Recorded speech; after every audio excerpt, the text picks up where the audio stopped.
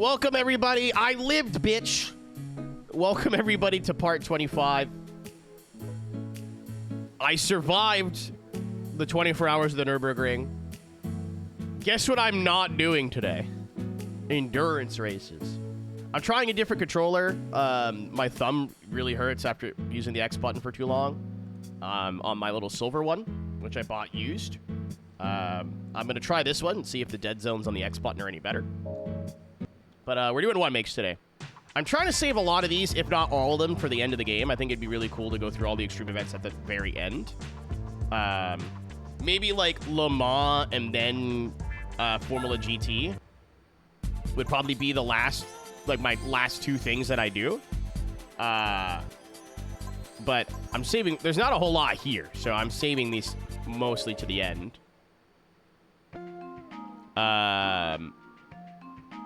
Something was brought to my attention. I thought we were done all the one makes except for Japan. I may have forgot to do all the American ones. I don't think there's very many. There's like surprisingly little, actually. I thought like Chevrolet would have some, Ford would have some. Yeah, I definitely didn't do any of these. All right, God damn it, we're got shit. That's not.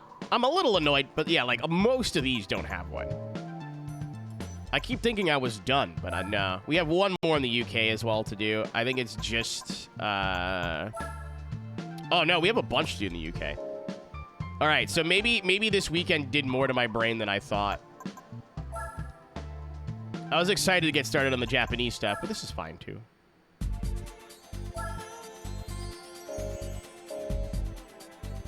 Koopa. Flash hole mentioned. Flash, what color is yours?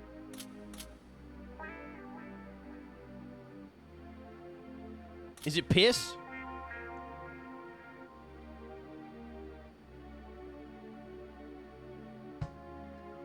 Is it in pee-pee color? Black with white stripes.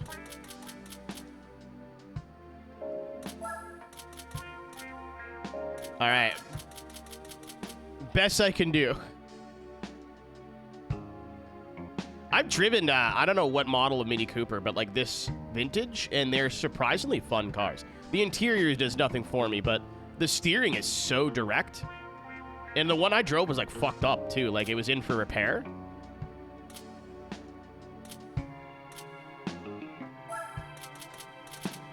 Wait, how much? 160. I'm going to try to give this 140 horsepower and see if the racing is, like, somewhat good. Yeah, the guy who was fixing it wanted to sell it to me, Flash, but I didn't have the money. It needed, like, the whole front end needed to be replaced. I think, like, struts, the shocks were blown, front brakes, calipers. Like, it needed a lot of work, but the guy got it for, like, free. I think he's, like, was sitting on someone's front lawn. And he's like, hey, how much do you want for it? And the guy was like, nothing.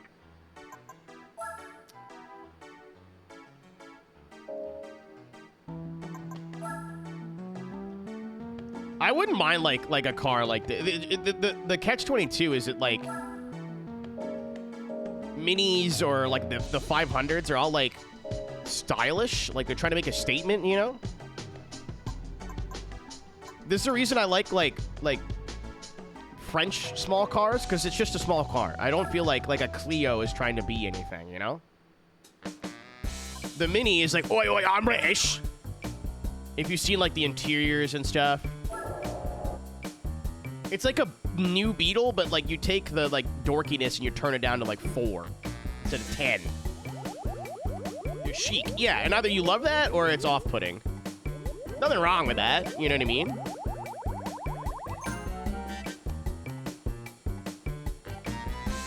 Oh, there was a whole bit on that on Top Gear, wasn't there, Flash? So like, oh, the German sink we enjoy the tea. Now they talk. In Ireland? In, like, regular Ireland? When you get beat up for that? I don't know a whole lot about, like, Irish-British relations, but if it's not in Ireland, I feel like they just throw things at you. All right, we did oil change. Republic. Yeah, no, that's the less friendly to British people one. iRacing setup shops. I have nothing to add to that though, to be honest. That's out of my realm. I don't know. Somebody's a huge dork in this situation, Frag, and I haven't decided who is yet. I don't know if it's the guy who allegedly, because it's going to court, joined a setup shop under a fake name to steal setup shop information. Oh, yeah, thanks, Tank. Let me check. I'm watching my live preview. It might be fucked. I'll double check, though. Yeah, the whole... For those who haven't heard about it, it's wacky. So, somebody from Ryko, allegedly, none of this is proven true yet. I don't want to get sued as well. And I don't care enough to, like, stand on business for either side. It's an interesting story. So, if, no, Cass, my capture card's weird, and if you switch in between, like, my sources, sometimes it doesn't do 60 FPS. I have to switch it back on the capture card.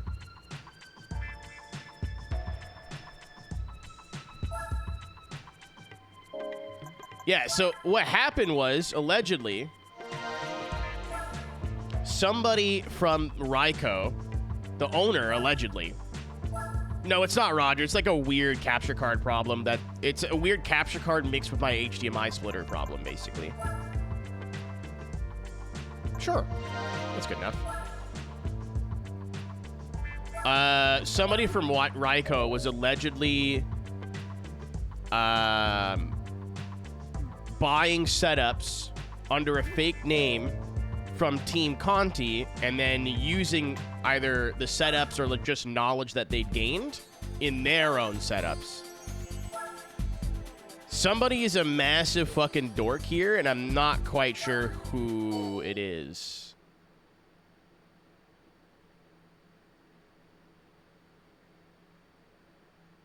Well, I mean, setting up cars at iRacing is not easy. It's not. And I mean, like, if somebody wants to monetize their knowledge, I don't really see anything wrong with that. Like, if you don't agree with it and you think it's dorky, you just don't give them money, right? Like,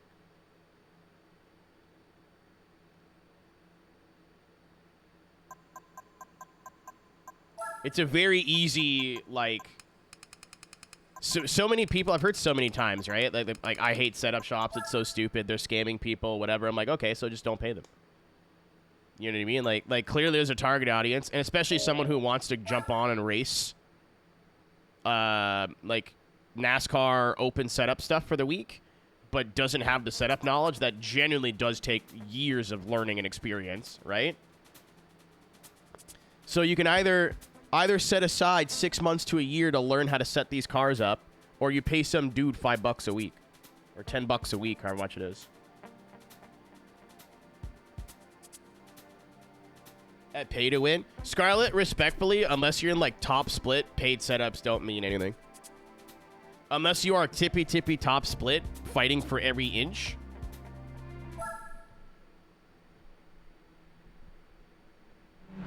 A paid set is not going to help you at all. If anything, the good ones are even harder to drive, so like...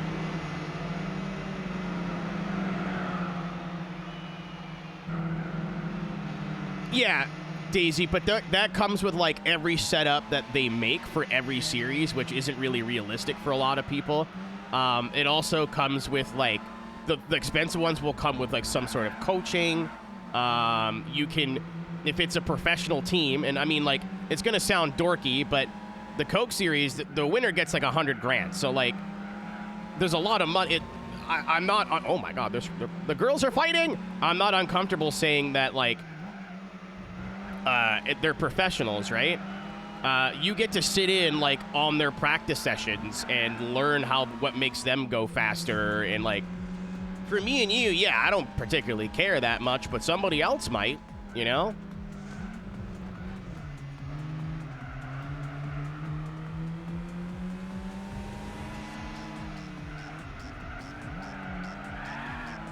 Oh, we got Frog Core off rip. We're gaming. What a good day.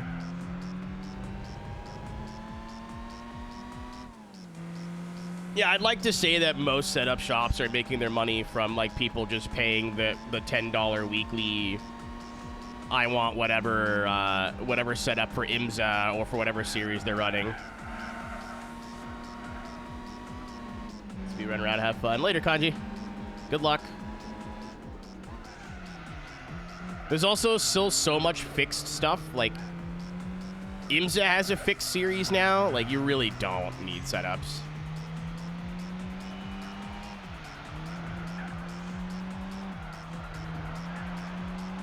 Very unnecessary. You could race fixed all week,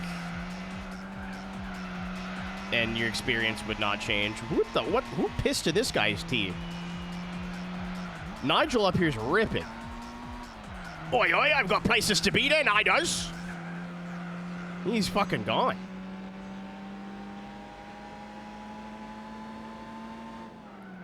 But yeah, TLDR, somebody from Conti found out, and they're suing.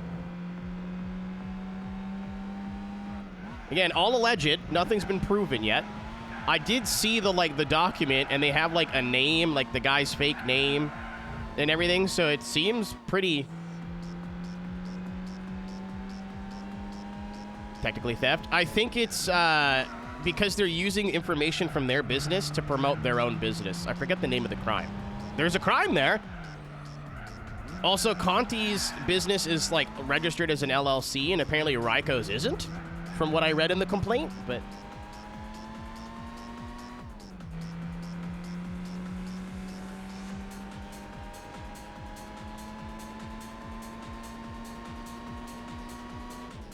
isn't popular. I've heard some things.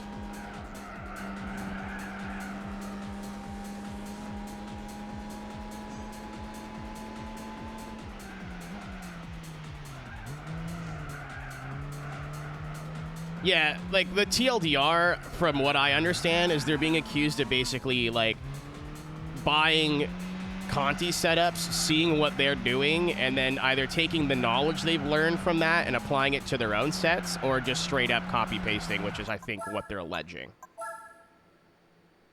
It's very funny because I used to get mad at YouTubers for the same thing, for stealing my my Forza setups, but also I wasn't charging people for that, so I can't really, you know.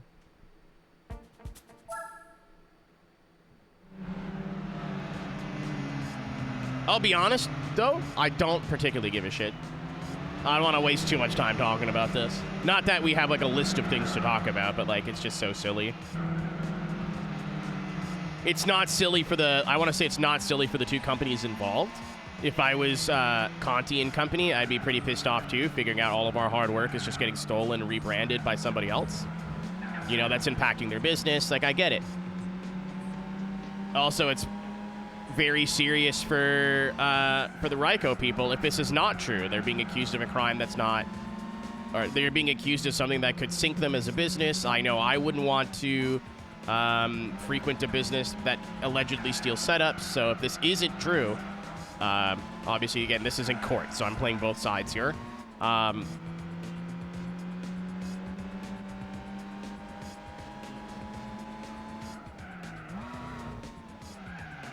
I'd want to defend my business and whatever, right? But to me and you, this is hilarious. This is very silly and doesn't really concern the average person.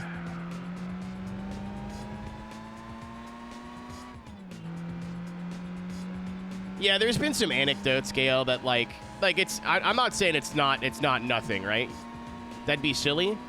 I get that some people are like, I don't get it, but like that's a different. We're past that, you know? Yeah, from what I've heard, Vulan, I don't want to say what and from who, but I don't even know what it could have been. I've just heard like offhanded comments of, well, you know, and I'm like, well, I don't know, and they're like, huh, and then that's it. And they're competing in a series, obviously, that has, like, again, the champion gets $100,000, so...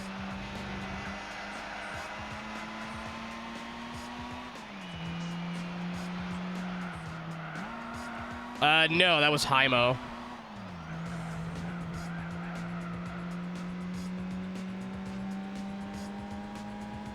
That was a whole other can of worms. You know what I find shocking about that whole thing, oh hey?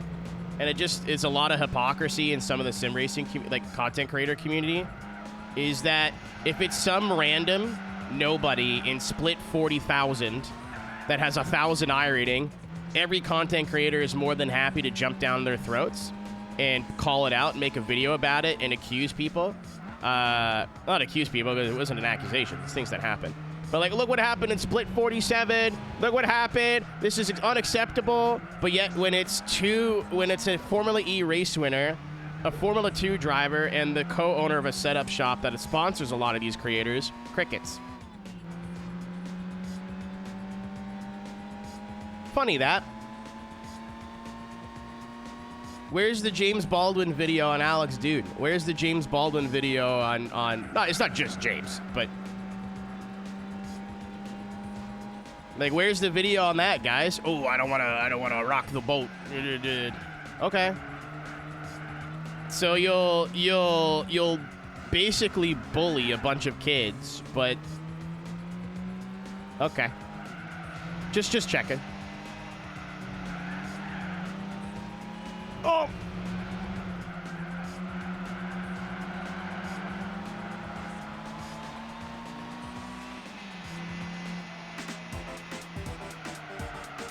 Selective outrage? No, it's people give more of a shit on their social standing and don't want to piss anybody off who could potentially be a Formula 1 driver, because I guarantee you they're thinking of future opportunities. Even though there's like a 0% chance, right? 15. That's funny. Thanks, Gravy.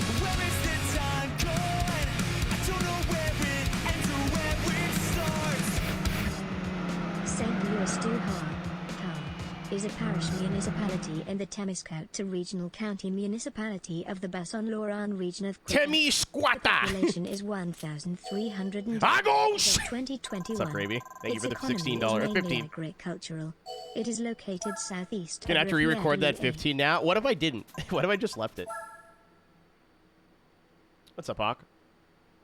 Flaming. I like No, we'll go with Hawk. I just gotta put a lot of stink on the H. St. Louis. No.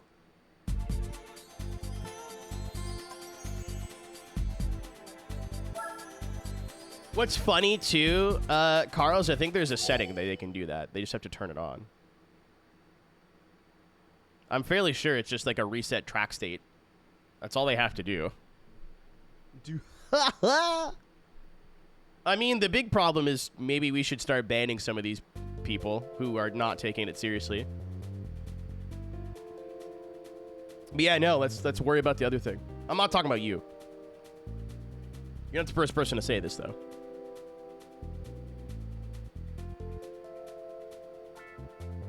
I don't know. I just think it's very interesting that all these content creators fucking... I'm not going to name any names because it's a bunch.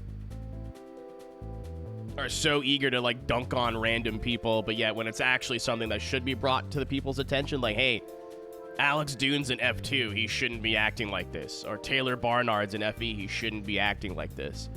Nothing, because, you know, you don't want to piss off your buddies. Funny that.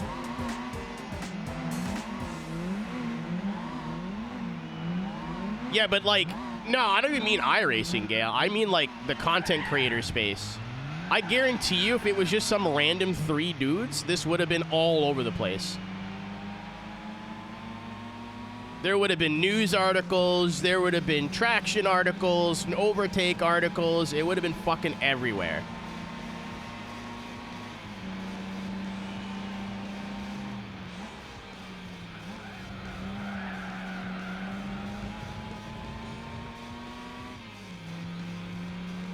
Oh, it's one left. Glad somebody said something.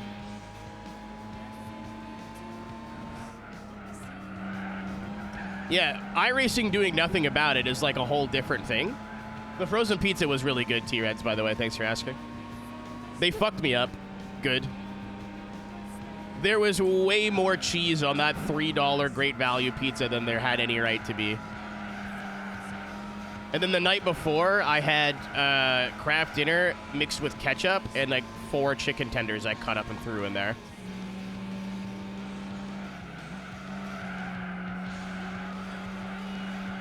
too many chicken tenders. They were too soft. They got soggy. But the concept is there. I was going to do it with hot sauce and then decided I didn't want hot sauce and put ketchup in by accident. Or not by accident, but instead.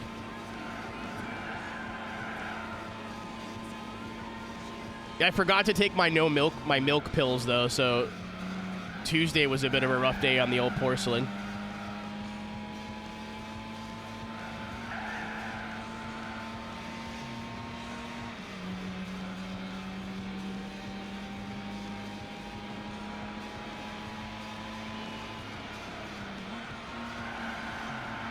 But yeah, that's my problem. That's my issue with the whole HIMO dirt qualifying drama. Also, you know, the issue of it's the same two guys over and over. This is not the first time Dune and Barnard have been caught doing something together, conspiring together in a session.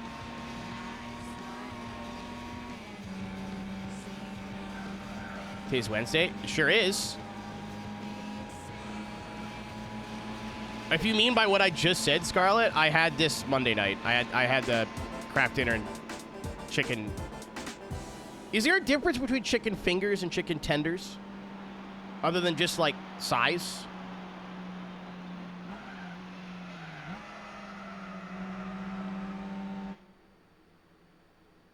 I thought it was Monday. It's my Monday, but no. I maybe said it was Monday, but it's not technically Monday. Possibly could be referring to. Oh, hey, I've come out and said something. I just didn't want to be the first person to, like, throw the first rock. But apparently these two kids don't care, so.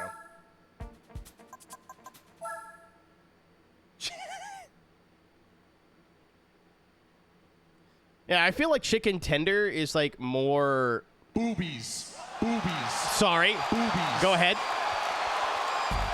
Boobies. Boobies. Boobies. Boobies. Go ahead. Yep. Sorry. Apologize. Boobies. Also, that's 2 last corner passes in a row, by the way. Boobies. Just want to put that out there. Boobies. The double. Boobies. Boobies.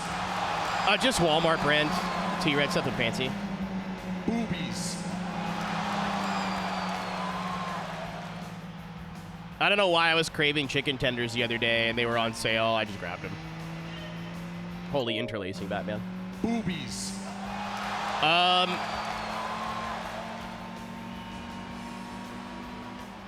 was saying something. Oh, right. I think chicken tenders are like more like, you know, when it's real chicken and you like pull it apart, it's like flaky. I don't know how else to describe it. Flaky's not the right word.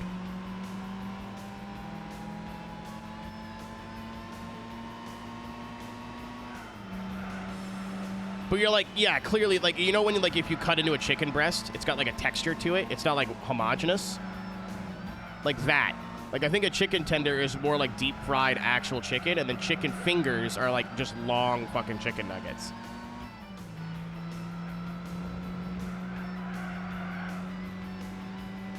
Number 1 up in the sub. I hope that makes a video. That'd be hilarious. I wanted to post a video in that subreddit, Justin, of it was a PCC race, and I was in the Mustang, and this guy was blocking me for like his life. There's a clip on Twitch somewhere. The guy in the other Mustang is blocking out of his fucking mind. It's Alton Park, front straight. There's a Miata or something in front of him that gets loose and goes really slow. He goes all the way to the left. There's room in the middle. So I'm like, sick, I'll go middle. And he sees me and then starts to pinch because he's like, oh no, I got a block, but forgot we're 3 wide.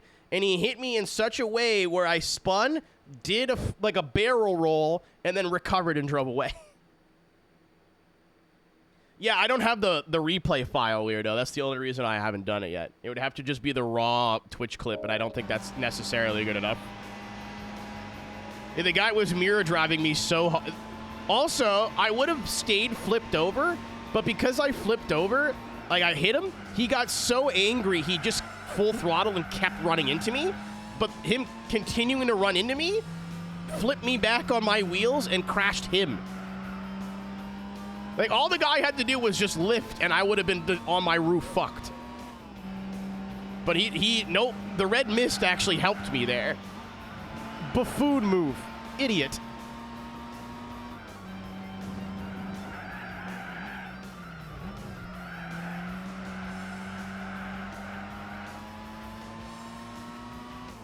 Be back in an hour. Good luck.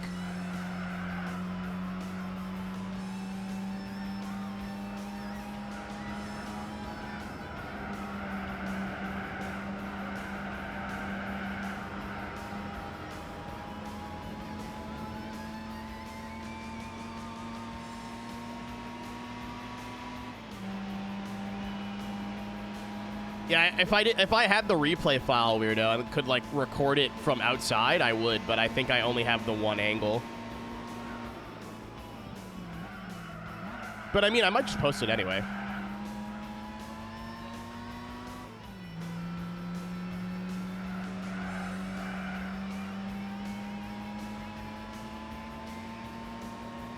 Yeah, like I think it slowed me down maybe a second. And I think we were racing for like third, so like I had nothing up the road. All he had to do was hold his line, and we would have both been fine, and then all he had to do was lift when I was flipping in front of him, and I would have crashed, and he would have continued on and kept the spot. But nope, he was trying too hard. That's like, I think the biggest issue with at least in my experience with sim racing, at like mid-tier levels, because I'm not like top split, but like I'm not, you know, I'm like 3K in all my road stuff. So I'm like I'm a solid second or third split driver. Everybody just drives in their mirror. Everybody's so scared of whatever's behind them. Like, oh, I gotta block, I gotta defend, I gotta block, I gotta defend, I gotta block, I gotta defend, I gotta block, I gotta defend. If you just focused on fucking driving the car forward, you'd be miles ahead of me, man. Like, yeah, it turns out buying the slower car and upgrading it a little bit made for some good racing.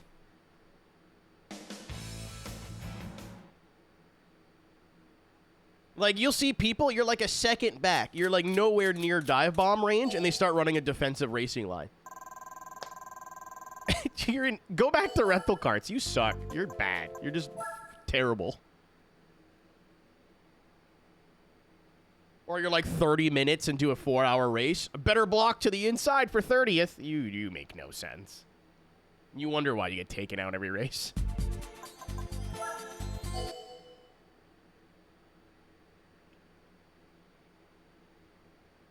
It's within your right to go defensive. However, fuck around and find out. You know what I mean? Like, you're not doing anything against the rules. Fuck around and find out. Oh my god. I just realized something. I didn't know what I was going to do for dinner. There is now money in my bank account. We're getting burgers, baby. We're going to the King this evening. Or maybe not. I'll decide. The option's there. I'm like, oh, I can go get burgers. I'm like, or you could save that money and go get American burgers when you're in America. I'm like, that's also a good idea. You guys are very good at this hamburger thing.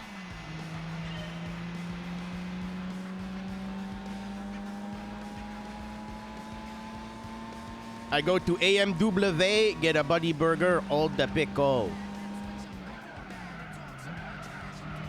Jalapeno. I can't stand the Burger King cheese, Cass. I don't know if it's a Canadian thing. I don't know if it's a Burger King thing. Their cheese is kind of yucky, to be honest. Usually, like, for me, a burger is naked if it does not have cheese, but I can't stand the cheese from Burger King. It's just sweet. It's really sweet.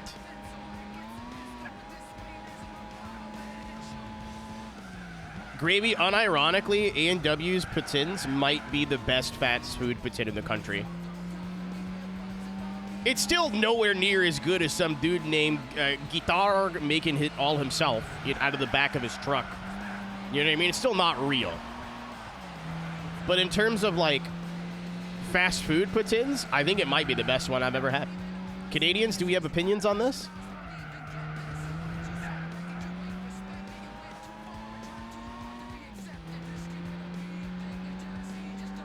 Also, I think this controller is better. I feel like I'm not having to press the X button down quite as hard.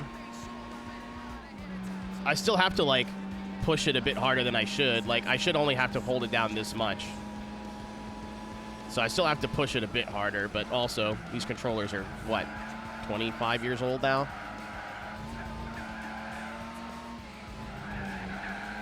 Canadians' opinions? So, not from, like, a local joint, Scoot. Not from, like a local franchise. I'm talking, like, fast food, open late, poutines. DQs? Okay, I've never tried the Dairy Queen poutine before. I also feel like Dairy Queen's probably going to be very different between locations, because, like, that's how they franchise, right? In Canada, they do. Almost everywhere does. Every, like, chain has it. The Popeyes has one now, and I want to try it. It's Wendy's. I've never tried it from Wendy's, to be fair. I'm not a big Wendy's person. The Wendy's in Sudbury was terrible. Like, it was always super greasy. I feel sick after I'd eat it. But that was just that one location. They always hired people who love smoking cigarettes, so you'd walk in there, it just smelled like an ashtray.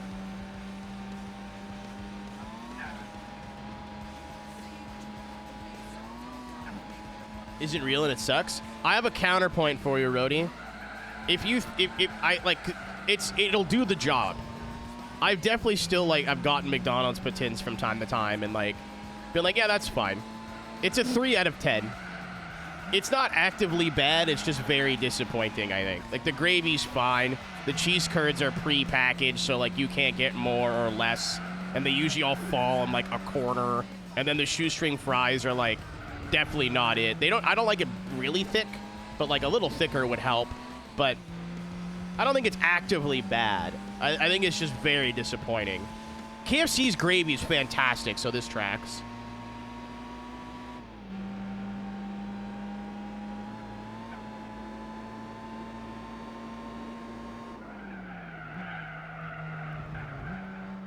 Yeah, I think Dairy Queen quality is very dependent on location.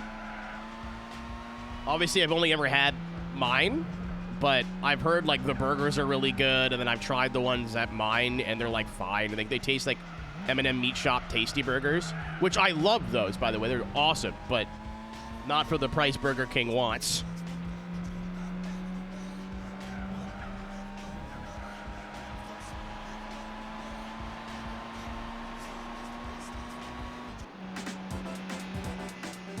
It's KFC's gravy is fantastic, Scoot, so I see your vision. Their gravy is really, really, really good. That's why I like A&W's, too. It's a little bit, like, lighter in color. It's like a lighter brown than the deep brown that we normally get. Thanks, Badger. Dweeb.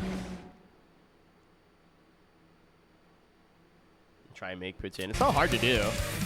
It's only three ingredients, but you have to nail them. I got used to pushing this button during the streamathon, and now I feel compelled to press it regularly. Penis. Pavlov's resub. Thank you, Synth. Just wasn't it. Which is funny, T-Reds, because they're the best part of mine. Like, they melt a little, but not a lot. They cover the whole thing. Like, the cheese is what gets me coming back. That's interesting.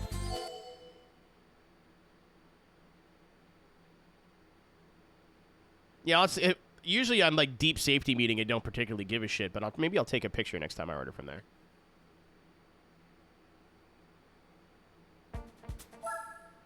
Coming to the toilet. You fuck with A&W? I don't fuck with A&W as much as I should. I get Harvey's more. I always feel like A&W burgers are so dry. But also, they're not coated in grease, so, like, what do you want?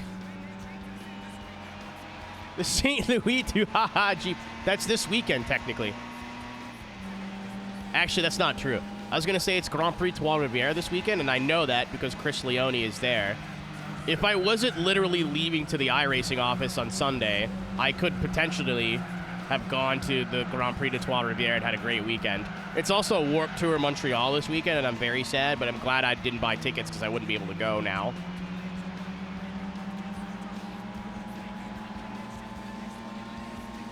Oh, yeah, there's, like, no... I watched a documentary, like, Harvey's just never took off in the West. as much as it did like in Ontario. Like it's just not quite a thing in like Alberta and BC. I don't know if it's because I don't remember if there was like a local chain that was just as good or what, but like it just never took off.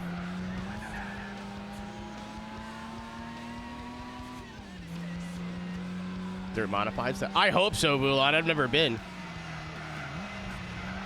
That sounds like a Quebecois thing to do. Hey, the race car at the racetrack, about not get out there.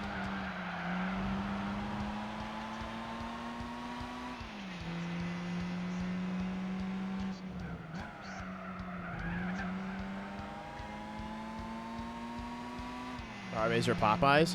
The thing is, like, Popeyes isn't great, but as a Canadian, when all you've had is KFC, it's life-changing.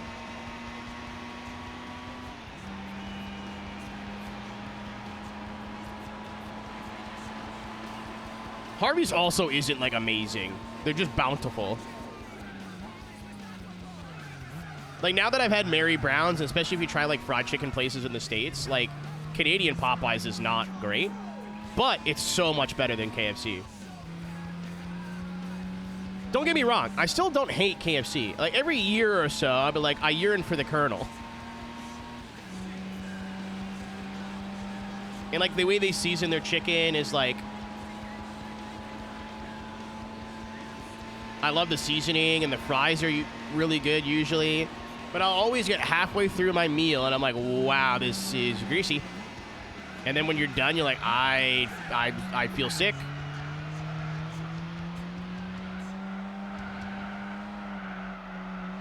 I haven't eaten today. Yeah, I'm living off my coffee right now.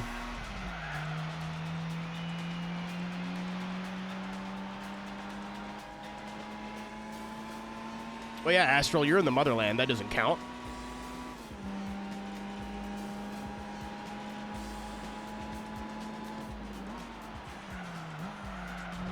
Yeah, there's a Mary Brown's near me that's open late on the weekends now, like 3 a.m. late. And Tank was always saying how Mary Brown's is really good, so I tried it. And it's like, sometimes when I order Popeyes, like, they season their food. But, like, the Cajun seasoning just doesn't agree with my stomach sometimes. Especially if I get the fries. So Mary Brown's just being like, hey, we take a lot of that, like, spicy... It's not spicy, but, like... The seasoning's way more subdued, but you can get, like, sauce and stuff to put on the chicken. And then, the fries are potato wedges instead. We are not winning this race, folks.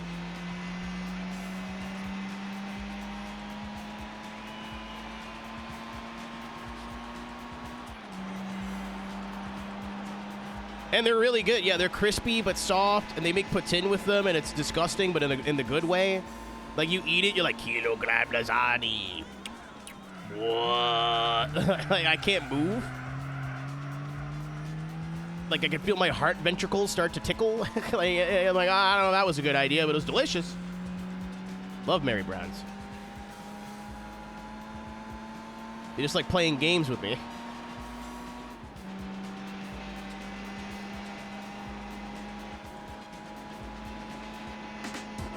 I'm sure they did.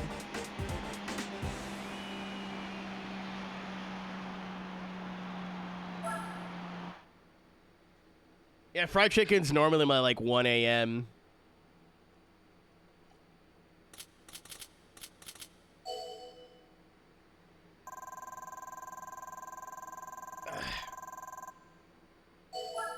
Super salty. Yeah, that's what I mean. Like, I'll eat KFC, and for the first half of whatever I get, it's usually like a 2 or 3 piece with fries. I'm like, oh, you know what? This is a lot better than I remember. And then you get to the second half, you're like, no, I was wrong. Hey, you know what we haven't done in a while, chat? I could have just bought the Cooper S and been done with this, but... Giggle gas. Hee-hee!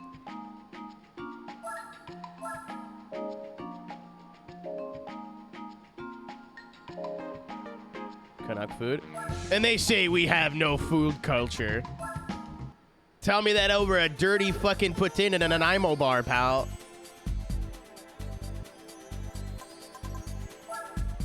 Yeah, herring, I need him by tonight. East and West. It generally is like two different countries. I shouldn't be saying that to an Albertan. That's like, woo. Woo. Whoops. Uh-oh.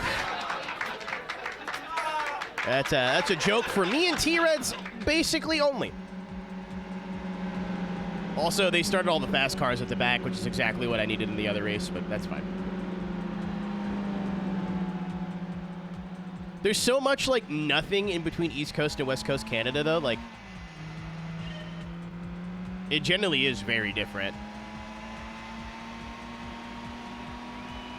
Like, you think the U.S. has flyover states? They're like, oh, yeah, we got the Midwest and, like, North Dakota. No. No.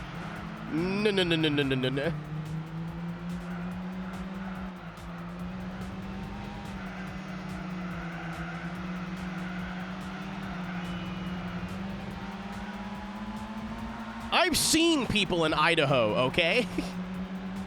I know people live there. I'm not quite sure if anybody actually lives in Saskatchewan outside of the big cities. I know there's somebody in Regina because he keeps trying to sell me ice cream and get me to take a city scooter out for a rip. I know she's real. Thanks, Chris.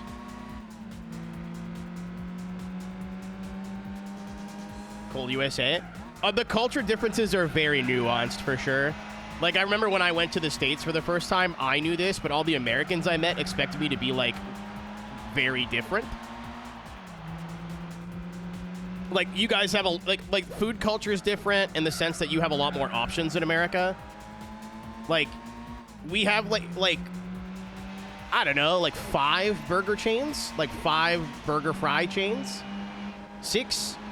In America, there's like 100,000, and some of them are only in certain regions, and some of them are only in certain states. Like, you guys have so much more options. Your urban sprawl is like crazy. Like, driving from Baltimore to DC and the city never stops that was insane to me. Like, everywhere I've ever been in Canada, even Toronto, like, you're in the city, and then once you're out, you're out. Like, there's farm, there's, like, agriculture, and then like 20 minutes, half an hour of that, and then you get into the next big populace. Even when I drive from where I live in Ottawa to Montreal, like, it's an hour and a half drive, maybe 2 hours if you're doing the speed limit, but once you're out of Ottawa, it's like 45 minutes of nothing, and then you're back. Cisco, I'm gonna be within punching distance in less than a week. I'll give you one chance to take that back. Actually, no, Cisco's buffed now. I don't know. Oh, no, I'll take that fight. I'll lose.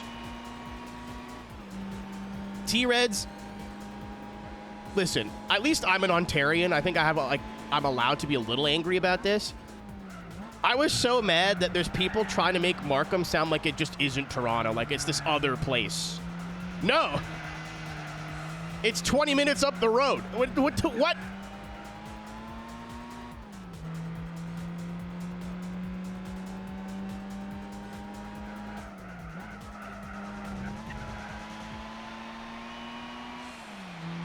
Same tram line? Literally, people are like, oh, well, I don't know about the Markham location. I was like, listen, unless you live downtown by the X, you can take the same GO train. It just goes north instead of to the central station. It's the same line. It's still, like, a part of Toronto's greater, like, GTA, system.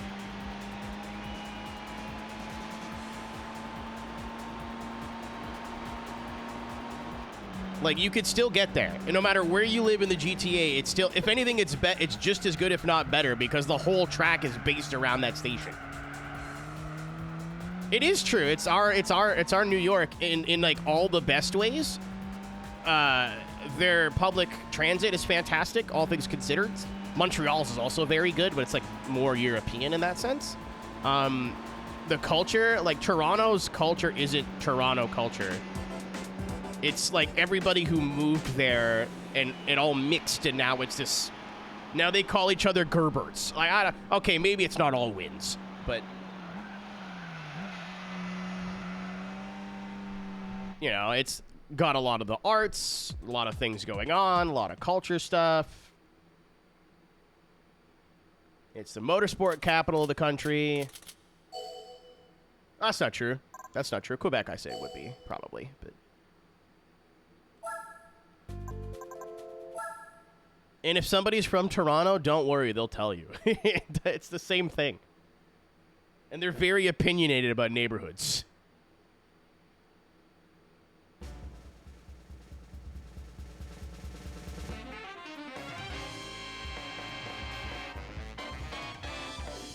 Didn't we already have one of these conundrums?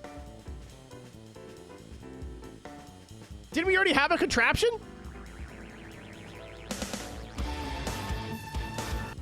It really is Peepus 2, isn't it?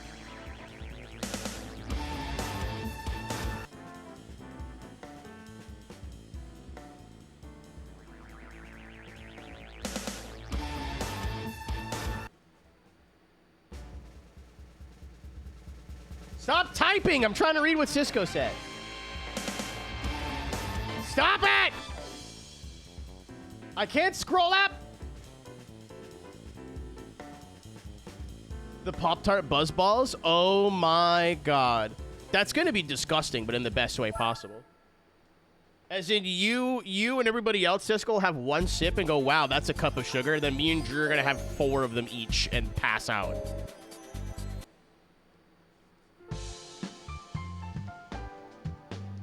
And there's no way those are good. There's no way.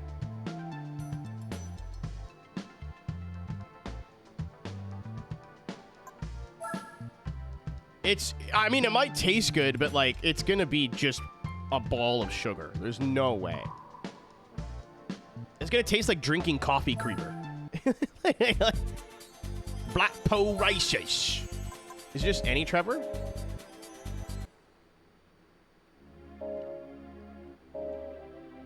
Oh, yeah, on the point, like every big Canadian city, I don't know about how much Edmonton and Calgary are different from each other because I've never been that far west, but, like, every big Canadian city is, like, its own thing.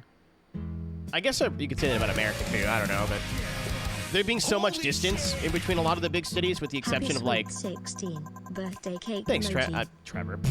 Thanks. Yeah, you're not Trevor. We do not own a Trevor, by the way. I thought we may have had a TBR already, but nope. But even like Ottawa's 4 hours from Toronto, which is Ottawa's 2 hours from Montreal. Like 3 very different, especially with Montreal being French, 3 very different cities. And then Quebec City is totally different from Montreal. Oh yeah, no, I was gonna make the joke because I have to drive to Boston. Cisco, I'm good to say. I'm pretty good to say now, right? Not that I was stopping before, but Drew told me not to say anything specifically.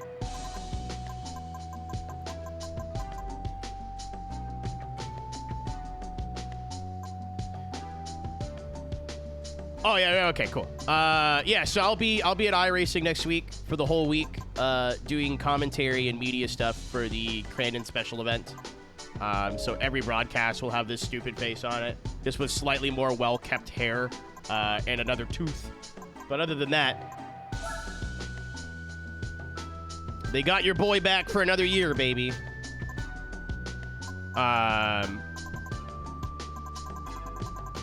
I could change all my... I'm going to New England soon. But the joke was, I have to drive right through Montreal, and I thought St. Louis du Haha would be somewhere near... No. It's like in New Brunswick. It's right over the New Brunswick border. That joke, guys, it'd be really funny if I drove to St. Louis du Haha to settle our different.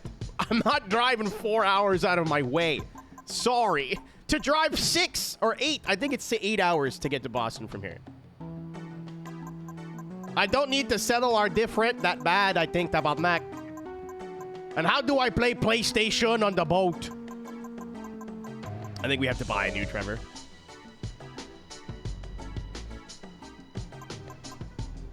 Weirdo, did you... Oh, your mom did that. That's way funnier. I thought you farted yourself out. Go to the haha. Look it up on a map, Synth. It's near nothing. It's so out of the way. Unless you wanted to drive to the Maritimes, then it's directly in your way. But Oh, you have a friend out there. I forgot. Okay, yeah, maybe take that back. I forgot you have a friend out there.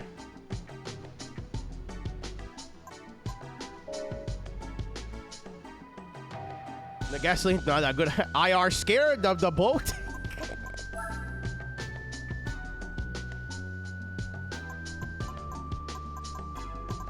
I'm not crazy. There is a TVR that spawns like here, right? Pow! Pow!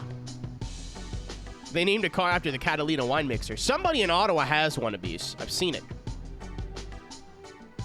I'd drive the fuck out of one of these. I'd put like race shop stickers on the back. I think it'd be really funny. A V8S. Yeah, that's why I thought I had one. 91. Okay, so I'm in the wrong one. I thought I had one already. Air in a fight. See, you, Cisco, you know me as a human, right? Out off the camera, on the camera. You're well acquainted with who I am as a person. I'm not fighting fair, ever. I think I've been in a 2 grown-up fistfights, and I've cheated, air quotes, in both of them.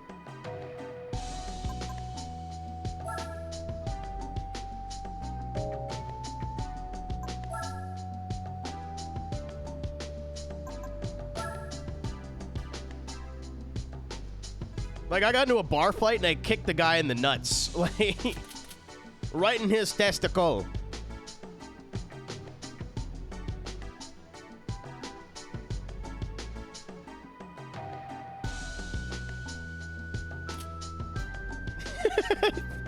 I kind of want to use the Timora. It looks sweet. Oh, Synth, have you never heard of the TBR, the brand TBR before? They're all doohickeys, every single one, no exceptions. They're all also death traps. And it's called TBR because the man's name is Trevor.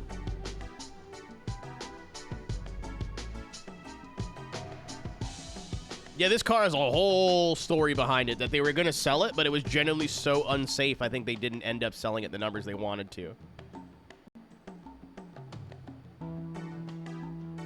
Do they have the Sagaris in this game? No. Oh, well, this is, like, somewhat similar. The Sagaris is so much cooler, though. It's got, like, the plexi rear wing and all the stupid fucking vents on the front fender.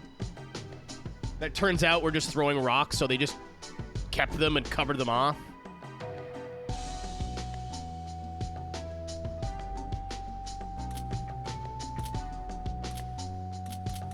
Oh, I'll buy this one.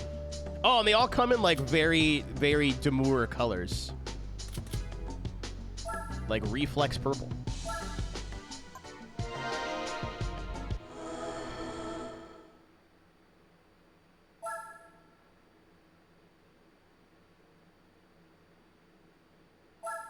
Am I allowed to ask what is Cisco's job at iRacing?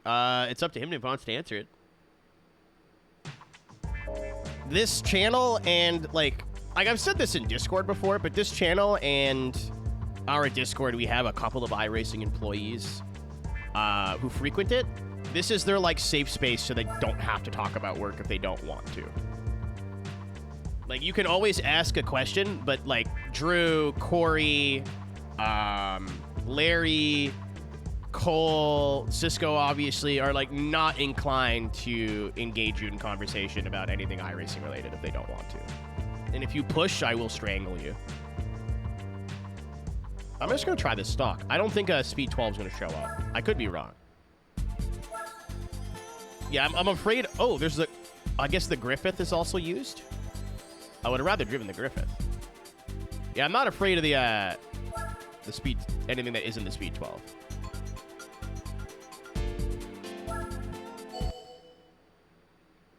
Yeah, I didn't see any TVRs. I looked in all three.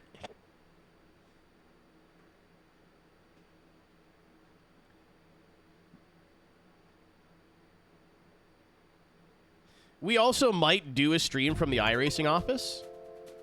Oh, for fuck's sakes. Damn it! I was like, it's probably the reward car, so there's no way it shows up, right? I have an idea. I'm not going to buy any power upgrades at all. I'm going to put slicks on it and hope that's good enough. Body metal? I don't think so. I think they're all like plexi or like composite bodies. Fiberglass. Yeah. Like oh fuck, I did it again. Everything about TBR is so fucking dumb and stupid, but in the best possible way. Go off and turn one. It's not a Subaru, Gravy. When in doubt, simply re-roll, folks.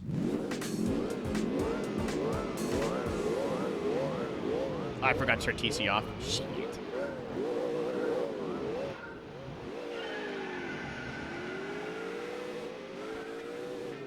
But I might try to do a stream from the iRacing office, but I told them the same thing I'm going to tell you guys. I'm going to treat it like a week off from streaming. I'm not going to be, like, super worried. Like, they're really accommodating. Like, every time I've been there, they're like, hey, like, we'll set you up in the front where all of our new sim rig stuff is. If you want to stream from there and get, like, your daily streams in, you can. But every time I've been, I'm like, I'd rather just focus on, like, you know, doing the job that you're paying me a hilarious amount of money to do. But maybe like a Thursday or a Friday will, like, I can't take you around the office. I'm not allowed to do that. Have hot water again? I was going to say, they better get that shit fixed. You're not going to want to have me, who was in a car for 8 hours, not be able to shower. I don't think anybody wants that. The office, yeah, the whole front, like, as soon as you walk in, there's the driving lab. That's where the studio that I'll be in is, and they just replaced, like, all the stuff there is, like, brand new.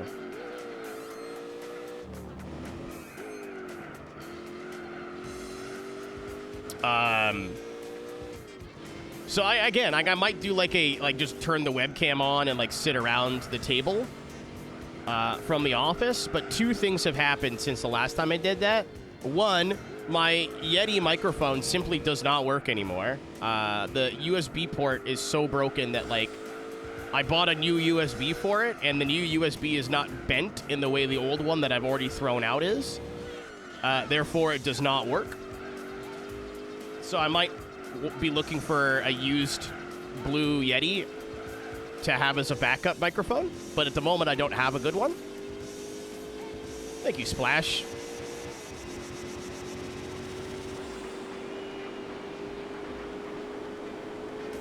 It sucks because there's some really cool, like, wall art and, like, memorabilia they have on the wall, but I can't walk around the office with a camera at all.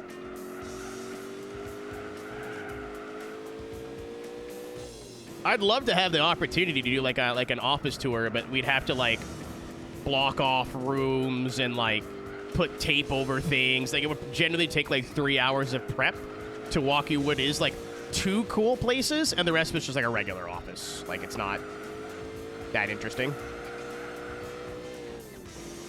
They have an espresso maker I'm too scared to use. I'm petrified of that thing. I'd love to use it. I'd love to make my own lattes. That's worth more than my net worth. I will not touch it.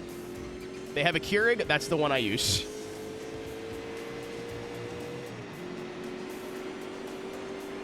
Is there a wall there now, Cisco? What's going on? Or is it just, like, empty? Thanks, Dingy. I don't know.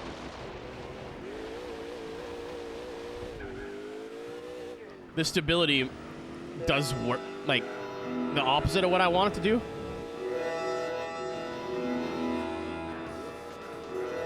Oh, no, Slay, they like, their office is pretty serious. Like, I don't know who pays for it, but there's, like, snacks and, like, coffee K-cups. Like, I don't have to pay for anything when I'm there, as long as it's not food.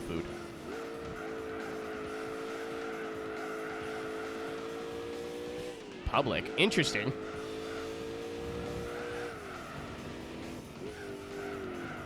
Yeah, it's not their own building. It's like a big office building they share with a couple other tenants. So there's, like, a cafeteria. I thought it was their own building, too. And then, like, when I walked around, I was like, yeah, why would they need 3 floors of this? That's a bit silly. You have more? A lot of people work remote. Like, during the week, I think it'll be me, Cisco, Drew, Kenneth, and Sean. And then basically we're the only people that are there every day. With the exception, like, I bump into some people that are there for like an hour or two or whatever.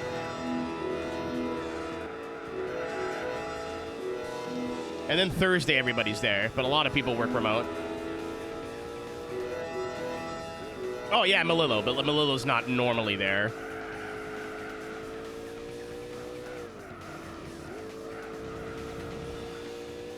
Thank you, Badger. Very cool. Yeah, the stability management in this game actually hurts you more than it helps. Because if it feels like you're going to lose the car under brakes, it puts throttle in and you just fly off. It's so weird. Good company to work for. I mean, I don't work for them technically, especially now.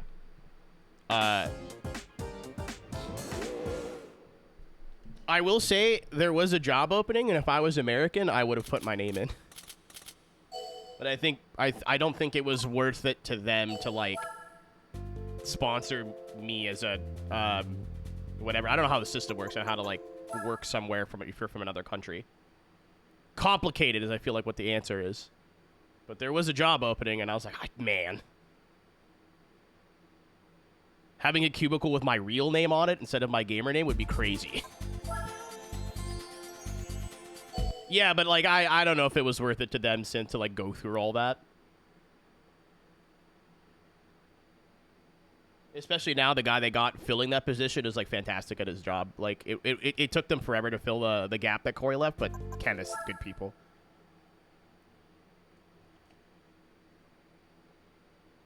And then there was like there'd be like finding a place to live and whatever, like, but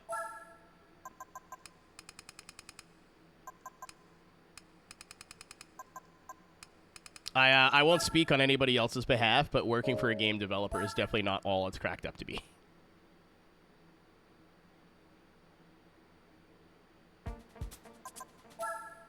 Yeah, I'm bummed I don't get to work with him, but being able to commentate with Vargas is a little hilarious. Oh, I didn't see what showed up. 150, I'm going to assume it's the fucker. Yeah, there he is.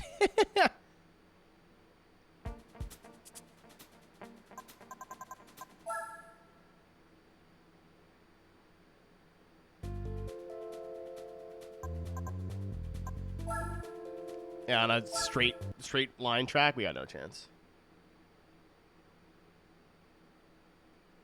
That's going to be so funny.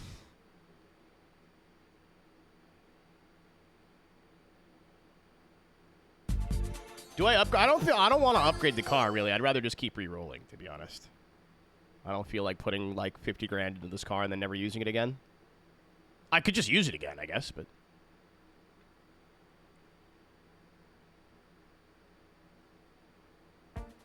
yeah, the catch-22, Scarlet, again, I won't say too much. It's not my place. But you know the things that we think are like, haha, little dramas in the community? Like, that. Imagine that being your entire life. Like, when Split 22 happened, imagine, like, not just being able to have a thought about that and forget about it. Like, no, that's going to live in your head for days. Even if you're not directly involved. Anytime some dork pipes up on Reddit and it starts to gain steam, you're like, oh, fuck. What's going to happen now?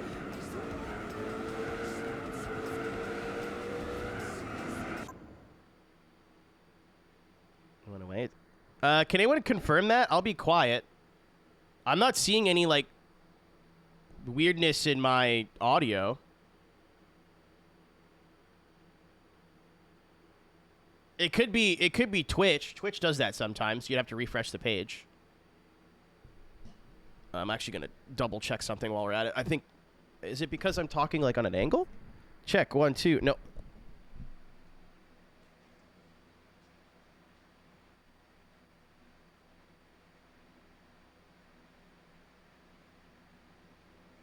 I think my the brand of board I have just might not be very good. It showed that I was peaking, like I had more on my left side or my right side than my left.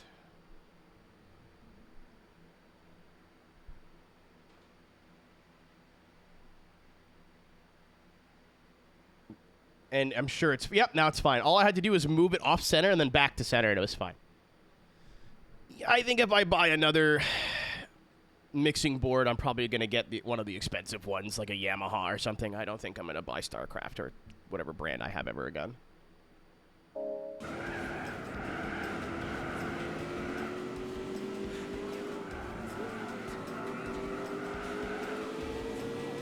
Yeah, there's definitely a fan running in the background, which you'll be able to hear.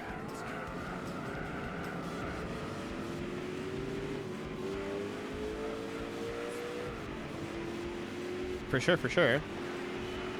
I have my big box fan in here. You can't get around that. It's only really when everything's quiet you can hear it, so I've never really bothered to, like... And I don't like noise gates. I'm weird, I get it, but, like, I don't like the sound of a noise gate. I hate when it gets, like, uncannily quiet when someone's not talking. And then sometimes the noise gate, like, kicks in too early, so, like, someone just finishes speaking, and then all of a sudden that audio goes away. I'd rather be, like, smoother and more continuous. I keep resetting to avoid him. It's not a championship, thankfully.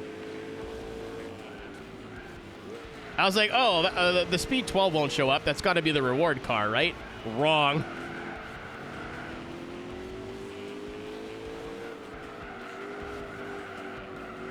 I press nice. It's funny, Cisco, because if I wasn't leaving on Sunday, I'd probably go up to see Chris. It's not that close. It'd be a few hours. Like, it's like a 3-hour drive, but for a chance to, like, kind of fuck around at a rallycross event, yeah, I'd definitely go. Because I had no fries. I don't see how those two things are related, Justin, but begin.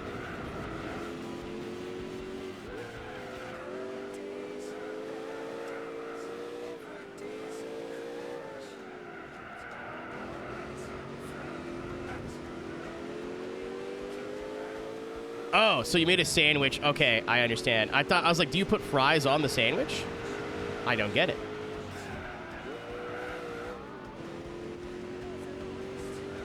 Yeah, I didn't put out a schedule this week, by the way. I'm not planning on doing that, just in case things get moved around. I think there might be a collab stream tomorrow with, like, Andy and Jason. Chef is got some things going on, so he's not going to be there. And I think I'm going to take the week off so I can, A, play more Gran Turismo. I want to get more of this game done. And B, if I need to cut the stream short to work on something or do something, I have a bunch of shit to do before I leave. I need to do it sounds silly, but I need to do my chore for my house before I leave. I don't know, Nick. Probably is my answer. It depends on how late 16 starts and how late they're going to run. So I might be there for most of the event, but not the whole thing. So I have to leave at like 10 a.m. Sunday morning. And I go to bed at 4 a.m. on a good day. So, like, I got a lot of things to kind of work on this week. I got to do my laundry. I got to do my laundry again. I got to pack still.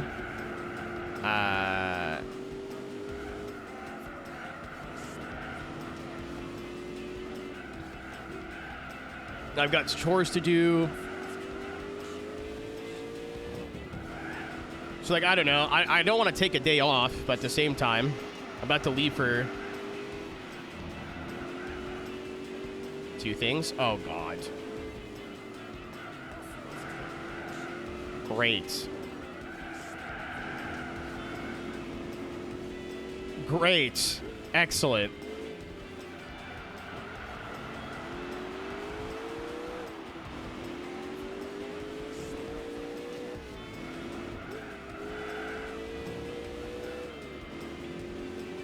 Yeah, I'd like to be there for Saturday for FD, but if it's going to run too late, I don't know if I'm just going to not bother. Or before I forgot, like I remembered FD Seattle's this weekend, I was going to take Saturday off.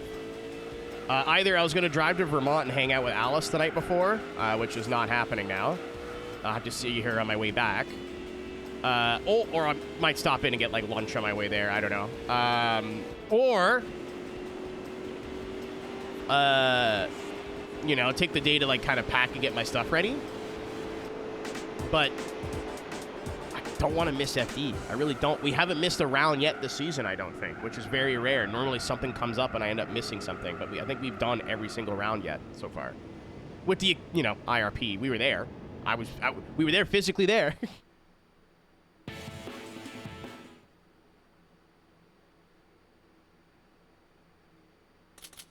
But yeah, I'm not committing to a schedule this week because things might change.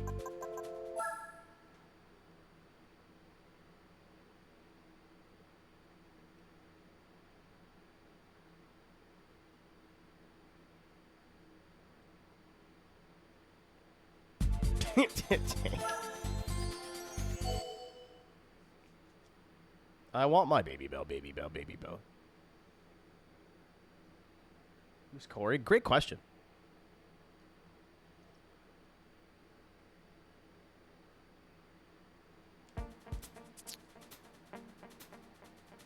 Chad, I'm going to take a risk. I feel like the Speed 12 is going to go off here all the time and we'll be able to win anyway.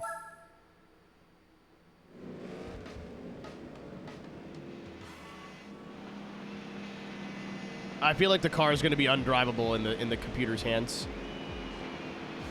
Listen, after one lap, if the piss missile has taken off, we can just quit and reset. It's fine.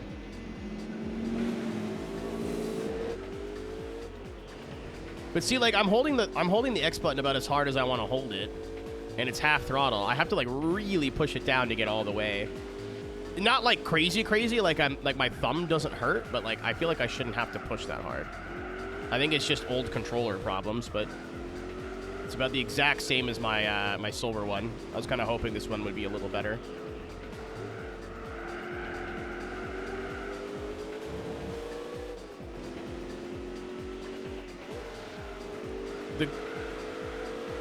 The good news is it's not.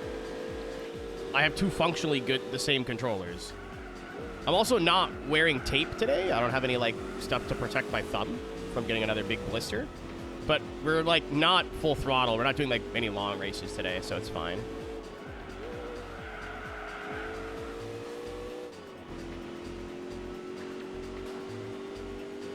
I want to see if there was a difference using a slightly different controller. Oh, no brakes!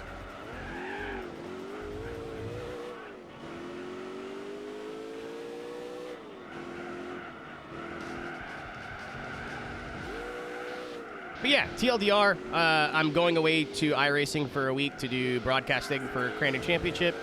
I don't know if I'll be able to have access to Twitch chat while the races are going. Also, like, even if I did, I'm not. It's a different thing. Like, this is, I'm gonna have my hair back. I will be a professional, you know. I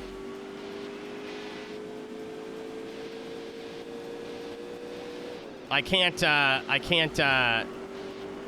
acknowledge people in the Twitch chat, but if you want to know where I'm at and what I'm doing next week. No, Pro 4 only.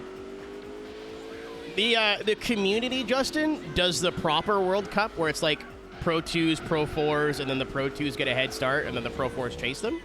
But it's not something that iRacing replicates now. It'd be cool, but I don't think it's at all possible with like current start procedures and whatever.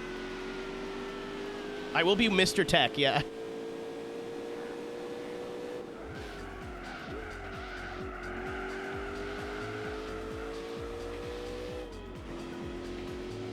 Multi-class land rush, Cisco. I don't think that's possible. Also, there has to be like a certain delay in between the two classes.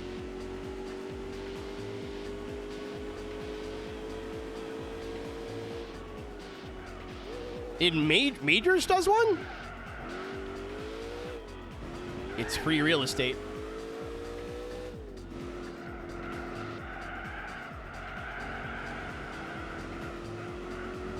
Also, they're technically in the big race, Cisco. They're not multi-class. They are all in the same class.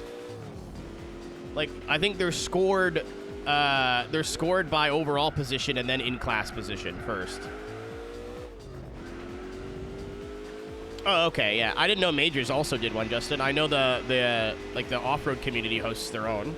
That's the big one. They just finished theirs. No, too much has to go right. You'd have to be able to add, like, I don't know how that's going to work on the back end. I'm sure you do, but I don't know how it's going to work on the back end. I don't know if you could extend or tighten the gaps in between pace cars. So I think there has to be, like, a 20-second gap between the two classes or, like, to keep it even. I forget how they do it. Yes. Yeah, Jarrett's a good dude. He helps build setups for, I think, Dead Zone. Maybe I'm wrong, but I think he built setups for eNASCAR, but also, like, had a whole season where he just decided he was going to be a Pro 4 sicko. He was a rookie, and I think he had a shot at winning the championship, and then got bipped, like,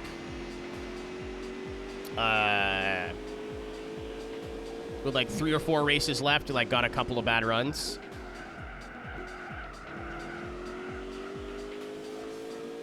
Yeah, he's very good. This would have been around the time that there was still a Pro Series for Pro 4 as well.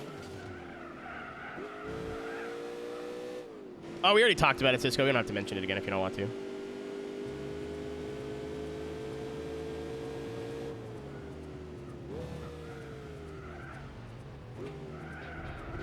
Uh-oh. Uh-oh.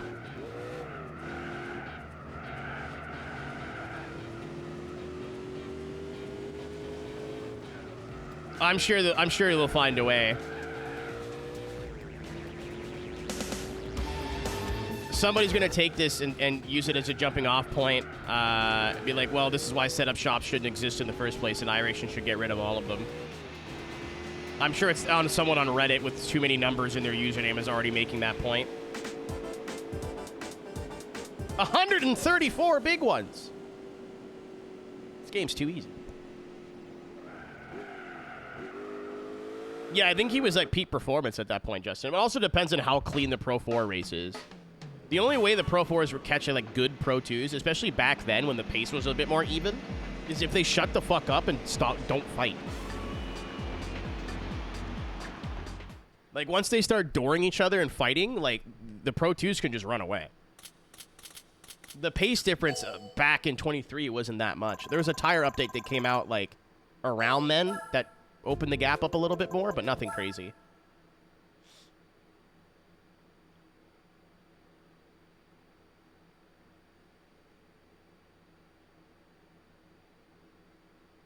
Yeah, if somebody logistically like wants to ban setup shops, then I think the only fair thing to do, because if you're saying that like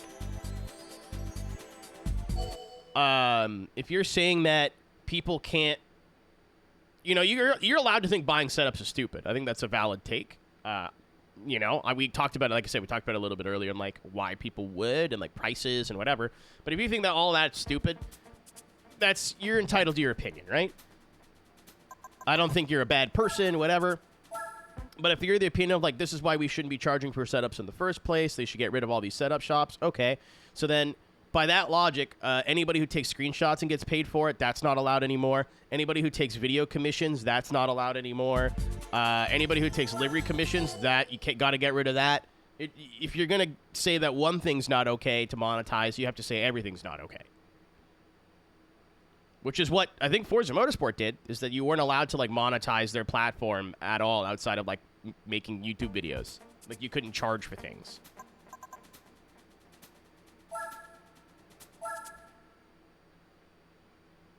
I died. F. Where are they racing this week? I might do a Euro NASCAR race from the office next week. That might be fun. Actually, it'd be more fun to do fucking off-road, wouldn't it?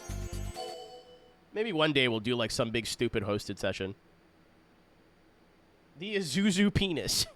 No, it's the Daihatsu blooper, Roberta. Get it right. Fucking lady in wheelchair or whatever. Where I died. Was it the first corner? Stop spawning fucking second. Leave me alone.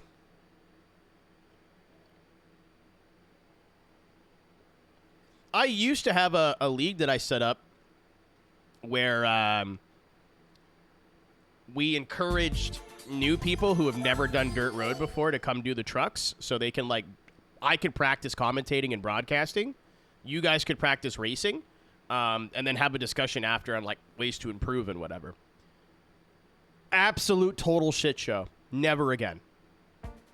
Could not pay me much. Well, I'll do anything for the right price, but never again. No, that was the whole point, Scarlett. Like people who were like, hey, can I race? And I was like, no, you're good at this. You're not welcome. No offense, this is not for you.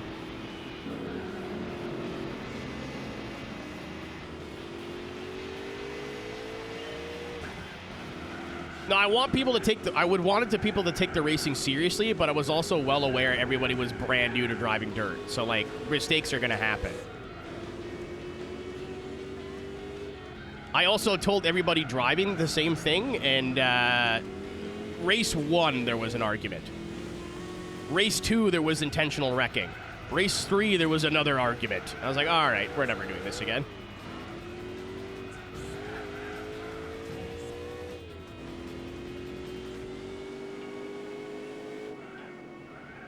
Yeah, the dust on the first couple of laps is really bad.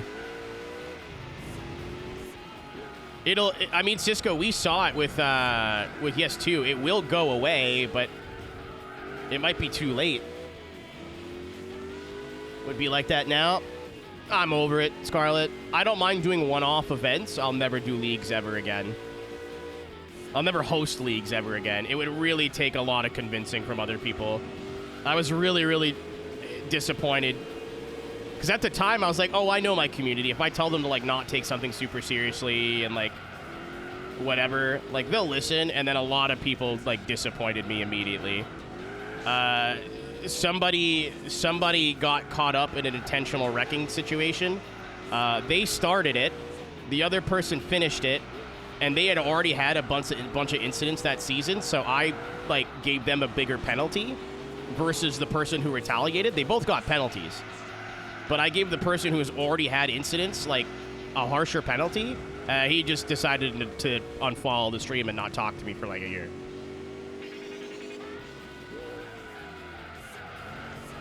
I thought, oh, this will be easy. And, like, no one will take it super seriously. I won't have to worry about actually, like, stewarding. And then immediately I was like, nope, everyone's taking it really seriously and this isn't fun anymore.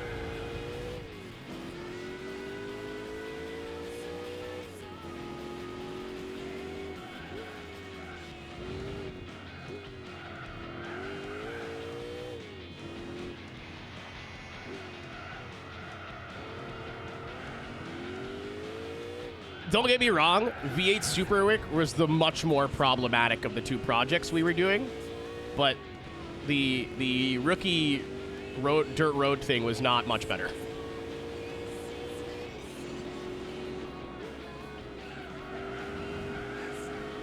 I wouldn't mind being the guy who ran a league for, like, another group, you know what I mean? Like, I have no issue telling someone, hey, you're being a whiner, baby. You better cut that shit out or, like, you're done. I'm going to kick you from the league. I have a much harder time doing that when it's all, like, people, like, viewers and friends, and, like, I don't have the heart. If I just, like, ran a random league that had nothing to do with me as a person, like, I could do that easy. Not,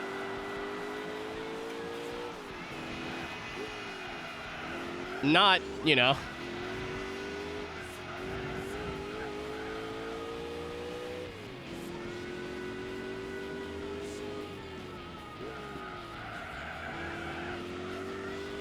I've offered to be, like, a competition director in so many things, because I'm like, if I don't know these people, I don't really give a shit. If you guys are like, oh, well, this one person's being a problem in the league, but I know him and I don't want to say anything, I'm like, fucking put the blame on me, brother. I don't care if these people hate me. I don't give a shit. I don't give a flying fuck.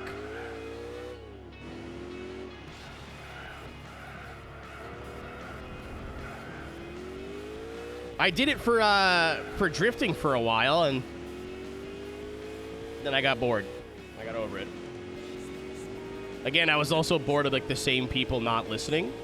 And then when I try to make a change, people tell me, like, no, that's not fair. You're being too harsh. I'm like, no, that guy's using slurs in our Twitch chat, and it makes us look like shit. Like, no, I'm not being too harsh.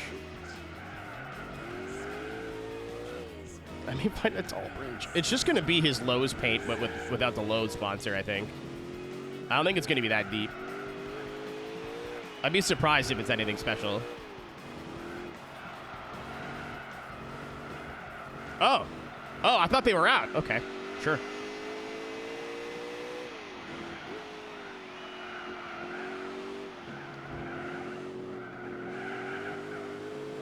Yeah, I think they were still talking about it when I last heard about, like, Lowe's not currently being interested.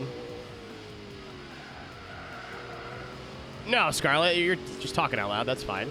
The problem would be nobody mentioning sim racing or leagues, and then you going, hey, I have this new league I started. If anybody wants to join, here's the link. That would be the problem. If it's like, if things come up naturally in conversation, I generally don't really care. Right? Like even the worst of the worst, right? Like if we're talking about streaming, and I'll use you as an example, or like Luna or whatever, right? Like, oh hey, like I'm gonna stream later tonight, or like I'm also streaming this game, or like something, whatever. That's not a problem. I don't mind that. If it comes up naturally in conversation, like I can't. It'd be silly of me to police that.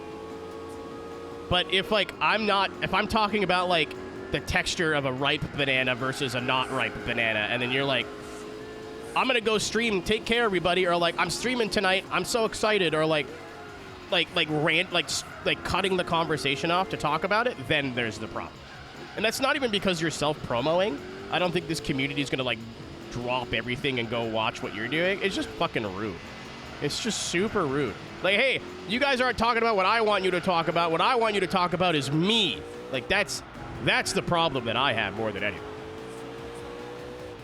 I have no issue if people want to bring up their own platforms and projects and things that they're working on if it all comes up naturally in conversation.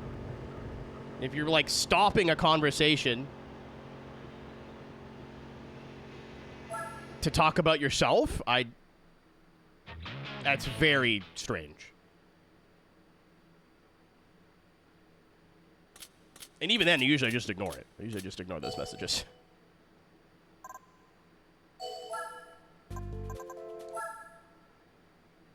Happened today, if you saw it happening. I won't say who it was or when it was, but it was happening today already. Very, very clear example, but I won't say anything more than that. I don't want to I don't want to rock a boat. How do I play PlayStation on the boat?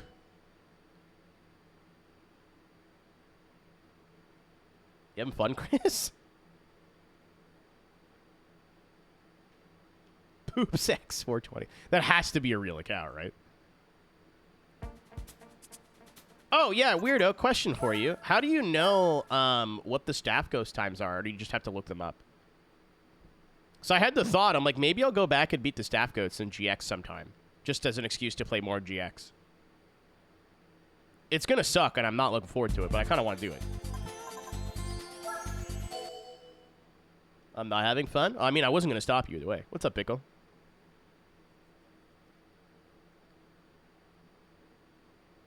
I have the rest of the game done, Gravy, so I just have to, like, farm tickets, I guess. Yeah, I don't know how the whole system works. I know how it works in Mario Kart, but that's not the same thing at all. There it is. I knew it. Holy shit! Okay. So what I'm getting from that, weirdo, is I probably would want to look up a list ahead of time. Because that's the only thing I have left to do in GX. I still don't consider that completion, but that's like the one thing I have not done in F-Zero GX is beat all the staff ghosts. Some of them are going to be properly, like, you need to learn advanced techniques. Stuff that you did not need to beat the game. It's crazy. Might be some of the most broken staff ghosts in any racing game I've ever seen. Not broken, because, like, they all, like, you know, but I've never seen... Like, you don't need to learn how to wave dash to beat Melee. You know what I mean? Like, it's crazy. What'd I miss? Oh, we're just doing one makes. After this weekend, I'm not signing up for anything too serious. God damn it! It's the last race. Fuck off.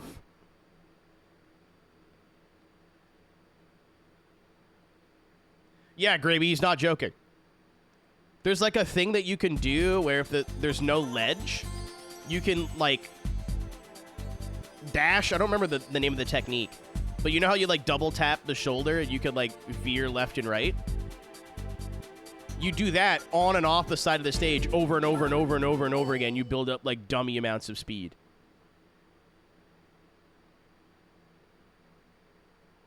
And you need to do that to beat the staff ghosts in some tracks. I thought like Silence, which is just like basically the Talladega where you're like full throttle the whole way around. It's like curb boosting, but you have to go way faster, and it's the only way to do it is to like if you get it wrong, Emerald, you fall off the stage and die. F-Zero GX, Chris.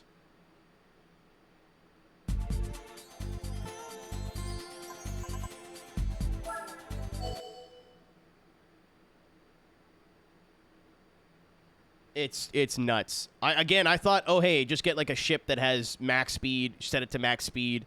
I'll get the silent staff ghost. No. I hit every thank God. I hit every fucking boost pad and boosted the whole way around and somehow still didn't get it. I wasn't even close.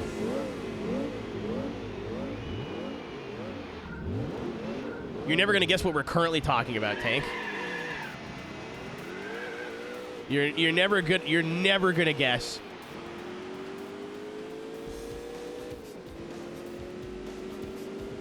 I saw you using a custom character. I figured it was for a reason. Well, I didn't hit the brakes. I'm back, baby.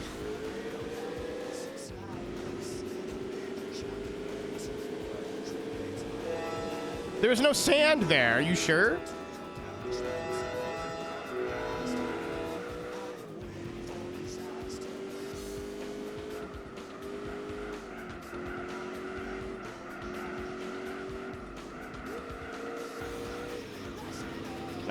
Okay.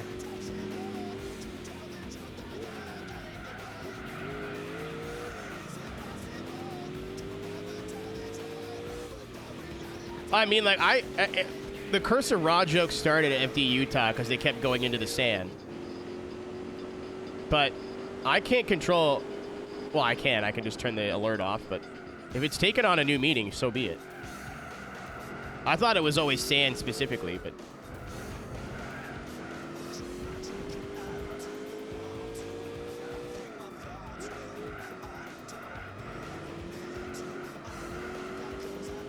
Fucking up your hands. Again, like... Even having... I didn't need to do... People told me that I needed to learn snaking to beat the single player, and like... No, sure didn't. I didn't need to do any, like, speedrun strats, any, like, stupid bullshit to be able to beat the game on, like, the hardest difficulty. I mean, it was really hard, and I'm sure learning snaking or, like the side boosting or whatever would have made it easier, but I didn't have to. It wasn't necessary. For the time trials, it's necessary.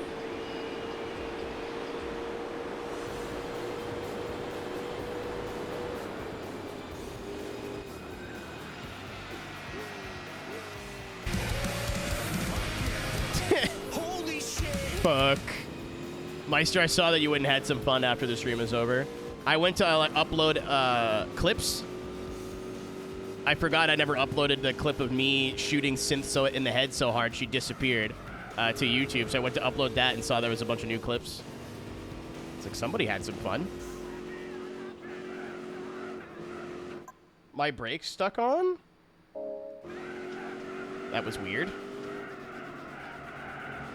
It might be the control stick. I may have bumped the control stick or something.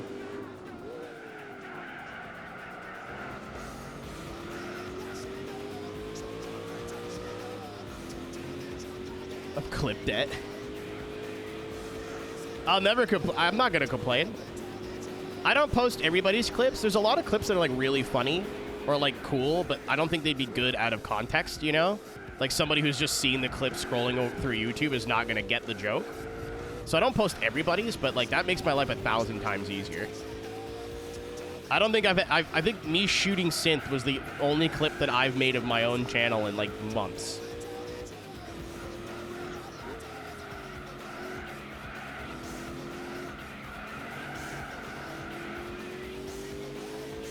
Yeah, as soon as I wasn't gonna like worry about either one of them, but when Takedown posted his, I was like, nah, we need me shooting Synth into oblivion as well.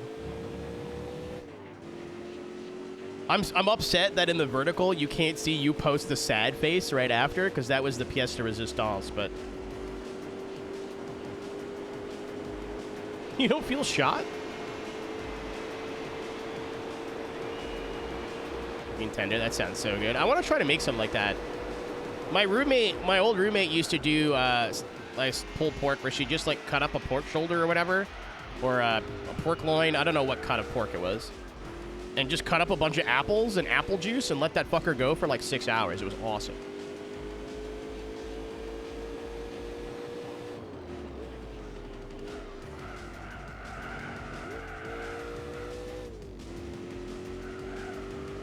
Yeah, I don't remember the cut. I've never cooked with like big pieces of pork gravy, so it's just me being uneducated.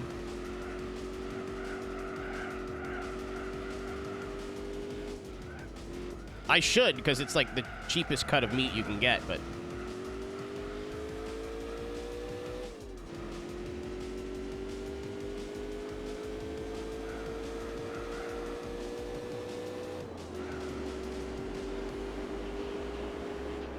honestly, cooking's not that hard if you, like, are ready to fail a little bit.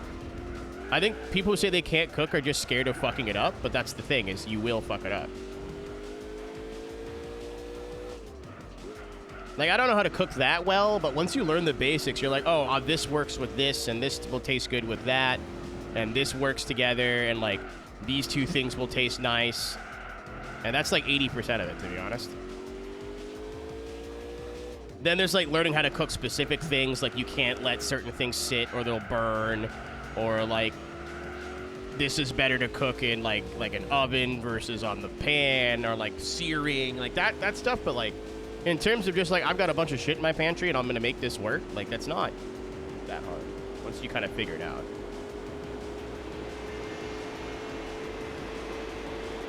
I mean, I didn't know how to cook either, and I never thought I would learn. And then my girlfriend moved out, so it was either learn or die. Cleaning up that gets me. Having a dishwasher has changed my life in terms of what I'm prepared to undertake for, like, projects for cooking. Before, it's like,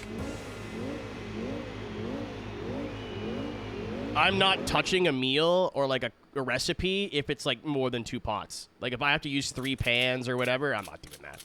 Now it's like, okay, that's a little annoying. I'm gonna throw them all in the dishwasher. Ain't no big deal. But there's so many, like I make my big fucking stir-fry chow mein in just a high-walled pan. It'd be better in a wok. It'd be infinitely better in a wok, because you could, like, make the chicken, take the chicken out, put the noodles in, fry the noodles in, take that out, and, like, you'd have so much more space. But you just use a pan. There's also, like, when you don't care about offending cultures, you are well and truly free. When you're just making food for yourself.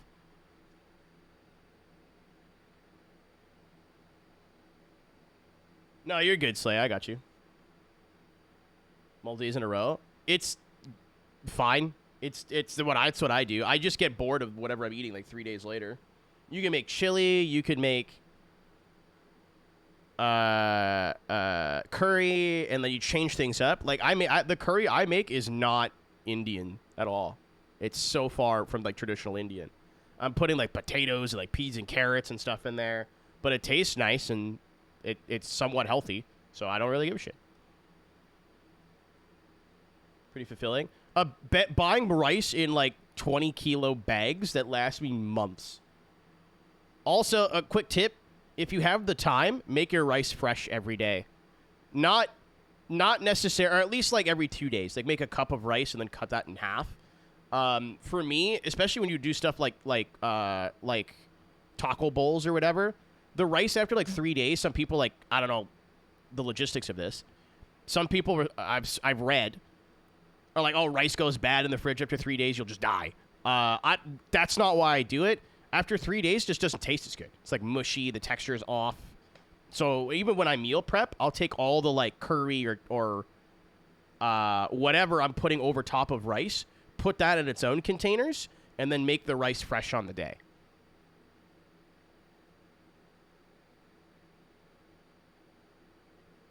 I watch them all the time.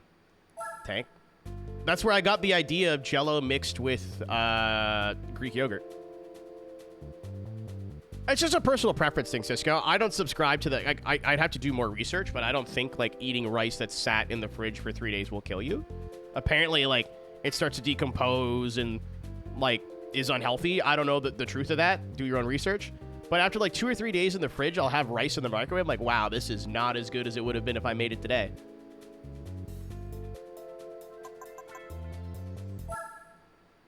Yeah, Tank, I just do it because I think it tastes better. Fresh rice makes me, like, more stoked about meal prepping. Also, it makes everything just taste fresher.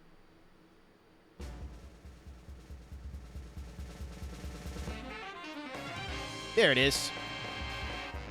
Interesting color. Not my first choice. It's in, like, Ford baby shit green.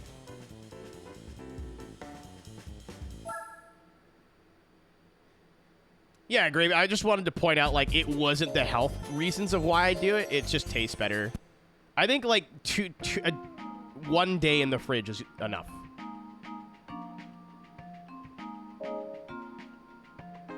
I need to get, like, a nice rice cooker, though. Mine sucks.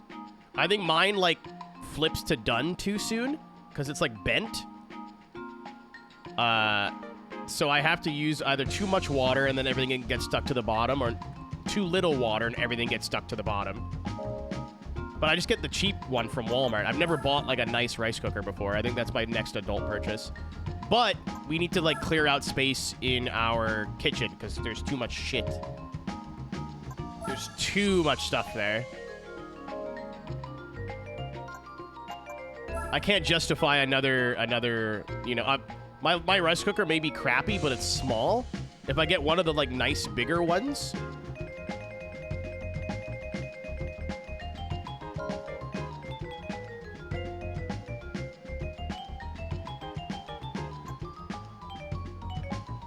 Anything? Yeah, dude. I eat rice almost every day. If I'm cooking, like, even when I was making chili, I'd have, like, have it over rice.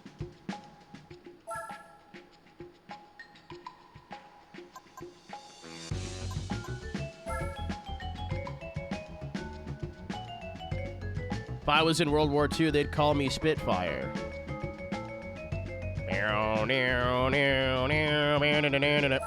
Does it come in cool colors? It does come in, like, orang. Maple?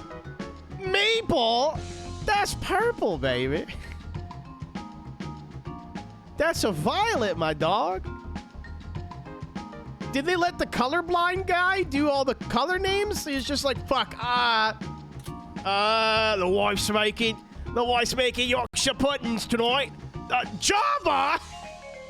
Well, wait, no, coffee beans are green, are they not? Sure. Like, no, not at all, but okay. All right. I'll take your word for it. No. Maybe. Carmine, is it a mob boss? I don't think that's Topaz.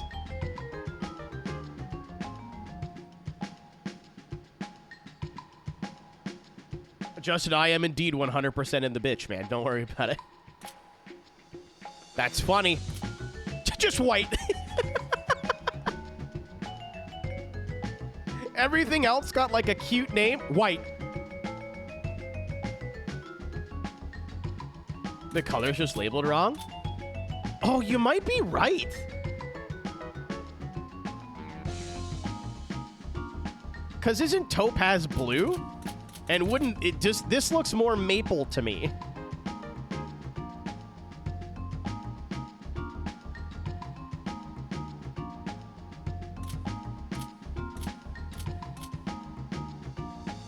We solved it, folks. We solved the mystery. I'm buying the one in maple.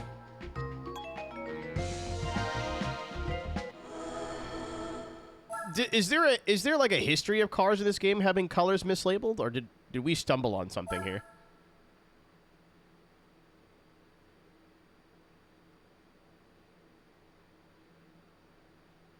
Puerto Rican coffee? No, I'm Canadian, unfortunately. We don't have a lot of Well, I'm not... that I know of. We don't have a lot of Puerto Rican culture up here. I've had Mexican coffee, though. I miss Los Angeles is all I'm gonna say. Nissan Micra, if you ask, really nice. I didn't see a please in there.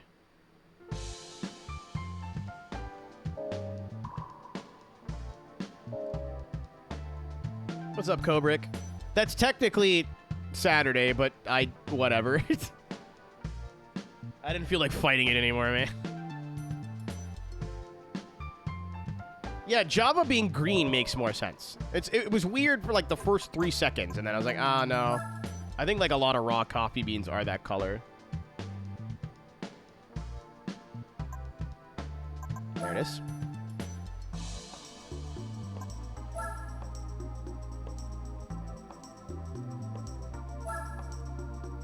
Is this the one?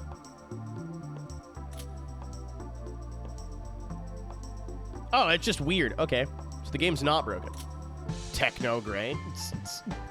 It's German. Blade.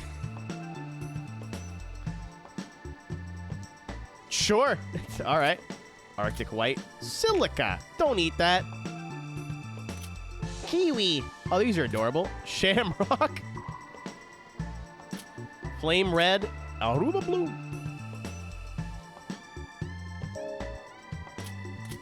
Is there another Micra, or is that it? Special color midnight purple. 3.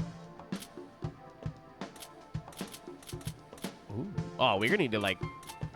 I just kind of clued in that I have none of like the cool. Oh, that's why you were so slow. No horsepower at all, none. Okay. I forgot GT300 doesn't mean like they're GT3s. It means they have 300 horsepower.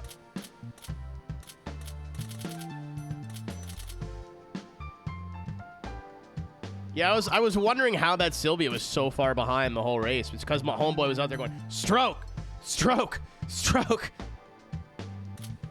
That makes a lot more sense. Air Bloom Pearl Metallic, Paprika Orange Metallic, Super Black. Jim Ross's favorite black superhero. Beam Gray Pearl, Diamond Silver, White Pearl, Ivory White, and Beans. Beans. Fantastic.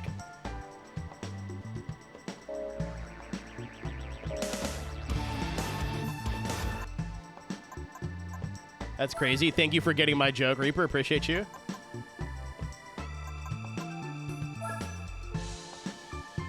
Said in a minute. Blackula.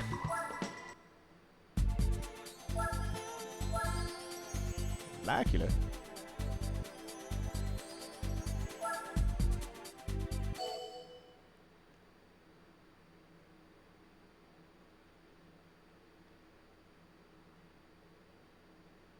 Oh, yeah, there's a Fallout 4 update.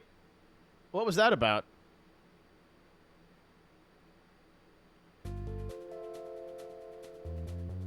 There was like a bodega down the street from our Airbnb that had like, I forget the name of how they make the coffee, but it's made in like a ceramic pot, and it's like a cinnamony, like it's almost like an eggnog style like flavor, like nutmeg or like cinnamon. Cafe Dola. Oh man, I've never drank a coffee that darkly colored and been like, fuck yeah, dude.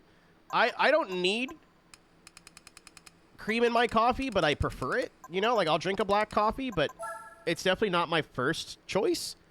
They were all going to get breakfast, and I didn't feel like I was cleaning up our Airbnb a little bit. And they're like, "You want us to get you a coffee when you're down there?" When we're down there, I'm like, "Please." Alice brought me one of those back, and I was like, "What the fuck did you get?" I just wanted a regular coffee. She's like, "Try it." And I was like, "Okay." And I drank it. I'm like, "Whoa!" It was so good. It's the smoothest, best cup of coffee I've ever had. Out of a styrofoam cup from like some cart in East LA. It was so good, dude.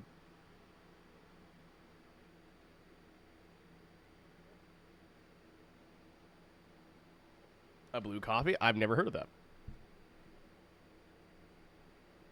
Did it fix the... I only had one mod installed for my Fallout 4. Like, I was playing it offline when I was taking my break. The loading times were fucked because I'm playing on a high refresh rate, and, like, Fallout 4 just didn't know what to do with it. I had to install a mod that fixed that, which was, like, 15 fucking hoops to jump through.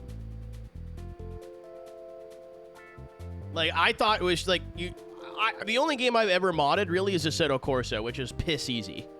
You install Content Manager, whoop, boom, done. Like, I had to go to Nexus Mods, I had to get a mod launcher, I had to change how the game launched in Steam so it launched with the mods enabled. As an old person, it was a lot to fucking figure out, guys. That was a lot for me. Just to get load times to be, like, as fast as they should be, I hated that.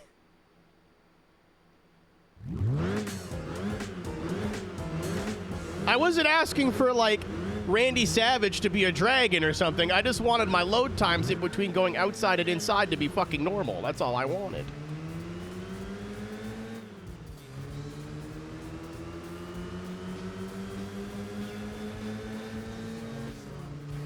That's a game I have to play.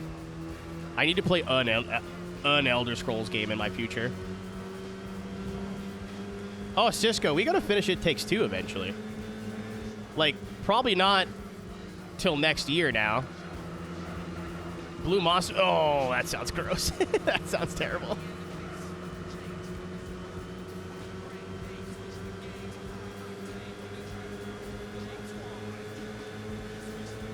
I still have the, like, OBS.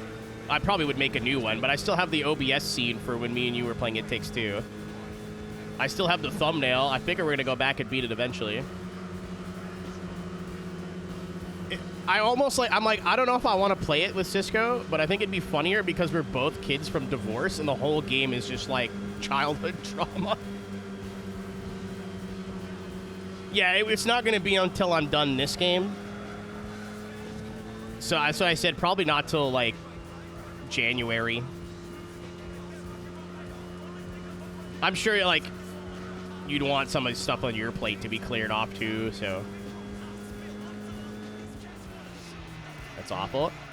True, but how do you think these things sounded in real life? Stock. I can't imagine they were that interesting. Yeah, I know.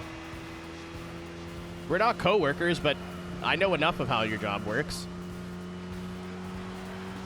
I want this game done. I'm going to be traveling a little bit. My mom's coming to visit at the end of September. I'm shitting myself, by the way. I don't think my mom's going to be in my house for more than, like, 15 minutes. Do you know what I have to do before she gets here? So much. First and foremost, I got to put, like... I might put my 3D printed Bowser cock in my mailbox because it has a lock and key. Also, be really funny for the mail person to just see a 3D printed dick in there, be like, what? But I gotta hide that somewhere. I gotta go through my whole room and be like, what is something I'd have to explain if my mom saw this, and then just hide it somewhere. iRacing for the broadcast team, yeah. eNASCAR finale, and they do the finale live from Charlotte. And usually half the team, like, there's like 2 people from the team that are in Charlotte, and then everybody else is back at the office, so there's a lot of coordinating there. Basically, a lot of things are either starting or ending for the broadcast team. There's a lot of shit to do. I think IMSA Esports might be starting late fall. Porsche Super Cup stuff gets rolling. A lot of, like, getting their ducks in a row for next year. Yeah, really, really busy, basically, in the fall. Especially when eNASCAR is over, like, actually there's more work. Below the cone hat. No, she's going to pick that up and put that on her head, Justin, 100%. She's going to, what the fuck is that? I'm like, a hat? And she's going to wear it. I know my mother. And she's going to be in my house for maybe 15 minutes. She's coming here to go to IKEA and see me for a day. That's why she's coming here. And, I want a metal rack for our kitchen. So I'm gonna drop it off at the house before I go back, take her back to her hotel. She's gonna want to come in here. I know it. I need to finish my little basement project before she gets here. I don't have much left to do. I want to buy, like, a comfy chair so I can watch TV. But one that, like not an actual chair. Like, I want to be able to, like, slide it around the room and move it out of the way for stuff. And I found one on Amazon that I like that, like, you can unclip and it folds into a bed. Like a single mattress. Which is cool. That'd be good for VR. So for, like, watching movies or whatever, like, I can sit or lay down. I don't have to, like, pull my mattress out. I have a queen mattress for the guests, but it's a whole fucking thing. So that'd be neat if I'm just down here watching a movie or something. I want to lay down. And then I think I want to replace my my foam floor with like a nice carpet instead. And then I just want to, like, take some posters down and move some stuff around. I bet for VR. You can make the joke. It's not gonna hurt my feelings. I'll tell you right now, if everyone's sitting down watching a movie and you're the only one sitting down and everybody else is laying, you feel like an asshole.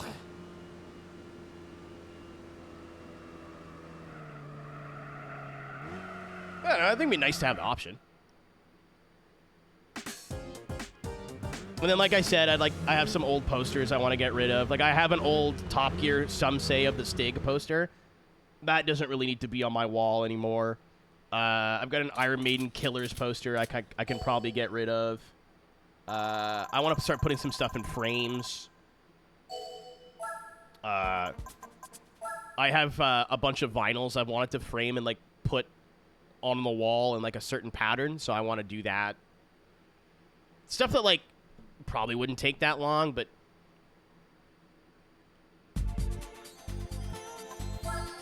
when you're walking down into my office too, there's a poster on the wall as you're going down the stairs. That's an old, like, Mad Max What a Lovely Day poster. It's being held by one thumbtack. I could probably take that off the wall.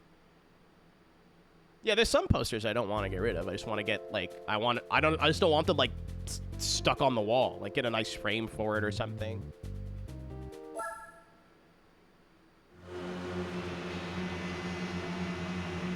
Holy shit. It's the bandsaw track.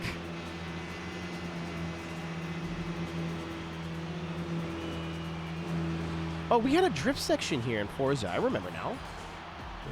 I forgot. I was like, there's a drift section at Motegi, but I don't remember what layout of Motegi it was. It was this one. Yeah, I'm not gonna, like, totally de-kid my room. Like, I have a Kanagawa Wave poster. I'm not getting rid of that. I have a nice R34 GTR poster. I'm not getting rid of that. I'm keeping the Nobody flags that I have in the background, like the S14 and whatever. I'm not getting rid of those. I just want to make everything look a bit, like, cleaner, especially since all my furniture matches now. I don't have, like, random furniture from, like, random places. Yeah, this is real. It's probably just used for, like, club racing and stuff, but...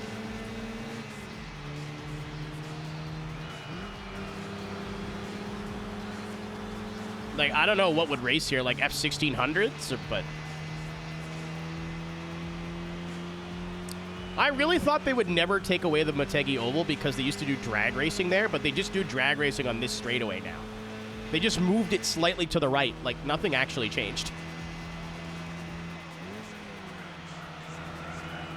Oh! I got so sad over the weekend. Or my weekend. Chat, they're not gonna let you drift at Fuji Speedway short course anymore. Not the, like, parking lot thing. But, and, like, not Fuji Speedway proper. This is, like, this one's for the real ball mowers. But Noriaro did a video on it this weekend. My favorite fucking drift track, man. It has, like, a stupid, dumb, like, aggressive initiation, and then... No, Roku, it was one time. They don't allow drifting here, and they let them do it for one day because they were already going to resurface the track, I think was the story. Why not? Drifting tears up the track too much. They actually apparently there's a good reason and something good is coming out of it, but he's saving that for another video because he's a YouTuber and wants you to click things.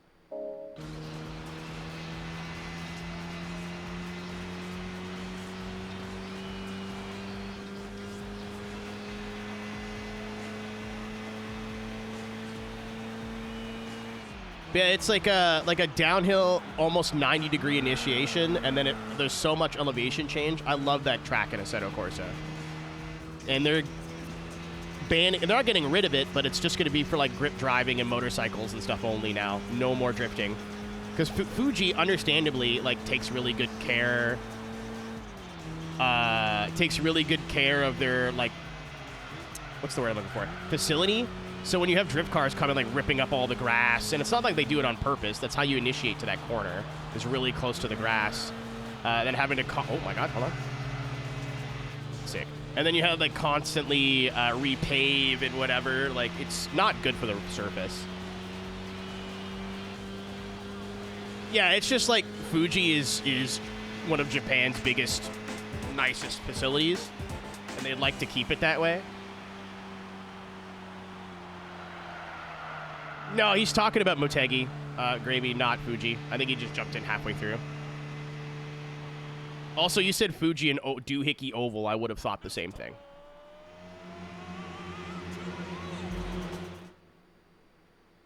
Yeah, I also got confused when I read that, but instead of saying something, I went, I'll ignore Gravy for now. maybe more details will emerge so I don't have to sound like an idiot. I also thought you meant Doohickey Oval as in Fuji itself used to be a Doohickey Oval. I see where PK got confused, though. So I also got confused.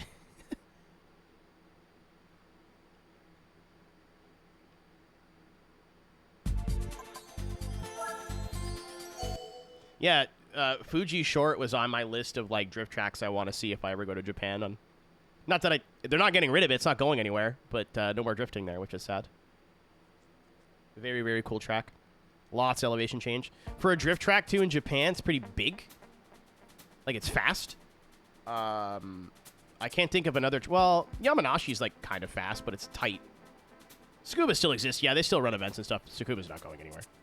I also think it's, like... yeah, Gravy, you could see it, like, where the initiation point is. And, like, even in Sim, you need to be close to that... the rumble strip that's there if you want to throw, like, big angle into turn 1. So it's very easy to just drop a tire over that and rip all the fucking grass up. Yeah, it's just like a multi-gajillion-dollar facility, and it's not worth it to them to have drifting when they have another track on the property that's purpose-built for drifting. It makes total sense. I'm sad, but it's not like, you know, sometimes they have good reasons for things.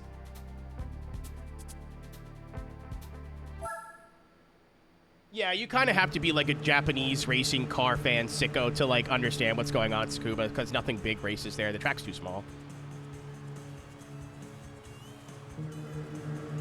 Yeah, Carl, there's, like, the drift, like, course that's in the D1 game. There's Fuji Short and then Fuji, like, itself. Like, it's the one I'm talking about, like, the drift track's basically a parking lot with some cones and, like, curbs here and there. M0 Whack.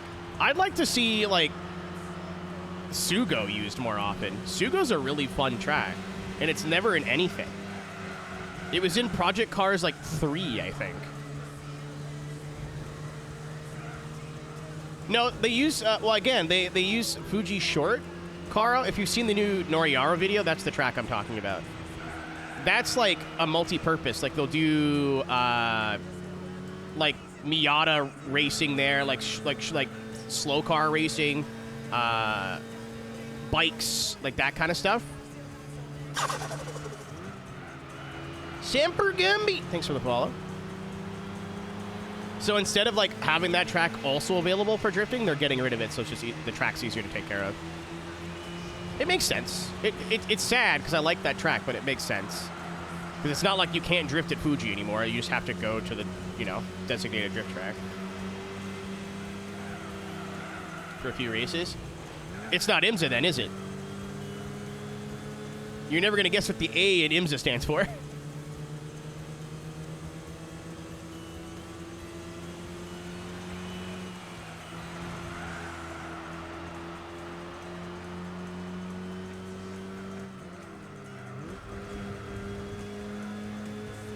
I think the bigger problem, again, it's endurance racing, so there's kind of like a catch to it. But I think the biggest problem is WEC only has like 9 rounds a year. Like they barely race. Obviously, when they do a race, it's like a big event, right?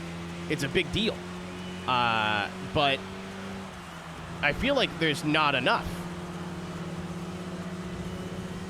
Like there's no reason the World Endurance Championship can't be 12 or 15 rounds a year. I thought it was some Sports Car of America. My bad. But IMSA is like the American WEC. Like it's not meant to be international.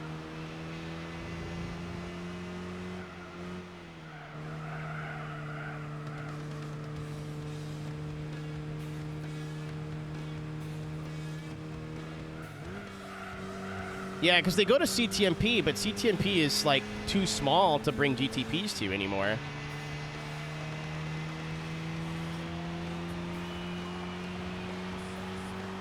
Exhausting for the drivers? You know whose problem that is, Roberta? Not mine. Oh, no, the professional racing driver, the guys who get paid millions of dollars a year have to race more than 8 weekends a year? Fuck off. Bite me. I feel more bad for the teams than the drivers. And obviously, I don't think there should be, like, races back-to-back. And, like, especially if you're doing, like, an 8-hour race or a 12-hour race, I don't think we should be racing in 2 weeks halfway across the world. I don't think it's impossible, though. I don't think it can't be done. Well, I know Vulan, because they have, like, 15 jobs.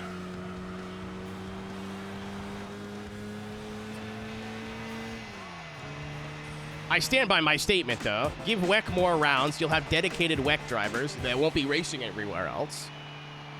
That's their one series. Obviously, if they want to, like, I'm not saying limit them, but if they want to, they can go race other shit. But, like, you don't have to. They get paid more money. They only have to focus on one championship and one thing. I don't think anyone's going to be upset by that. Again, unless the schedule is, like, fucked. Unless it's like, hey, we're doing 8 hours in Fuji, and then next weekend we're going to Laguna Seca. Like, no. That's a bit silly. That's a bit silly, I think. But I don't see why WEC doesn't have more rounds. Not like, I don't want to see a 30-race season. That's ridiculous. But like 15? 12? Give some tracks that can definitely host a WEC race that maybe wouldn't get the chance otherwise a chance.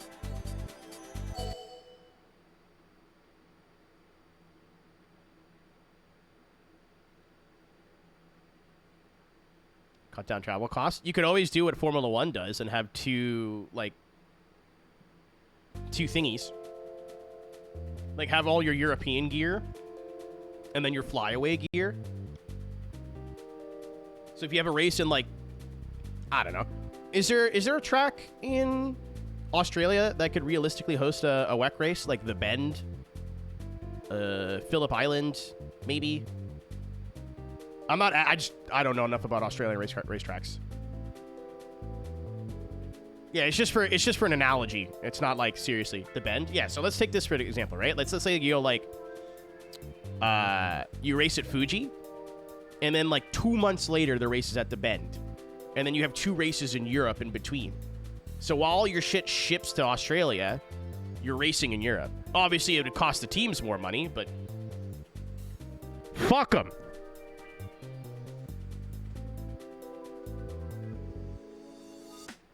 Because of costs?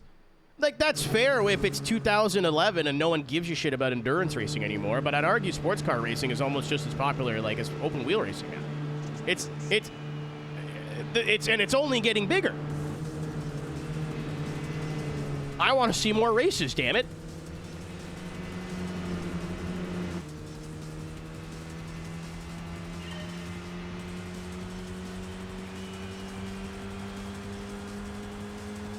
Yeah, Roberta, but they're also driving 15 minutes from bullshit oval in the middle of nowhere to bullshit oval in the middle of nowhere, so that makes more sense.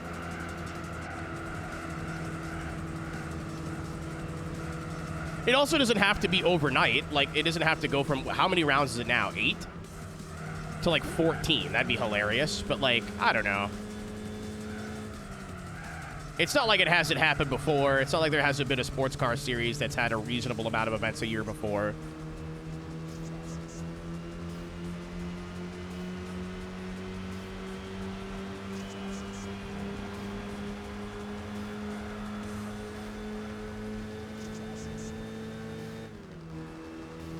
Yeah, Niles, but if it's one series, you get to follow the championship. You can learn with the drivers, the cars.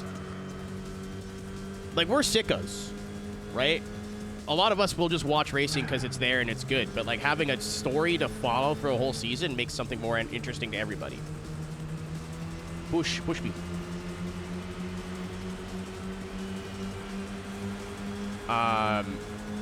Like, don't get me wrong, I'd love the FD to have more rounds, too. I was thinking this yesterday when I posted the reel that I posted to Instagram. I posted a clip drifting at the Charlotte Motor Speedway in the infield. And was like, there could very well be an FD round here. It would be sick. And, like, what I got from Chris Leone, because they used to do rallycross there, is there's places to put stands. And, like, logistically, it can be done. The series could never do it money-wise, but logistically, it could be done. Money, no object. There's too many rounds on the East Coast already as it is. The Midwest and the West Coast need more. You'd have a round in either New Jersey or Connecticut, a round in Florida, a round in Georgia, and then a round in North Carolina. That's too many for that one part of the country.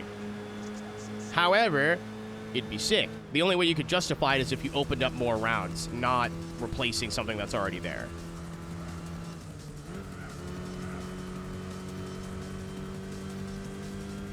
The Midwest only has one round. For how huge the drifting scene is in the Midwest, in Chicago, in Indy, Texas, New Mexico, it's unfair that they only get one.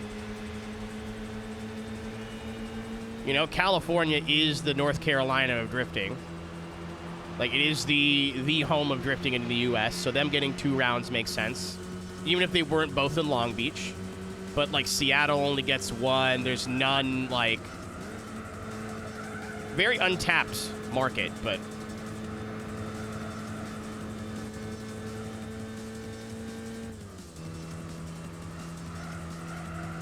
There's already tracks, Scarlet, is the thing.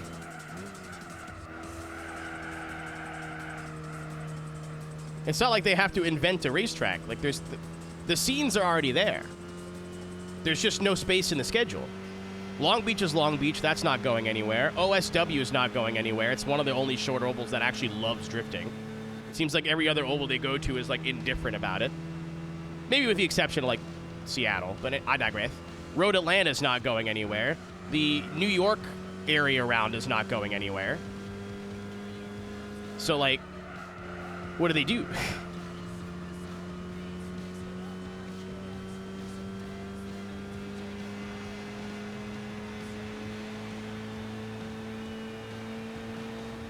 If they don't want to, like, add more rounds to the schedule and they want to do more Midwest shit, what do they do?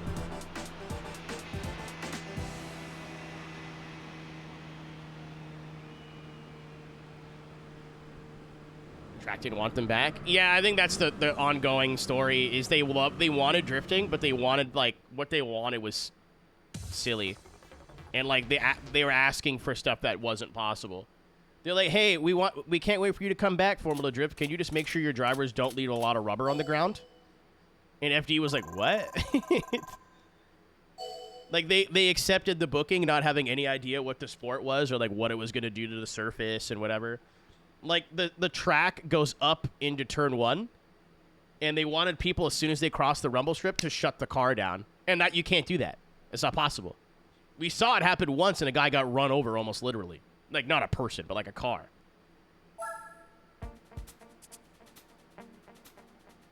Yeah, I really don't understand. If all that is true, I really don't understand Gateway.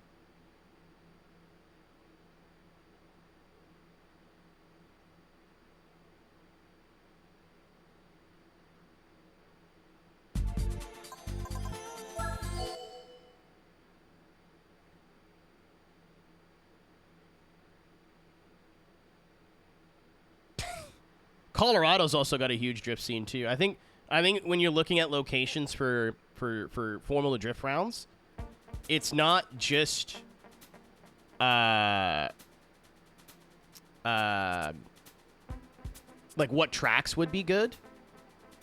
Not just in layout, right? Because you have to think of like, where do you put the spectators? How do the spectators get to their hot pit area, like to and from? Because that's one of the best parts about FD, is that you can be in the middle of the competition and go walk into the pits. Like, you know what I mean? It's also open. So, like, how do you have the pits be open and available to fans with competition active? How do they get out to their seating? How much seating? Like, that's all really important, don't get me wrong. But I think one of the big things that FD does that's great that maybe isn't talked about is how much they prop up the grassroots culture for that weekend wherever they are.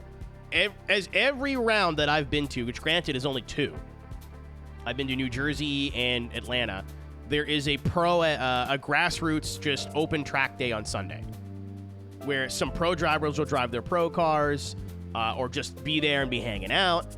The local guys are all there, so if you're local to Atlanta, New Jersey, you can meet local drivers that maybe you wouldn't have known before, and then get introduced to the people running these series, so you could have like more days to go out and watch. Or if you were a driver, you go, oh, well, I could participate in this, whether it's just a track day or whatever. Like, it's a really cool thing they do, and I think when you're picking a location, that community, Long Beach also obviously doesn't count. I'm sure there's something that goes on Sundays, but that part is the coolest part to me.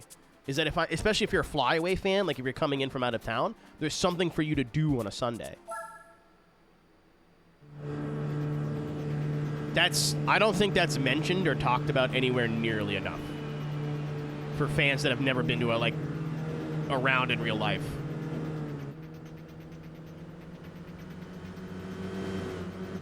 If you're in the paddock on a Saturday at Formula Drift, somebody's handing out flyers to an event on Sunday. It's awesome.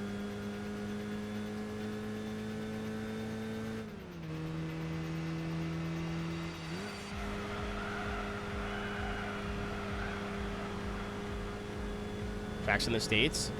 On numbers, maybe not, but road courses, 100%.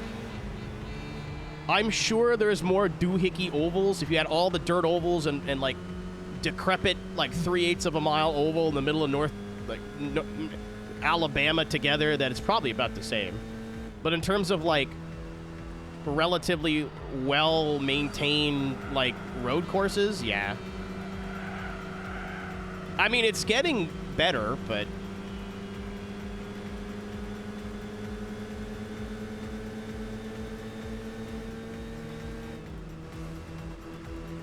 oh no, Flash, I don't think they give a shit about IndyCar. They'll look at all the gunk or whatever that IndyCar puts on the track, go, well, that's just, you want to go racing, that's just part of it, get out there and get, but if it's drifting, it's like, no! Just how both the sports are viewed. Obviously, also, one brings in a lot more money than the other.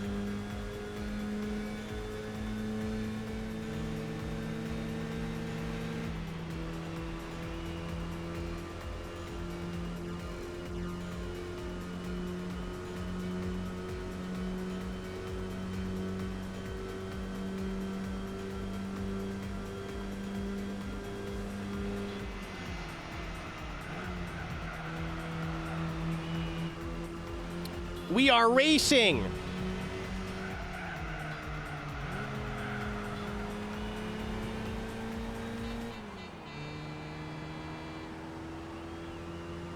To go and race them again, Scarlett. I don't know if that's 100% true. It's just a different kind of driving. If you're into road racing, obviously you're kind of screwed. Like, depending on what tracks are available, how much, like, how well they're kept up, if they're staffed. Because if you're doing road racing, you need corner marshals and whatever. Drag racing, not quite as much. Like, if you added up every drag strip, like shitty oval, dirt oval, like, I'm sure there's just as many race tracks in America as there is anywhere else. There has to be. Even just, like, doing some minor work for the World of Outlaws esports series, the amount of goofy, dumb, fuck-ass ovals in the middle of nowhere, like,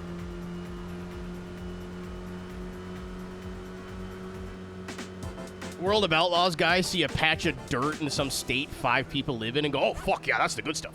Oh, yeah. I'm joking. Being silly.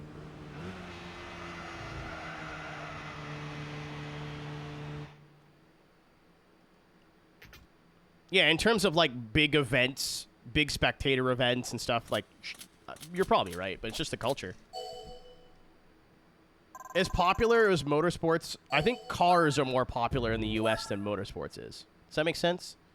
Like, I think people give more of a shit on, like, taking their Corvette and putting 700 horsepower into it and then taking it to a drag strip versus going to watch local racing at Cadwell Park or, like, Olton Park or something. I think the vast majority of North American audiences care more about the automobile than automobile racing.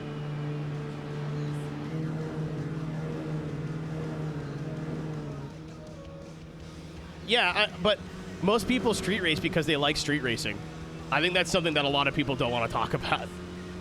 You could put a racetrack in that town, but at 3 a.m. on a Monday, that shit's closed. I don't think they particularly give a fuck. It'd help. It's not gonna, like, do nothing, but...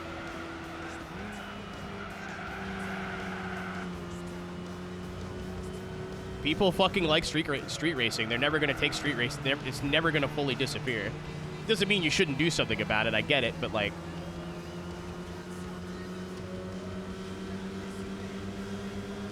And I'm sure, like, because drag strips put on, like, basically, like, no preps. Where they won't prep the surface, and it's like... I've even seen clips where they'll start the cars, like, out of the box to have as much, like, regular road grip as possible. And then the people who are racing can bet money like they would in real life and whatever. So you can still have, like, the street racing experience. It's still not street racing. No matter how many drag strips you put, you know, in certain areas, people are not going to leave the streets.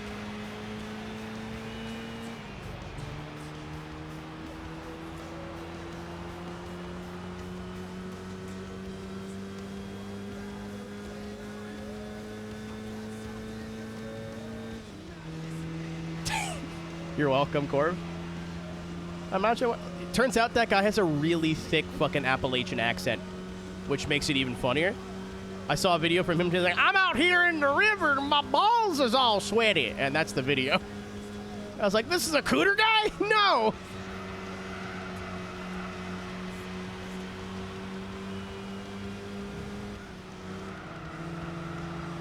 I thought I was hitting the wall there on the inside. You want to do illegal shit? Yeah, that's not going to ever go away.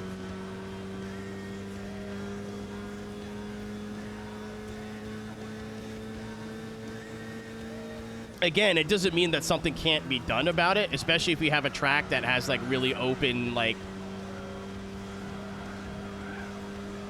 somebody's just sitting there, and they're like, hey, can I rent the track out for the day? And they're like, yeah, it's whatever money, or if you want to come do passes, you have to pay us or whatever. But they're open all the time, you know what I mean? Like, that's cool. You're always going to have the people that are like, I ain't the streets, no. Hello, Recco, where the Temi Squatta.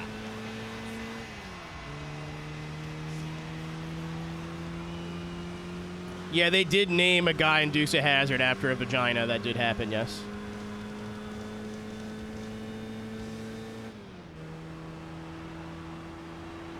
Just some good old boys. Never eaten no clam.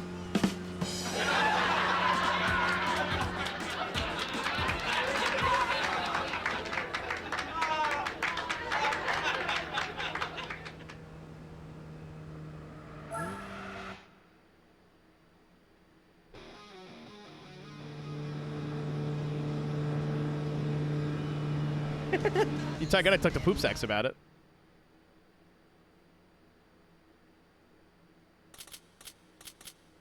Out of vagina and Regina? No, but there's still time.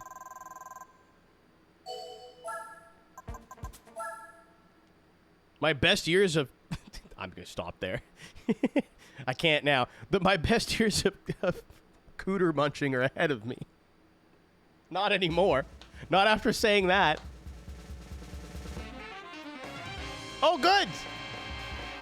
Oh, it's got a cream top on it. That's nice.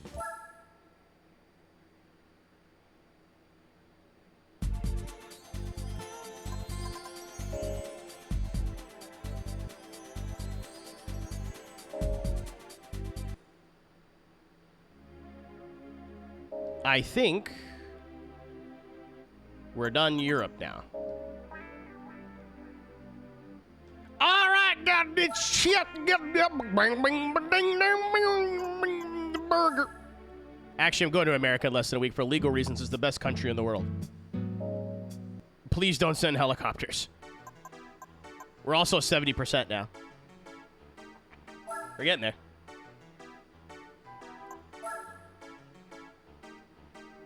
All right, what do you want from me? They're meeting. Camaro and Corvettes. Easy enough.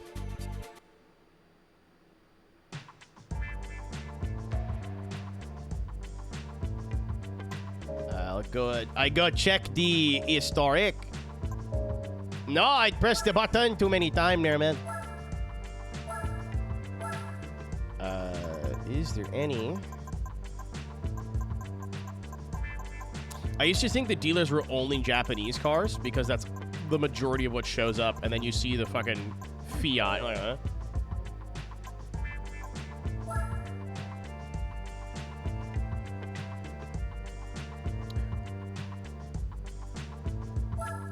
What a pull! Well, I needed a Corvette anyways. Perfect. I wasn't even looking for that. I wasn't even there yet. I was looking for a Camaro. All right. I was going to use a C5, but that's fine too. Yeah, there we go. Wicked. I make all my purchase same place.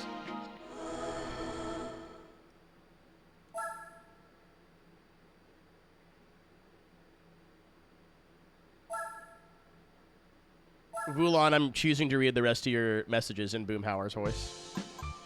Oh, you fuck you. I was looking for a TVR before. He's got a goofy face, though. I like the side profile in the rear, but the front's just like... It looks like someone just told the Cerberus some bad news. Like... You know what I'm saying? It's just... How much you want? 40? Yeah, I'll buy it, whatever. I don't need it for anything. I won't use it for anything, but... Something that I didn't know the mod did, the Spec 2 mod, it tells you what cars you have already. There'll be like little check marks on cars that you already own. So you don't double purchase, which I think is neat.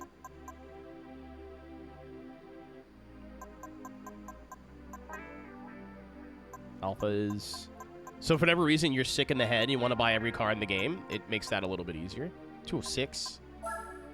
Is this like the cool looking one? No. Oh yeah, I don't hate these. It's not the one I thought it was though.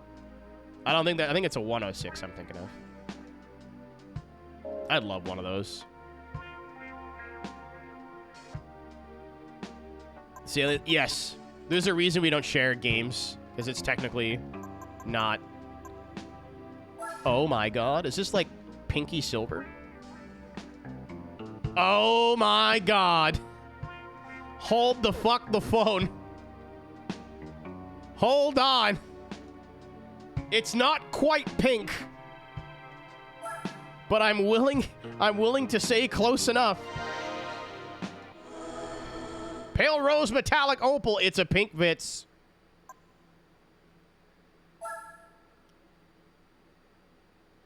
Skyline though. Who cares? I think you can get one new. Oh, it is. Yeah, it is the R34. Midnight Purple 2. PS2 controller? Nope. No, you can... A lot of people play with Xbox controllers. I will buy this. I didn't want to give into the GTR propaganda, but...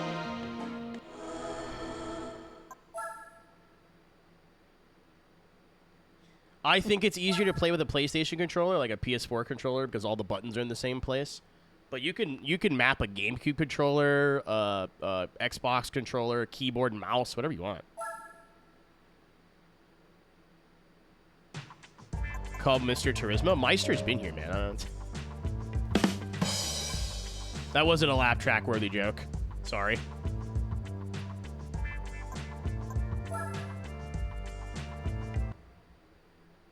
When I play PS2 games on an emulator, I use my PS4 controller.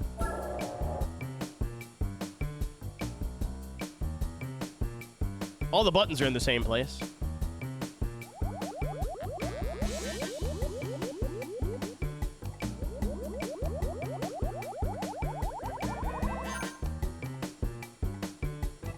There you go, tank.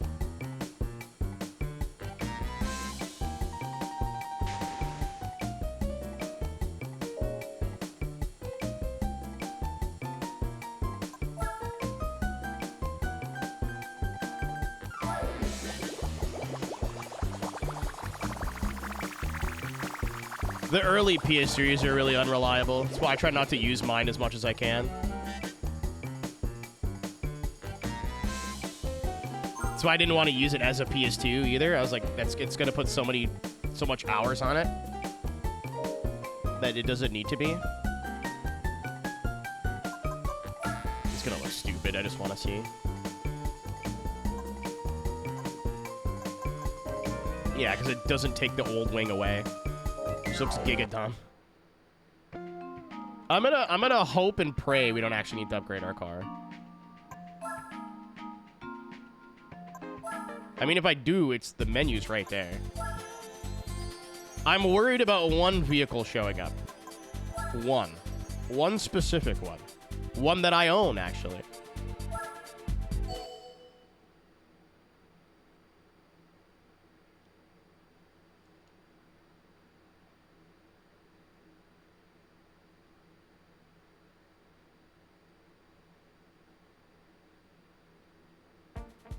We're good. We're good.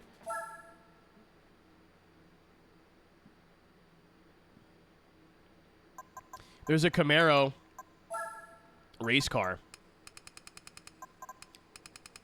And I was like, wait, I was going to use it. I was like, where's the fun in that? And then I found this in the used market too, which is nice, but we might need some power. We're under 300. I think some of these older cars have like 350. Yeah, the SS is going to have like 350. Ew. I want that concept. Yeah, we'll see where we end up. On emulators, 5? I think they got 5 working. 6 is like not perfect.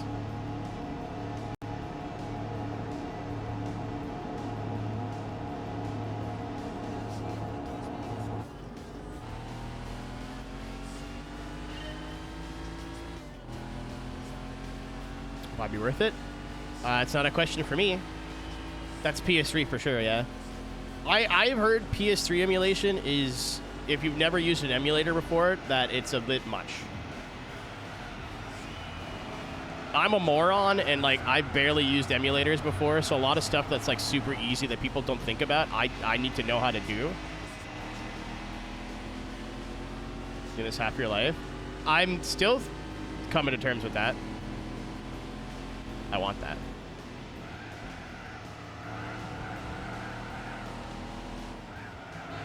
I knew the 16th anniversary was coming, but I didn't process that 16 was half of 32 until today.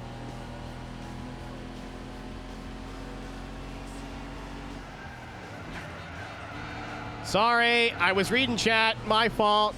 Sorry, Bumblebee. I was texting and driving.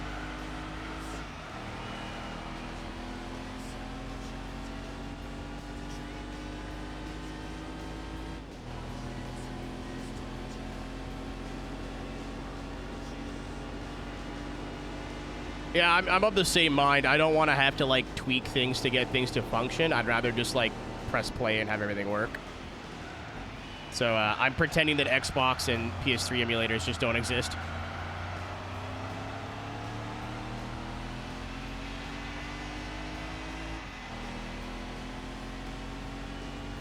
Oh, is that this weekend? That's funny. I could go to the NASCAR race. That'd be hilarious. Just leave a little early. Never been to a NASCAR race in person before. Well, NASCAR. I've been to NASCAR Canada, but not, you know. It's really easy to do. Oh, yeah, I got the same thing. What people who use an emulator all the time, or like have been using emulators for a long time, and I do this with other things too, so it's not like I'm pointing the finger. You do things once, and then you never think about them again. So like, I remember I had a version of PCSX2 already in the first streamathon, and someone's like, no, or like, or I didn't have it. I just had like DuckStation or whatever the PS1 emulator is, and they're like, oh, PS2 emulators are really easy, man. Like, it's not that bad. Like, you'll be fine. And I was like, okay, I trust you. This should be fine. Immediately, they're like, oh, yeah, you downloaded the wrong version. I was like, what do you mean the wrong version? It's like, no, you want nightly. This version is not. No, you got the wrong version. Like, okay, so immediately you told me this was easy, and my first thing I did incorrect. That's awesome. And, like, I tried to inject a save file, and that refused to work, which I don't think was anybody's fault that the save file is corrupted. So I tried to do it again this year, and it still didn't work. It wasn't you, Aaron, and if it was you, it wasn't just you.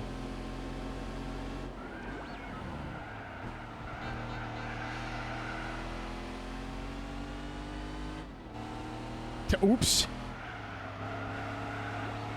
So, Niles, how do they deal with that now? Boys have at it?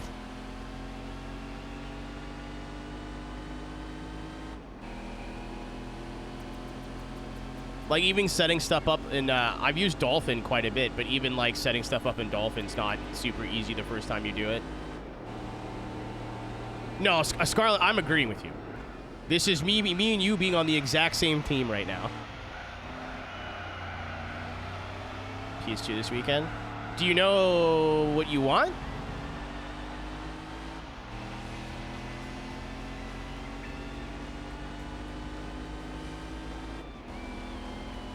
Also, Scarlett, I don't know if you have this too, but I feel like I'm always so unlucky where someone will like, oh, this is easy, and then I try it, and there's like some one-of-one issue that never happens. Your most work on a truck date? Are you trolling? For next year, are you trolling? Is it the May 2-4 weekend? They're coming back? All the fucking dumb bullshit news you people bring me, and you didn't bring me one thing I wanted to know? September 11th? I refuse to make... I'm not saying anything. I will be in America in less than a week. I am not saying a fucking word. But I want to! September 5th. So it's this time next year. It's the Labor Day weekend race next year. I will be there no matter what. I mean, I'm already going to this one. I'm going to this Labor Day weekend. I need to buy my ticket next week, but I will be there no matter what. Davin invited me to drink twisted teas and fall asleep in a bush, and I can't really say no to that. Need someone to hang with? I mean, I'll have a group, but if you're going... I'm not going by myself. No, I'm meeting some friends there.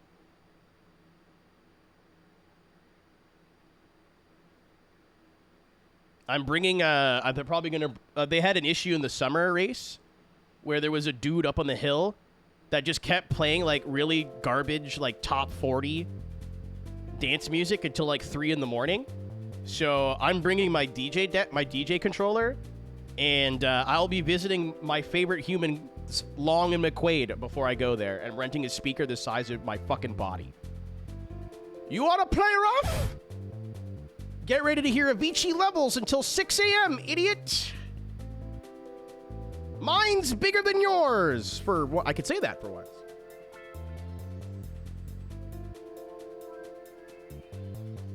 Yeah, I blue skied it that like I'll be there. I wasn't sure if I was gonna go because I'm gonna be at iRacing's office next week. So I didn't know if like all those things would line up, but I think we should be okay. All my tech issues, Scarlett, I've had in the last year, something's worked fine and the next day it does not work. Every single thing. Every single thing. My capture card, what worked fine one day, the next day, nope. Wouldn't connect anymore. I forget what happened like 2 years ago. I had 3 things all break at the exact same time. Oh, yeah, my old GPU and my old computer, that worked fine one day, turn the computer on the next day. Nope, just that broke overnight.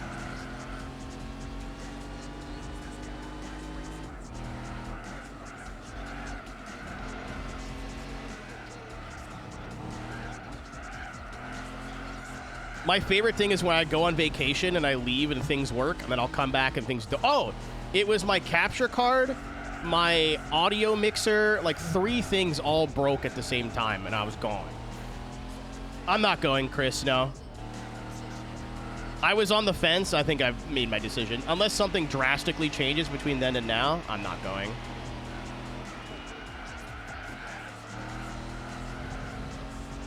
OBS. Oh, OBS never works. That's the trick.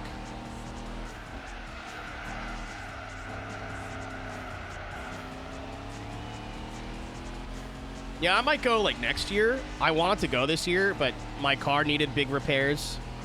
So that was $3 grand. I'm going to iRacing this week.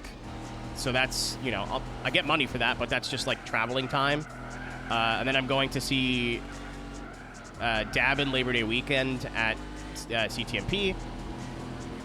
And I really don't want to like come back and then immediately travel again. You know what I mean? Like, I was like, I don't really need to go on this. And then my mom's coming to visit. So basically I'd be gone all of September.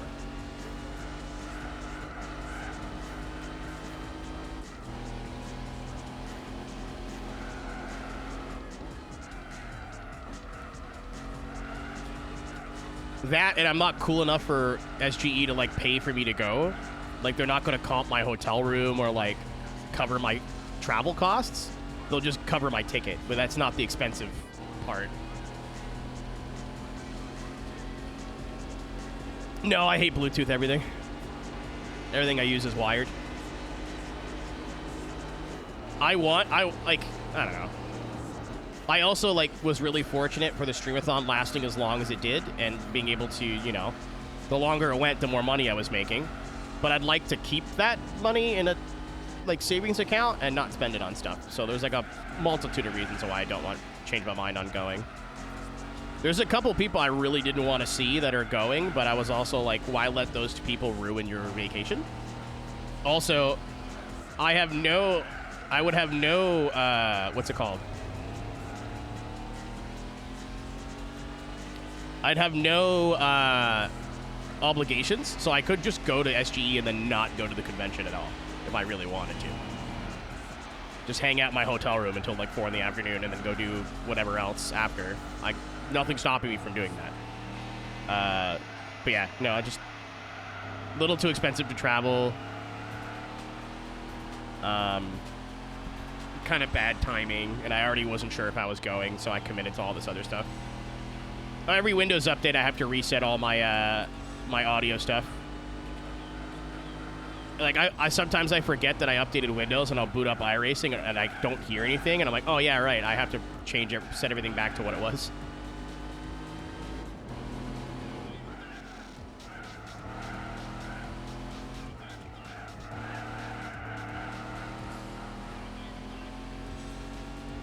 I forgore.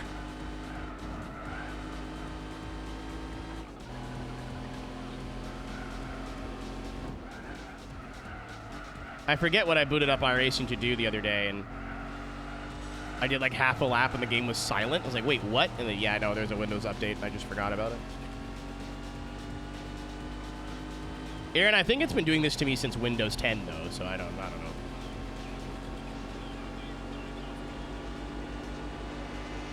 Plug track. Drift truck clip. No, I got 2 videos done ahead of time last week. I forget what it would have been.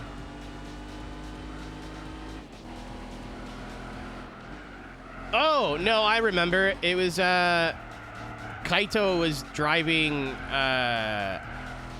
Euro NASCAR at Snetterton.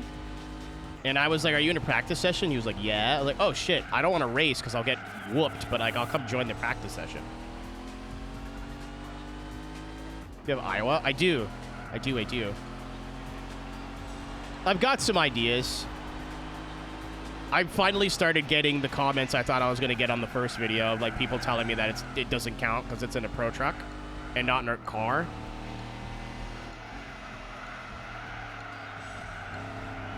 I finally got the rage bait that I was seeking, like 8 Instagram reels in, or however many I've made.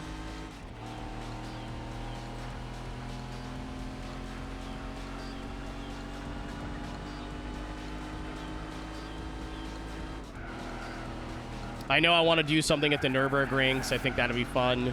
I did a Mount Washington video already. Surprisingly, I thought Mount Washington would be super easy. No, it's not because it's like there's nowhere to drift, but it's all really fast. A lot of those corners are really quick. So you don't really have time to like set up a big long slide with a lot of angle and like connect corners together. And the Pro 2 truck as a drift car doesn't like low angle at all. It's like it'll straighten out really easy, or the steering will snap back the other direction. It likes sitting at angle and big angle. Like 2x loss of control angle. So I tried to like do multiple sections that I found on the downhill of Mount Washington. I couldn't really find anything that flowed great. Even the section I ended up posting the clip of wasn't like my best work. I had a tire on the dirt and no one called me out on it, but yeah, people have finally started going, why don't you do this in a Miata? And I've just been deleting their comments.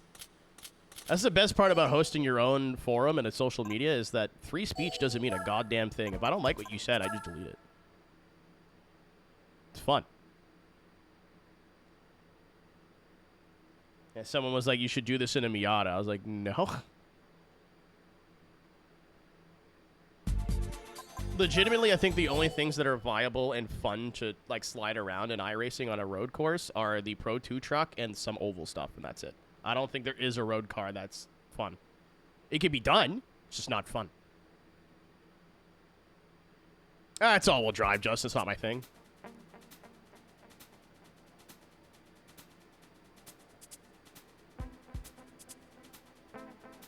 I like being able to just put the weight on one of the back tires and really hang it out. And, like, the way you have to drive an all-wheel drive car to drift it, it just isn't rewarding to me. Also, I'm not good at it, I'll be honest. I can figure it out, but, like, it's like there's the one way to do it. I don't feel like I can push and, like, do cool shit. The sprint car. I want to do more Mount Washington hosted nights in the future. We'll do like 2 hours of uphill, 2 hours of downhill, and you guys could just tell me what cars you want me to pick. Oh, we'll do 2 1-hour sessions uphill, 2 1-hour sessions downhill. So if you want to change cars in between the 2 sessions, you can do that. Underrated track. I'll never tell anybody, hey, you should go out and buy Mount Washington, because I know like it makes no sense. But it's so fun when we actually get a group of people together to like do shit.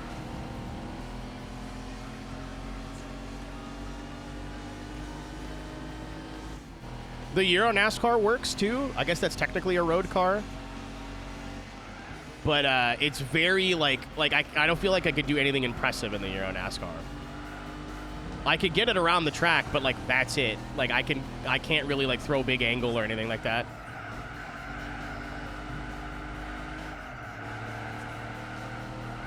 I think I was there for that, Niles. That would have been like the week it came out.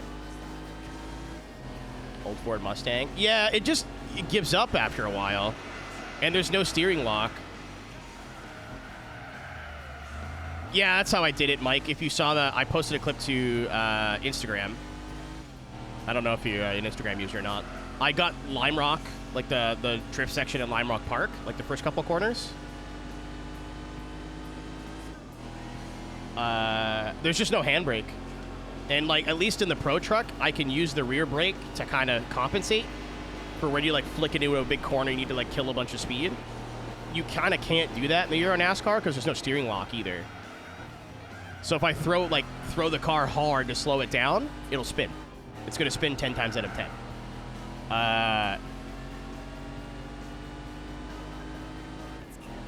Maybe you could do something in the setup, like soften the rear to get it to like sit a bit harder, but like squat. But it's doable, but it's not as like the Pro 2 is effortless.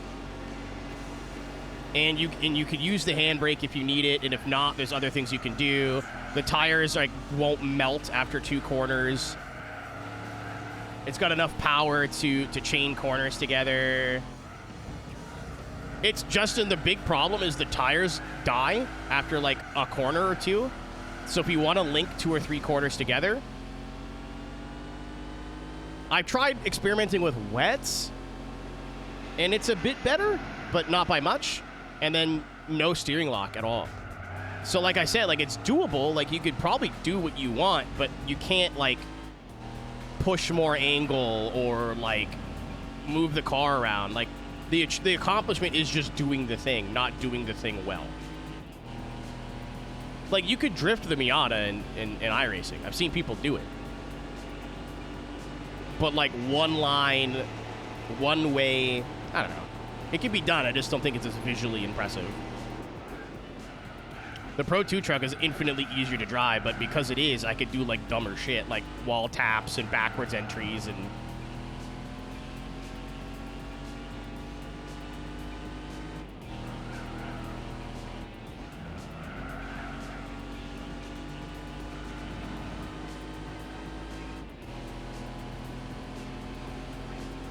The day there's a sports car with treaded tires that has a halfway decent steering lock, I'm all over it.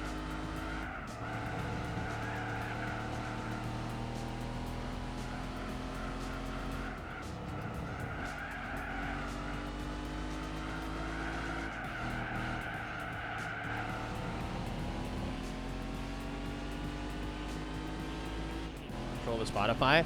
I don't know, it's 2 different bands. Like Nero's more, it depends on what era of Nero. Because Nero's a bit more dubby and like lower BPM and like have a lot more like moody songs. And then Pendulum is a lot more high energy. Like not that they both don't have songs that fit the other band's like vibe. In terms of catalog, I love Nero, but I like Pendulum is like top 10 ever. Like I wouldn't have gotten into modern electronic music if I didn't play Motorstorm and hear Slam.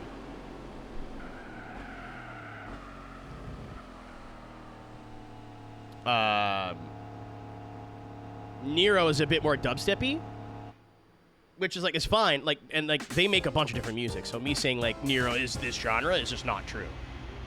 But if I wouldn't have never listened to Slam, I would have never got into Hold Your Color. I would have never got into In Silico, and then got into other dance music that was new.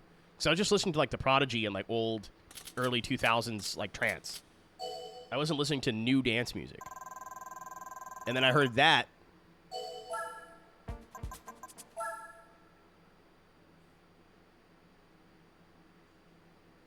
Propane Nightmares. That's In Silico, I think.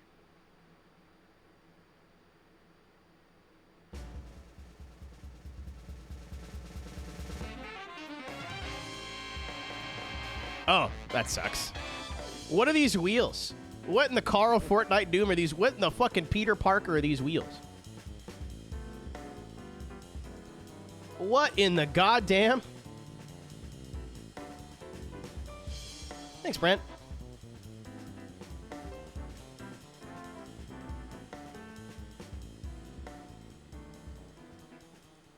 That's gross. The rest of the car looks sweet. The wheels are... Not even like the wheel style. Even if it was in red, they would be okay. What the fuck? Nero's got more of an eclectic discography, Niles. They make a lot of different genres. Pendulum, with a couple of exceptions, are mostly drum and bass, so it kind of really is what you want to get into. So if you like heard a Pendulum song and you like it, you'll find different songs of that genre in their discography, but they're all going to be relatively the same genre with a couple of exceptions. Like The Island 2 is like a progressive house song. They have that one dubstep song they used for that Top Gear episode. But Nero's got a little bit of everything. So if you want to fixate more, like you like Pendulum and you want to hear more of that sound, I think you'll have an easier time. If you have a Nero song that you like and you want to hear more of that sound, it might be a little bit more difficult. Hold Your Color might be one of my favorite albums ever made. But like In Silico is also fantastic. Watercolor is also really good. Like there's no bad Pendulum album.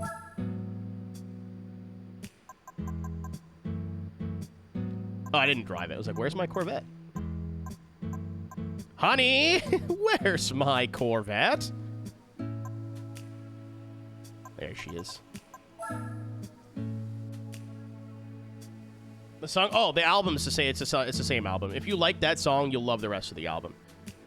Again, some of them have different like vibes and tempos and like, yeah, Kanji also put it in a great way. I love listening to Hold Your Color front to back. I think that's the best way to listen to the songs from that album is to like track one to track whatever. Genuinely one of my favorite albums ever made. I'm not even the biggest drum and bass guy anymore. I could listen to Hold Your Color anytime. In Silico and Watercolor are also really, really good albums. Like, don't get me wrong, but is it Watercolor that's the last album? Am I stupid? I don't remember. Immersion, thank you. I have this CD. It's like the blue. It looks like they're underwater. I think that's where I got Watercolor from. And there's song Watercolor is on that album.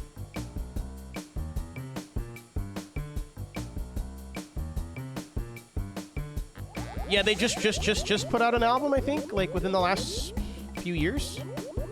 I know they've been dropping songs here and there.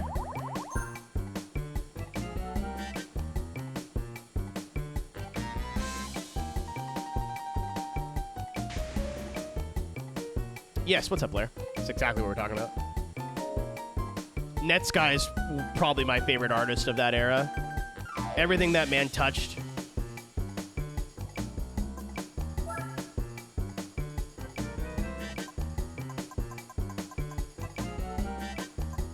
It sits too far on the trunk again. It's because it needs to be on the trunk and not the rear bumper, probably. I also called it Netsky and figured out I was wrong, and it's taken me years of training to figure it out. Chasing Status. The daddies, man. They're not like... Also, they can make a song in any subgenre of drum and bass, and it's always good. Like jungle, neurofunk, like whatever. I was listening to end credits from the song they did with Plan B. I forget the name of the album, but I love the album a lot. Just can't think of the name of the album right now. But I was listening to end credits, the song's name is, the other day in the car, and I was crying. Because the lyrics are sad. The whole song's about, like, wanting to be remembered after you die for, like, something. What's up, Boombox? Thanks, man.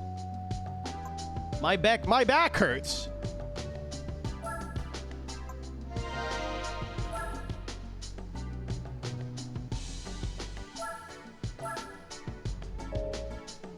Pieces and Chase and Status and Plan B together are a good combination.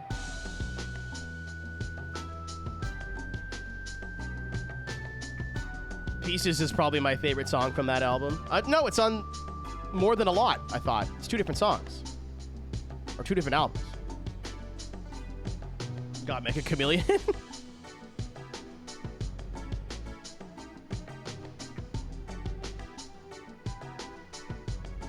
Niles, this is how I got into all these artists. I just, like, took that and ran with it. You know what I mean? I feel like most of my music taste comes from video games and games that I've played. I'll see if this is enough power. Unless there's like some sort of dumb idiot core. Well, actually.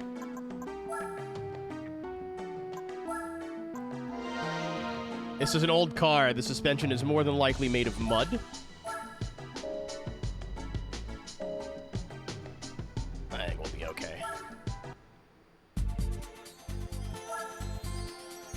Yeah, unless there's like a goofy C5 that shows up, I think we'll be alright.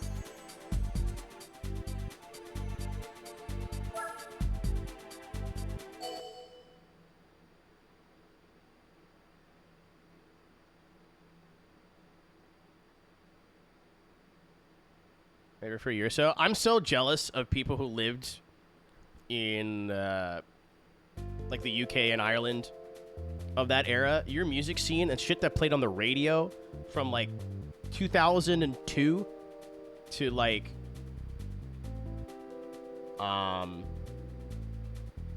2015. You could do no wrong.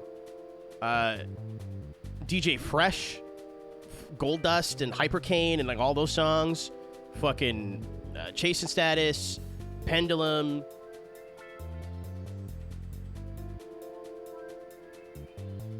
like I'm forgetting things. Camo and Crooked, it played on the radio, dude. BBC Essential Mix. I have like 3 years of picked and choose essential mixes on my like files.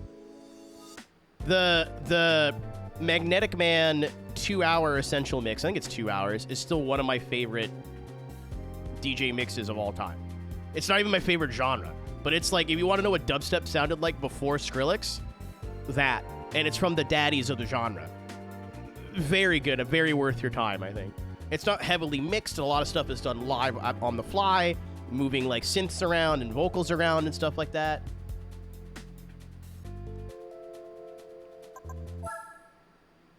Very, very smooth. Like, it's very good.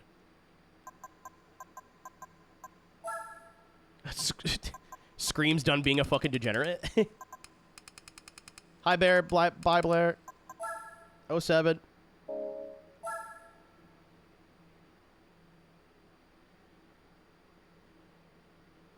Nobody has more fun at a Scream show than Scream.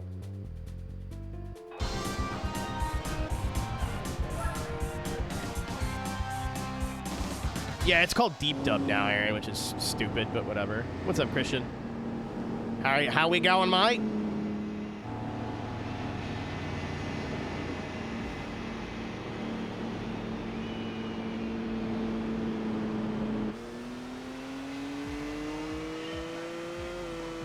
Chicago or bumpy. Where were you racing? Oh, listen to that V8 rumble. IndyCar? A Chicago road? Oh my.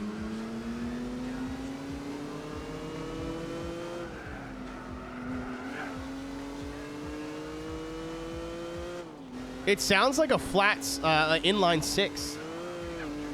Like a... What was the engine that came with the Mark III Supra? That was like a dog.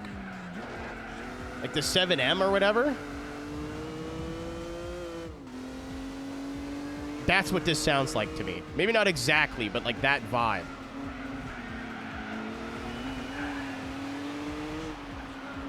But yeah, Niles, I get that. Sorry.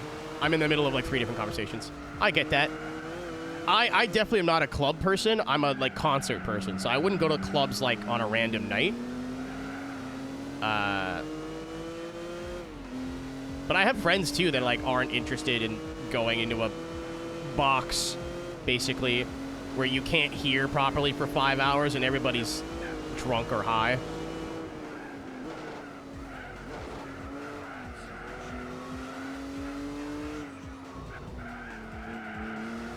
Yeah, it just sounds like a generic inline 6 or V6 from that era.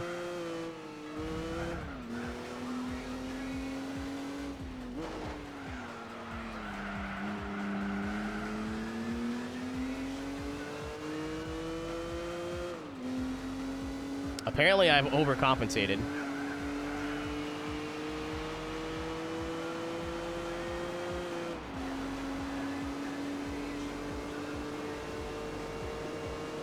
Midnight? Yeah, I've heard of them before. Oh, yeah, those are also the biggest things you could go to, so they're the most shit show. Small shows, like, I still wouldn't go alone. Just because I don't have the confidence. So small shows are a little bit more subdued, but it is like you're in a nightclub, which is a box. It's loud as fuck. And depending on the artist, you know, the crowd might be shitty or not.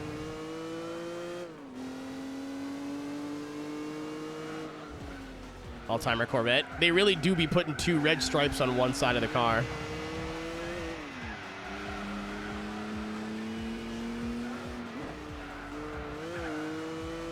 Sometimes I'm playing this game, Kanji, and I'm like, were the engine sounds as bad as I remember? And then you get to any American V8, and you're like, ah, yes. Yes. Yeah, they were not great, actually. I remember playing Forza for the first time and being floored at how good all the V8s sounded. And the Hondas, too. The V8s and the Hondas, they were really good. Sound design.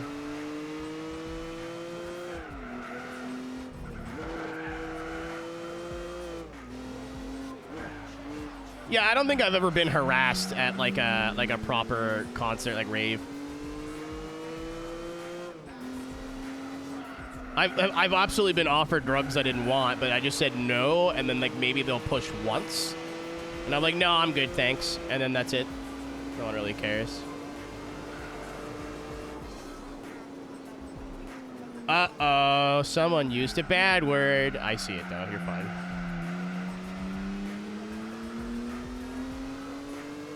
No, I definitely have the engine sound. Like, bad engine sounds in games can push me away from a game altogether.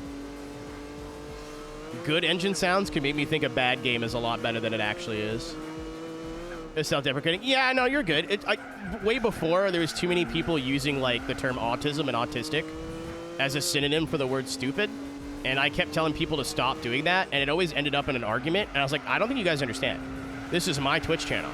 This isn't up for fucking debate. Either you stop or you will be stopped, and I got tired of arguing with people. It hasn't happened in years, to be fair, but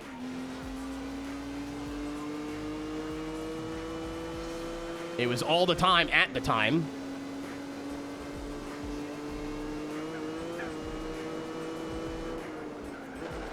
Or like somebody has a somewhat special interest, like I'm an autist. It's like, no, you're not. No, you are not at all. You just like playing games on an emulator. That doesn't make you autistic. Stop saying that.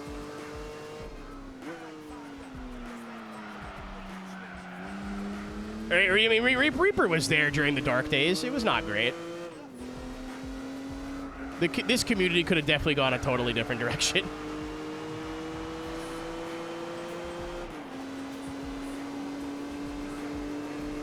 Yeah, not that he ever asked, but if you're, like, interested in this game and want to learn a lot more about the intricacies and, like, how certain cars' statistics work and, like, stuff like that, go check out T. Kanji stuff.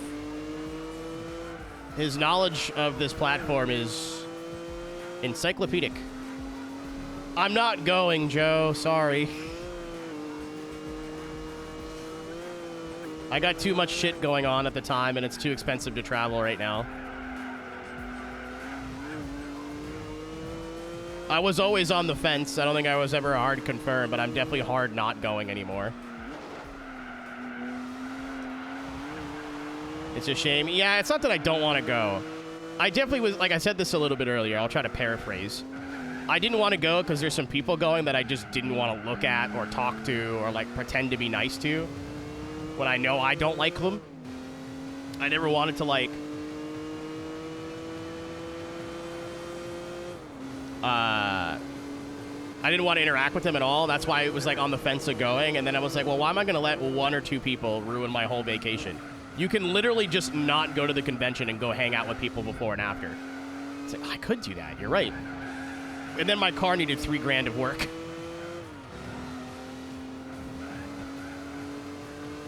And I'm traveling to Boston. I'm going to iRacing's office at the end of the week.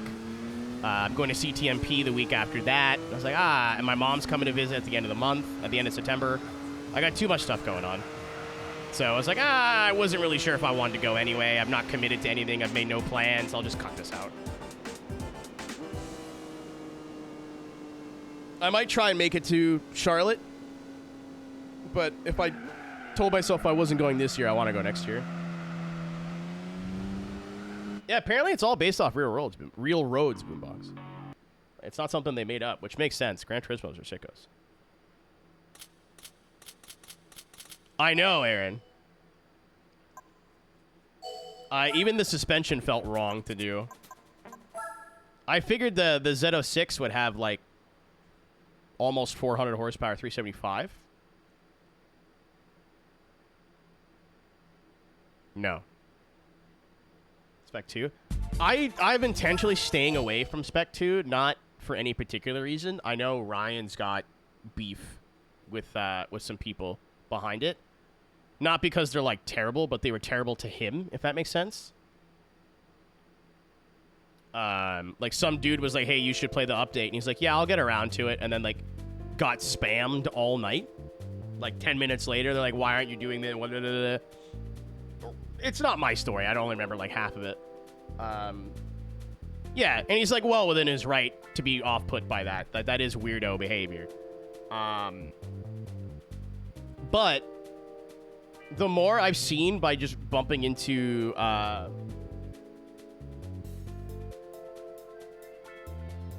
yeah, that was for Spec 2. Wait, no, wasn't that the GT2 one? Am I getting that wrong?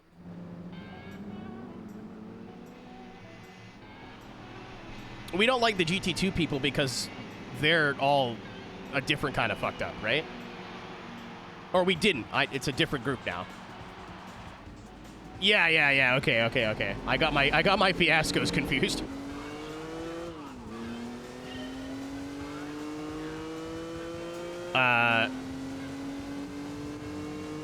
Yeah, I'm not playing Spec 2 anytime soon, Kami. Like, within the next year and a half, probably. But, oh my god, my nose. But there's enough different between vanilla and Spec 2 that I'm done touching Spec 2. I want nothing. I don't want to know anything about it. I want nothing to do with it. I was like, oh, okay, cool. They added a couple little things and whatever. That's neat. I feel like every time I open up Twitch Plays GT4, because they're currently using Spec 2 to do it, I see something that's not in vanilla that I like, that I think that's cool. Yeah, Meister, I've heard. It's still good to repeat, though. I don't want to, like, perpetuate something if it's been rectified. Good night, Justin. Oh, it is almost 11 o'clock. I was like, it's not that late. It is.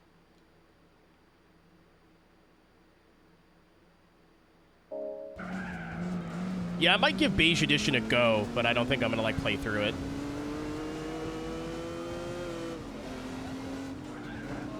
Gravy, they touched, like, every piece of that game.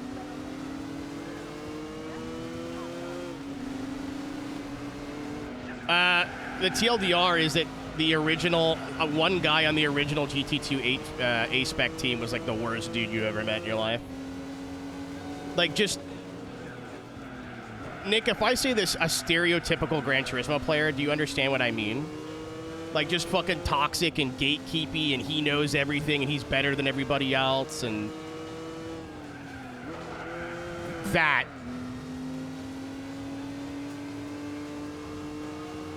I don't know if there was something more to it, but... I don't remember if there was something more to it. I feel like there was, but again, I don't want to say things that I don't remember the details of.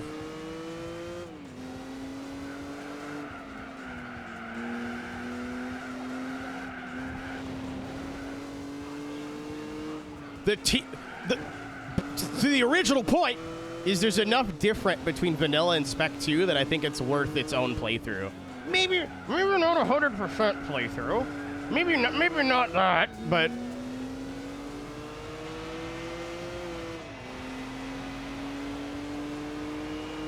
maybe not quite, you know.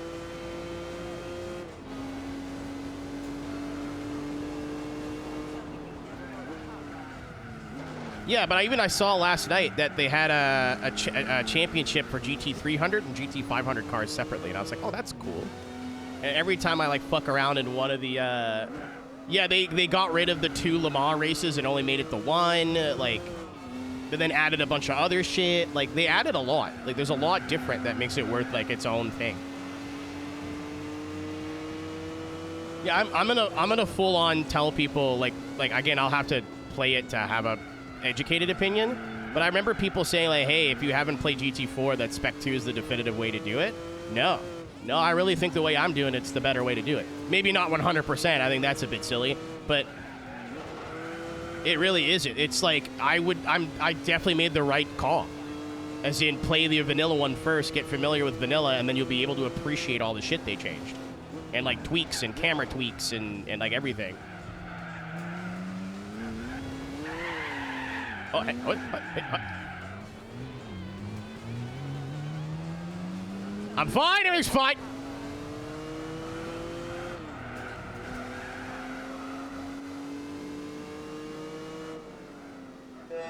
Yeah, I was like, oh, they made some car sounds better and added some new events. Whoop-de-doo. But no, it's a lot was like looked at or fixed or thought about. No, I still hate this camera. I really don't know. I want to know who thought this chase camera was a good idea, number one. And then I want to know why they went, yeah, we'll just keep that for 4 fucking games. Oh, but Aero, you can adjust your camera in Gran Turismo 7. I had all that shit turned up as much as I could, and the camera barely fucking moves.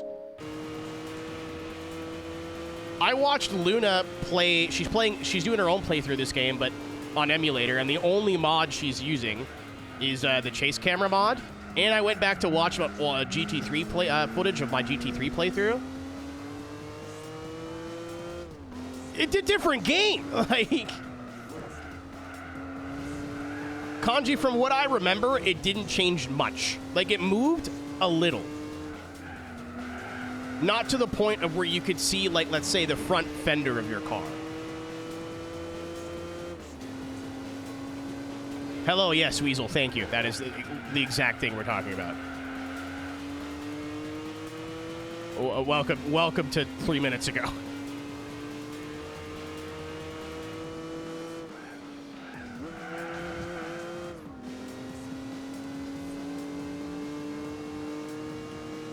Zip chase cams. I think if you get used to it, then like, and it's what you grew up with.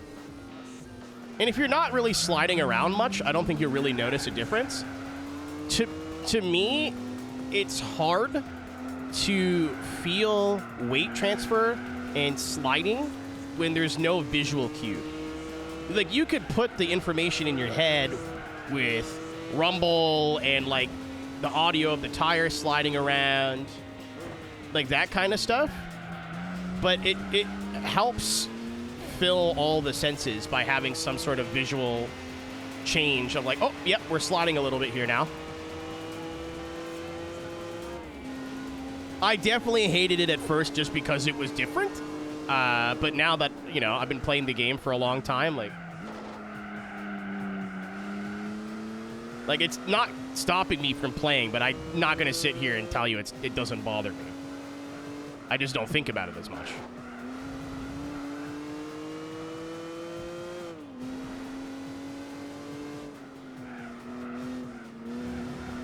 In-car? No in-cars in this game. There's this is as close as you can get.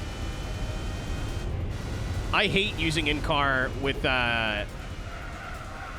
controller, though. It feels always really foreign to me. I never feel fully connected to the car. I mean, weirdo, it is also like a preference thing. Like, there's nothing inherently wrong. Just because I dislike it and other people dislike it doesn't mean that you're wrong for preferring it or not seeing a problem. Like, again, I think it's a lot of like how much time you spent with cameras like this as a kid. how you got used to it, like what you were driving, what you were trying to do. But especially like all my console gaming time, a lot of it was Forza and other games, right? And as someone who likes to slide their car around, having no visual feedback that your car is like just sliding a little is really jarring. Like really, really jarring. Fly a kite. That's fair. Fair enough. Also, you're right, Synth. I usually go far chase.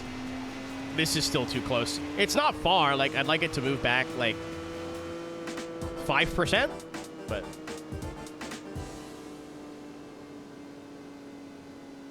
Yeah, everybody's different. I know Ryan is the exact opposite to me on basically everything. We both, like, prefer using controllers for console games. Depends on the game. But we both like to use a controller. I think he prefers using a front bumper camera on a controller and a chase camera on a wheel. And that's crazy to me. I don't know how you could go bumper camera on a wheel. I have no idea how you, like, even function.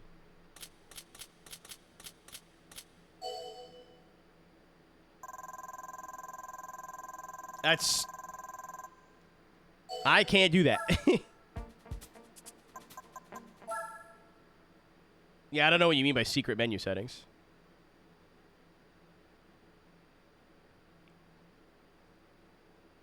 Yeah, there's like no, like my main point there is there's no wrong way. There's no wrong way to do it. It's just a preference thing.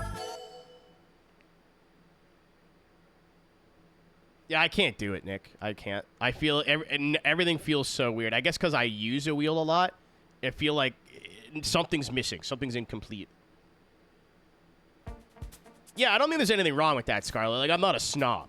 Like, don't get me wrong. If it really pisses me off in the big 2026. Oh, I got an offer on my hard drive transfer cable.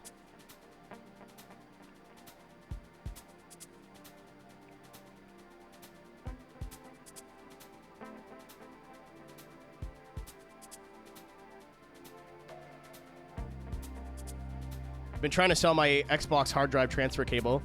I got it on eBay for like 15 bucks, and I was trying to sell it for 15 bucks. Some guy offered me 10. I said, if you're close, I'll do 10. If I don't have to deliver. Yeah, and when I did competitive Forza drifting, Joe, I also did chase camera because there was no adjustable cockpit camera to like move back and forth. And to be able to get the feel of the back of the car when you're doing like outside zones and stuff, it just was better. It's not as immersive, and they did have a drift camera after a while, but it wasn't the same. Like, it wasn't quite good enough. Against prototypes? My influence, Flash. My influence. I wonder who it is. I was going to do it last night, but they were doing something important. I didn't want to interrupt. Why would you do that? Yeah, no, like, it's mostly, like... Sorry, I got distracted. Sorry, I might make $10. Woohoo. But my thing in the big 2.6, if you're genuinely seriously telling people, hey, you shouldn't be playing this game in a chase camera, it's better on in a cockpit. I just think that you're awful at the game, and you think you're better than other people because you use a certain view, and you think that, oh, those people are better than the game than me because I use the real camera and they don't. No, you're just dog shit at the video game and want excuses. That's what I assume. Maybe that's not true, but that's the assumption that I get. Controller port 2.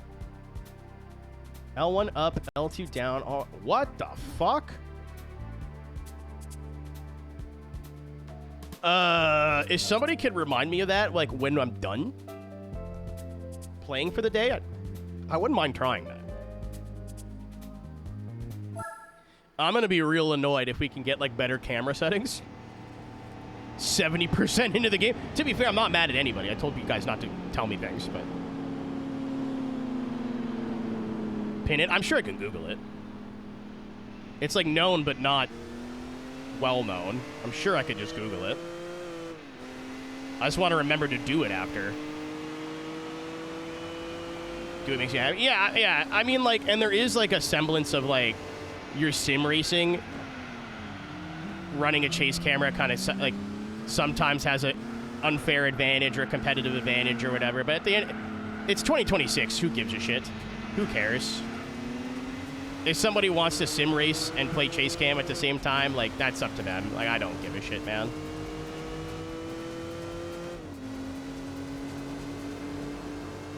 Again, if you do care and you're policing people on how they play their games, and 90% of the time it's not like iRacing. Well, it can't be.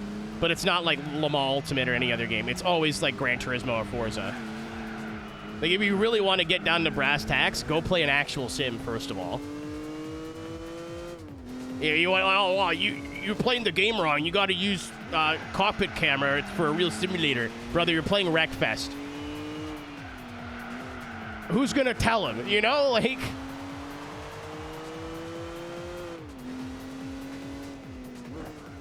Again, I just assume that you're awful at the game and you're looking for excuses to why other people are better than you.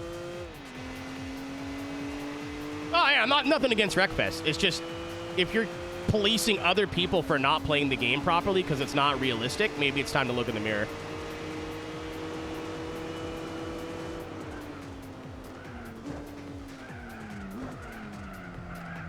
Menu options. If I forget, I might just look up the video because I'm interested in what that is. I don't think I'd change anything because it's going to bother me that half the playthrough would be like one camera angle and half the playthrough would be the other camera angle, but I'd like to fuck around with it. I do fully intend on doing several streams, maybe at least 2, where we just play GT4 like it's a sandbox. Like, I want to experiment with drifting again and give it a second go, and you know what I mean? Like, I did a little bit in Gran Turismo 3, but there's so much to do in GT4. Sir? You're still hitting me. You're still hitting me. You're still... Thank you.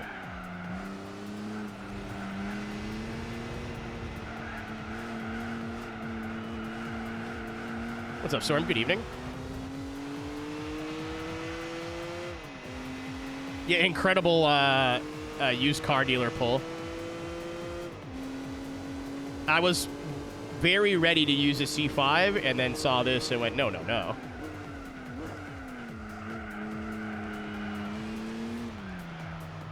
I'm not really into the C4. The Grand Sport's an exception. They really did go, hey, you know that car that like you kind of like? What if we put a white stripe on some red stripes on it, but only on one side? And I was like, fuck yeah, dude. Night shift. Good morning.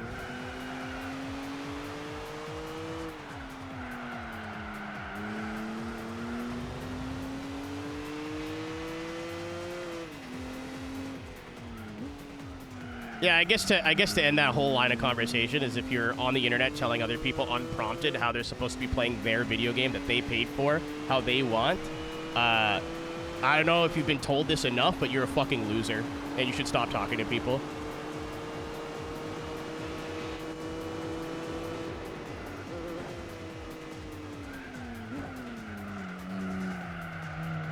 Like, you are just the biggest, most insufferable piece of shit.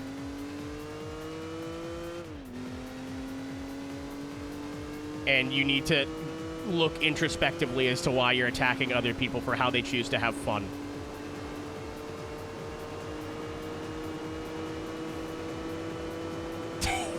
Thanks, Kanchi. Yeah, there's nothing wrong with asking questions. That's fine. Like, why are you using this camera? Or why haven't you upgraded the car? Why haven't you done this? Why haven't you done that? Like, that's... Asking questions is fine. I don't mind that. No problem there. You're using the wrong camera. You're using the wrong car. You're using the wrong this. Yeah, I have social skills, so I guess we're both not built the same. I might be playing the game wrong, but at least I know how to talk to people. At least I know how to approach people in a respectful and charismatic way. I'm sorry the only friends you have are on Reddit. Like, we're... Okay.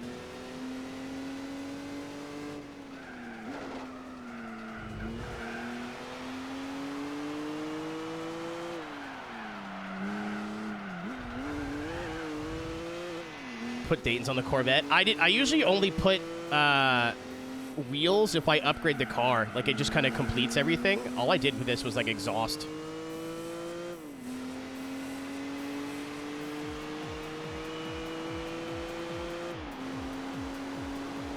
don't care to be the best. What's what I used to do when I played Call of Duty all the time, like the single player. Reddit is also like not that bad of a website, but like Redditors have a very justifiable and well-known what's the word I'm looking for? Not reputation, stereotypes. Like I've had a lot of tech help and stuff on Reddit. It's not a horrible website per se, but there's a difference between somebody who uses Reddit and a Redditor. I think those are two very different things.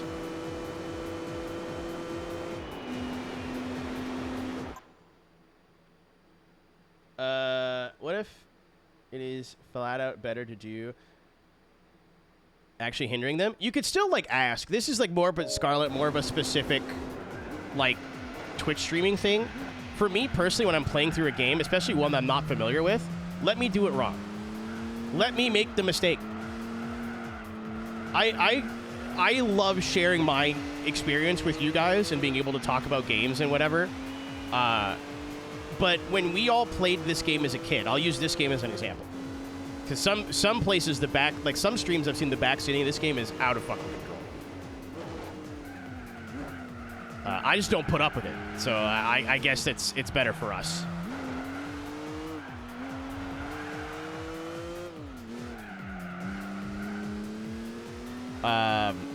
Like if someone came in here and said use the Escudo, I would just go use my balls in your mouth and ban them. Like I just wouldn't, you know what I mean? Or like, why aren't you using the race car? Why aren't you using your deodorant? Like, you know, I just don't put up with this shit. But like half the fun of playing video games is like problem solving and trial and error. Like the Miata situation. Like I did for those who weren't here, I did the 4-hour roadster race at Scuba in the Miatas, and I went, well, at the end of my first stint, I was almost a minute ahead of P2, who was in another NA Miata. And I was like, well, this is going to be boring, and every race I've done so far has been blowouts, so let me try to make this a little closer by going an hour on a set of tires. Keep in mind the tires were, like, unusably bad 40 minutes in.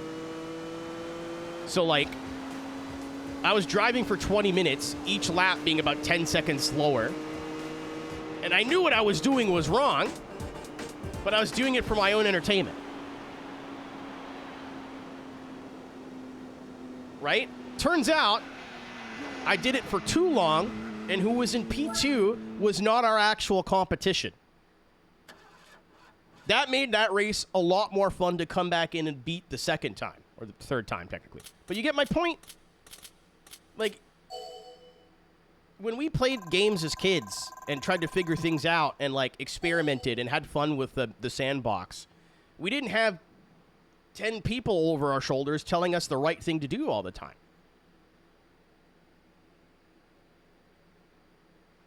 Budget total? I think that's doable. A lot of the reward cards in this game are fantastic.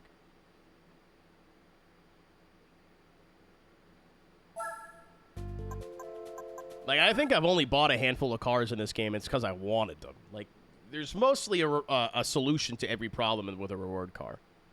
This is, like, my first playthrough, though, so I'm not, like... I wouldn't mind coming back in this game and doing, like, a challenge run, but let me beat the game first.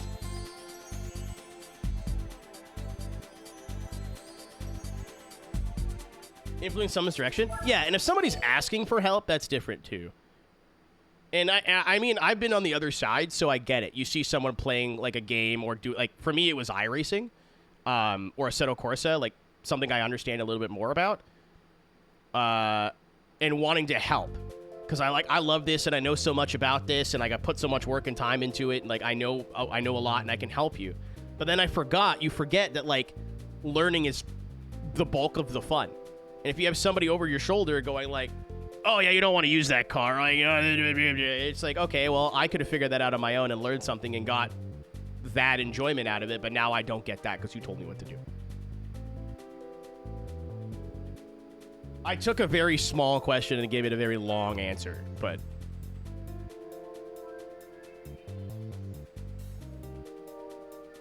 I've never watched Taskmaster. I've had so many people tell me to watch it. Like, a small army of people told me to watch Taskmaster. I just never got around to it. Maybe when I'm at iRacing, it'll be something I can pick up. We're going to be really busy in the morning and really busy at night, but I'll have personally nothing to do in the afternoons. Like, we have our race in the morning that's at 11 a.m., I think, and then our race at night that's at, like, 7. So I'll have, like, 12, like, 1 o'clock till 6 to do jack shit. Concise answers. I'm a yapper, brother. You subscribe to this podcast, sir.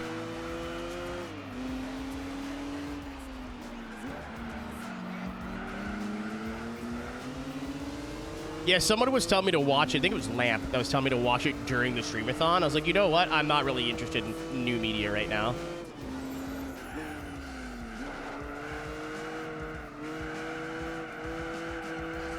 You know what I mean? Like, you ever get in that mood where someone tells you to watch something new or listen to something new, and you're like, ah, not at the moment, please. Yeah, it's like, most of it's on YouTube or something, isn't it?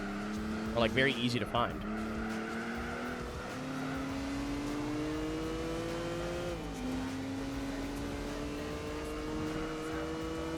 The stock exhaust actually sounds much better. That's funny. On YouTube. Yeah, exactly. I know on the drive down, because I think it's a 7-hour drive, I'll be catching up on some podcasts.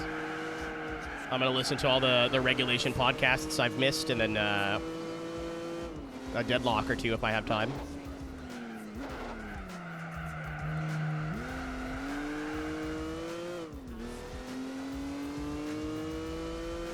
That's true, Reaper. I think there's part of me that has to want to do it myself. Bus back home, then maybe keep me some tabs on special events happening this Saturday. Get home safe. 07.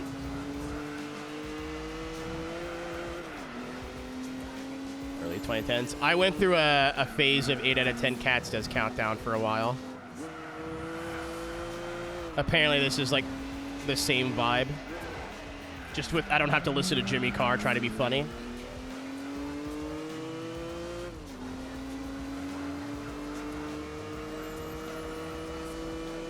Yeah, Reaper, you get it. It's not that I don't think people's recommendations are good. It's just like I don't have the ambition unless I'm the one that wants to do it. I read Porn Central Tank. I was like, what the fuck? No, I just don't know how to read.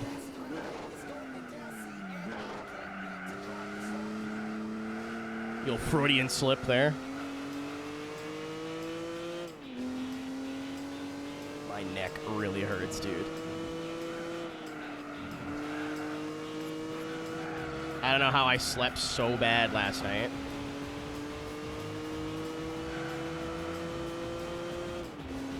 That's been my, like, travel hack, by the way, if anybody's a big road trip enthusiast. Especially the drive to Boston. Oh. I'd fly if it made sense. Like, monetarily.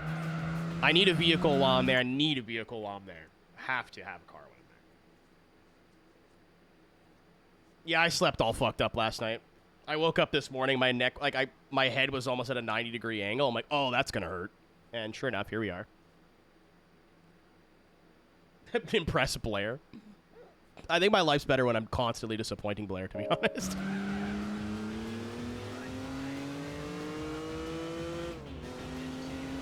I wish I had, like, a physical written down backlog. That day will come. Though, at least for video games, I kind of like it just being a bunch of thoughts bumbling around in my head. And whatever screams at me the loudest at that particular moment is...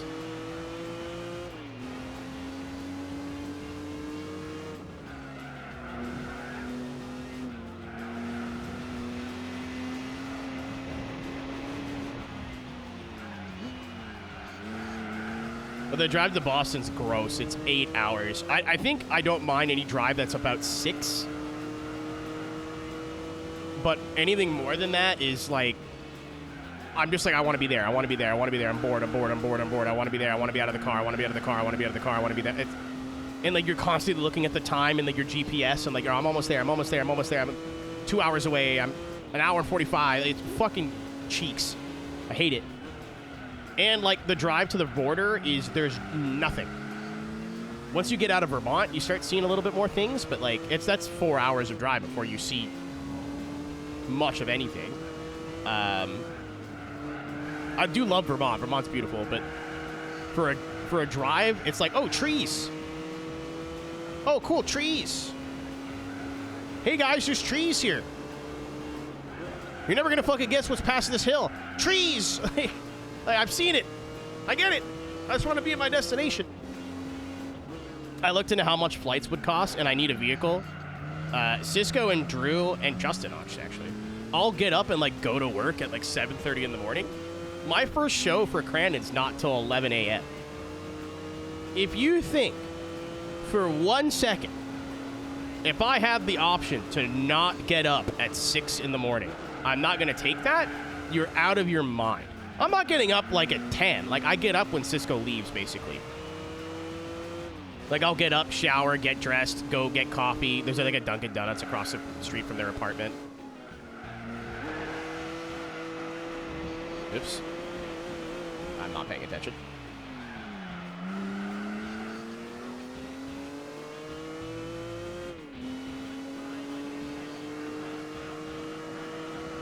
It's a fun place to drive. I think if you've done it once or twice, like, it's super pretty, but once you've seen it a million times, like, the drive through Vermont is very similar to my drive home, where it's, like, a lot of really nice rock formations and trees and forests. And, like, if you're from not the East, like, the East Coast or New England, like, you're from Texas, you're gonna be like, what the fuck? This is awesome.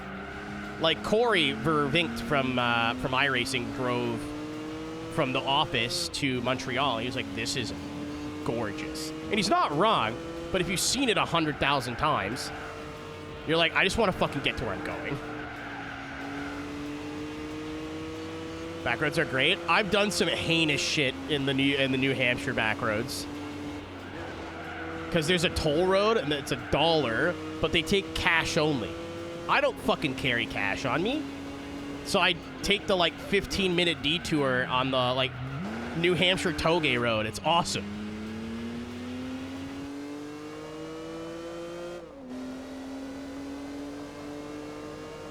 Genuinely really pretty. And I usually get gas when I'm there, too, because it's New Hampshire and everything's cheaper.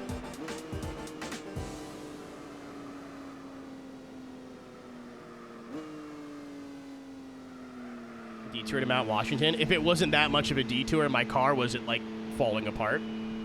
I need front brakes and, like, what is it? Some sort of bushing in the front. I will not be... I will not at all be, going up Mount Washington with my car like that. Maybe next time. I wanted to do it. But it's, like, too far out of the way. It's on the other side of the state. Southern Vermont, so I fucked around. And yeah. Like that, like, White River Junction area. I think that's Southern Vermont. I spent a lot of time in Burlington, but... yeah, I'll get right on that, Joe. The money I'm going to make from this trip is going to pay to get the car fixed, basically, which is fantastic. I wasn't sure if... they usually get me back every year for Crandon, but me being Canadian, there's some complications now. But everything's... I've talked with all the people I got to talk to. We're good to go. My car still needs like $1,600 of work before the winter. I'd like an undercoating if possible, too. My rockers are starting to rust, but other than that, like, the car is fine. So, there's a couple things I'd like to do before... I might need a new set of winter tires.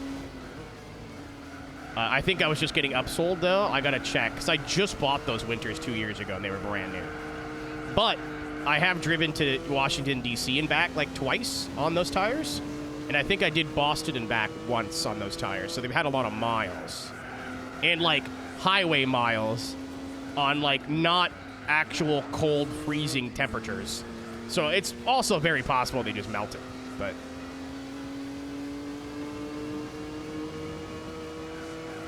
I also think the high schoolers changing my tires were full of hooey, so...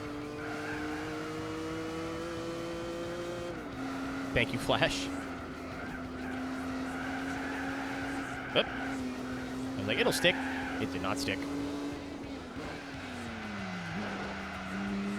Yeah, and like the last year that I just drove to DC, it was super mild. Like it was in the teens in Celsius. It was like probably 50, 60 degrees. Even when it's cold, it's usually only like 30 or 40 there, so I wouldn't be surprised. When I drove to Boston, too, in December a couple years ago, thank God I put my winters on because it snowed on the way back. But on the way there was no snow on the ground. Like, it just wasn't cold enough yet.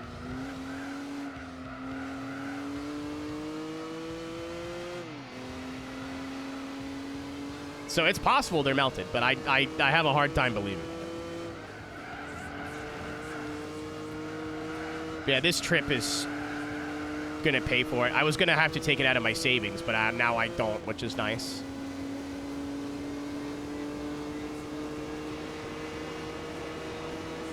Other than, like, storms, we've gotten really lucky this summer. It's been, like, high 20s, low 30s, which is the normal summer weather for us. It's a bit cooler than I'm used to. I expected it to be a lot hotter, but it's not that bad. We've had, like, a bunch of fucking fucked up storms. We've had 2 tornado warnings, like, 3 or 4 really bad thunderstorms. We had another thunderstorm today. I was about to get out of bed, and I heard, like, really loud thunder, and I was like, and then I never heard another one. So whatever passed through was, like, passing through quick. Yeah, totally opposite summer for us. Thunderstorm today. I heard thunder today. It was, like, 4 o'clock? I heard thunder, but once. So I think maybe, like, whatever passed over us was brewing. Later, Joe. Thanks for hanging out, dude. I think we'll be back. I don't know what we're doing tomorrow, but probably more of this. I'm going to touch base with the RV crew, but I told them, like, hey, like, Chef's got to take time off for something this week. And I was like, hey, if you guys want to, like, play Forza or something together, like, I could find something else to do on Thursday night. I wouldn't mind taking a week off and, like, just putting another shift in Gran Turismo. And they're like, all right. So I don't know what's going on tomorrow for sure, but probably just more of this. Friday would be more of this for sure. And then Saturday, if I stream, it will be Formula Drift Seattle. I'm not entirely sure I want to stream that. Again, it just depends on what time of day it is. And apparently, it's going to be a night round this year, which sucks. Any other time, I would be stoked about that because I won't have to get up early, whatever. But I got to get up early Sunday morning to leave. So I also have to clean. I have my chore I need to do before I leave. Just clean the bathrooms, which isn't going to take super long, but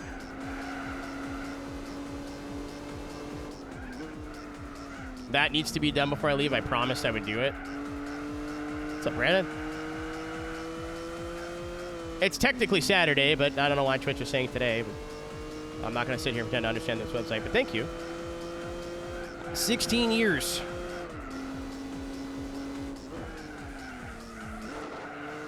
I-93. I think that's the correct, yeah. I think it is 93 where I have to get off because there's a toll road. Been that long? August 23rd, 2010 is when I made the Mr. Aero HD YouTube account.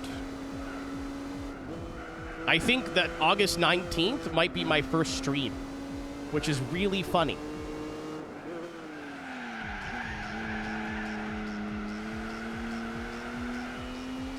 If they both happen to be the same week, that's hilarious.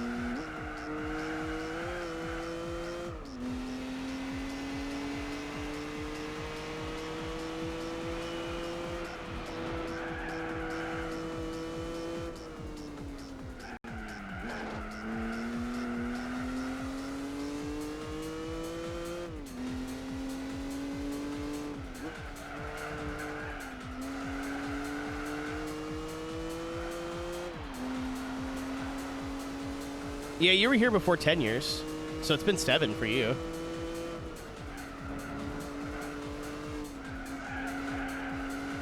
I still have your magazine somewhere. It's on the shelf. I just don't remember if I put it, like, with other books or... It's still there, though. I need to see if they ever fixed the followage thing with that Nightbot. I remember I looked it up one time, and like there is a way to do it, but it's so stupid that it just wasn't worth it.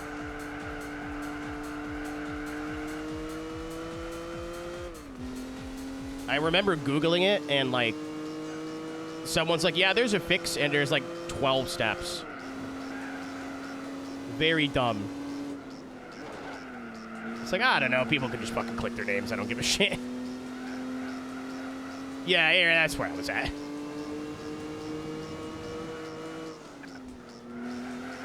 I was gonna say it's S15, it's in gray. I remember because they didn't ship to Canada, I had to like email them. What's this track? El Capitan. It's not real. It's based on Yosemite.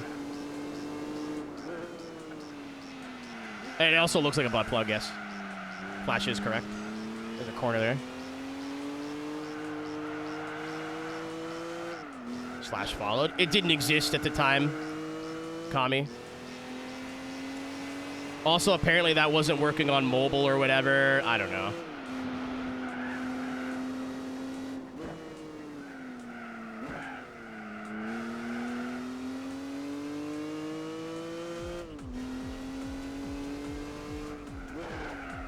So that's what I used to have the command at.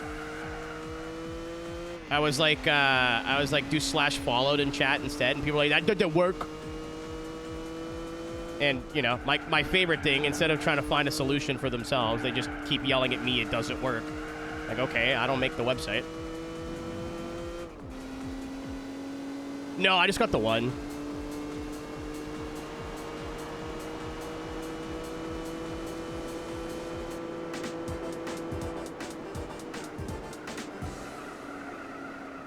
Saying fuck you to FD because they decided to put JTP's info on the screen. Oh, right. You couldn't see the buy run. Again, people think the FD streams aren't very good now. Wow. Let me take you back to... short view back to the past.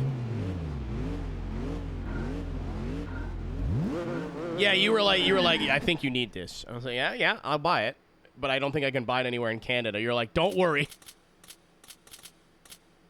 We can solve this problem. It's funny, I was making a different reference that wasn't AVGN, but I like your guys' better. Roadkill skunk and down it with beer or whatever.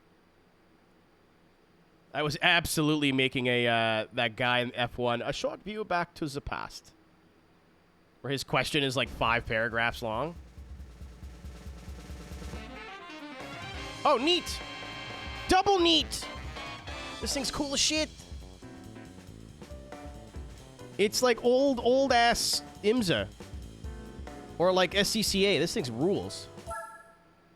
Rolex 24. That would make sense. That tracks. If it was in January, for sure. It's sick, not dick.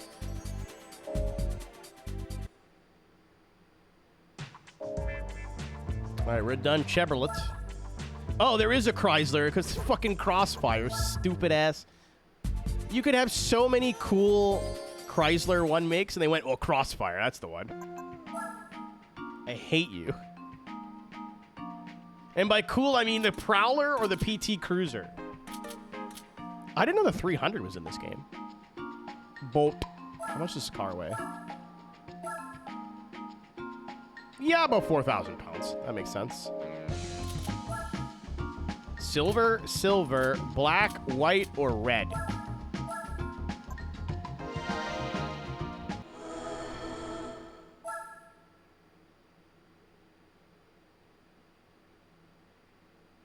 If I put Dayton's on everything, it won't be special anymore. Come on.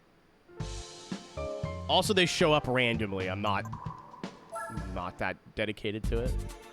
Crossfire is such an ugly fucker. From the front, I disagree. From the back, it does look like a dog pooping. So, like, you take the good with the bad, I think.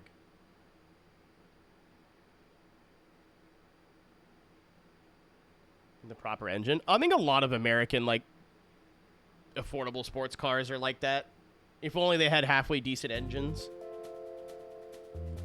I saw people simping for this Pontiac Solstice the other day, which was interesting. It makes sense. Like, it's old enough, but, like, I remember when that car was new, nobody would have said anything like that.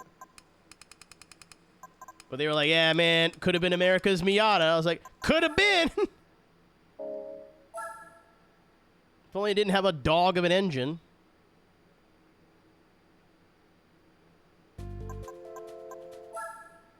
In, like, any kind of aftermarket support.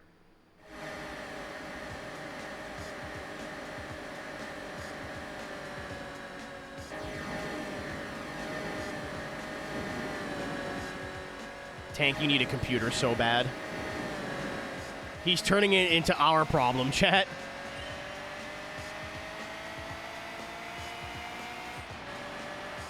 Oh, I forgot how this game has active arrow. Also, hi, Sky. Hello. Make it look like a Woody.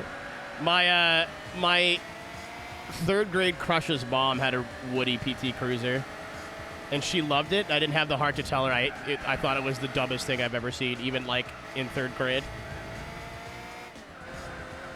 Turns out I was the one that was wrong. That thing rules.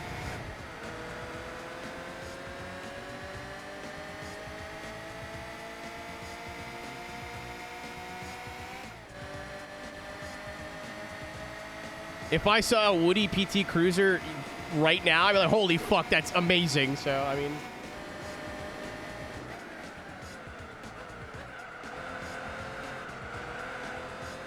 What can I say, Boombox? Stacy's mom had it going on.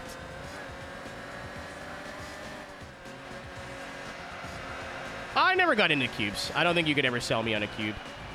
I get the appeal, and it's, like, quirky, but the cube never spoke to me.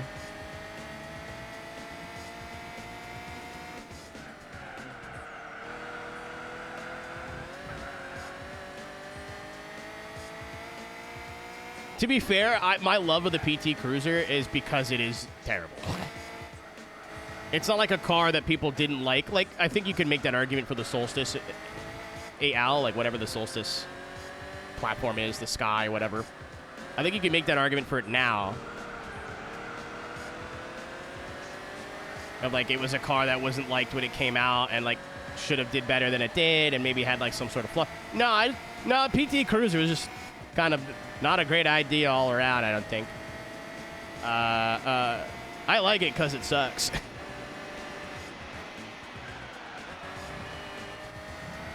I like it because it is a shitbox doohickey.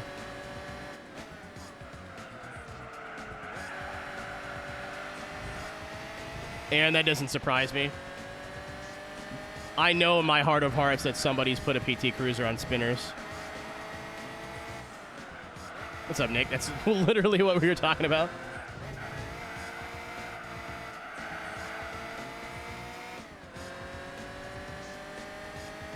Kusanagi, I believe you, but I need to see this.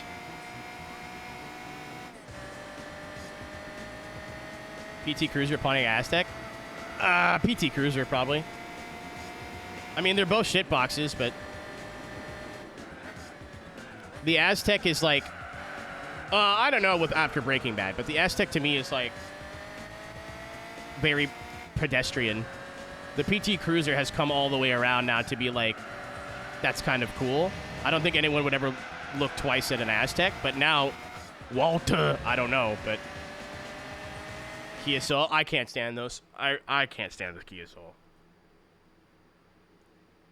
Again, I need to stress this story by... If your parents offer to buy you a vehicle, the one they offer to buy you is the one that you say yes to. You don't ever say no. That's ungrateful. Don't be ungrateful. However, if it's a Kia Soul, I'd raise concerns. It happened twice, actually, because it was a Kia Rio first of all.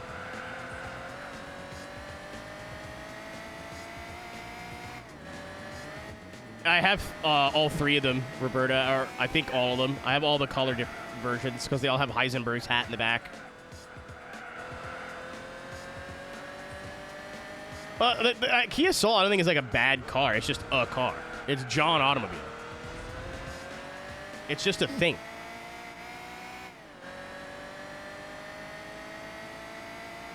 It doesn't help that Nissan's like production cars have been mediocre at best for years now. You ever seen the interior of a Nissan? It is not a nice place to be. Our old work had Nissan Muranos as company cars, and it was all orange inside, and you couldn't change it. Ugh. Yeah, my mom was like, we're going to buy you a Kia Rio as your first car. And I was like, okay. Like, I didn't want to say anything, but I was not happy about it.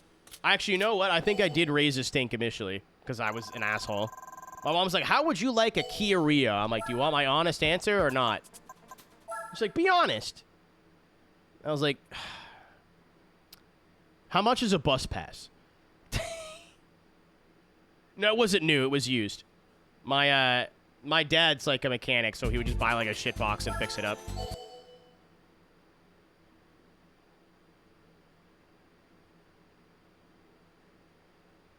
And my mom's like, come on, you're being silly. I'm like, no, I really don't think I am. And then I got the Honda. The Honda was great.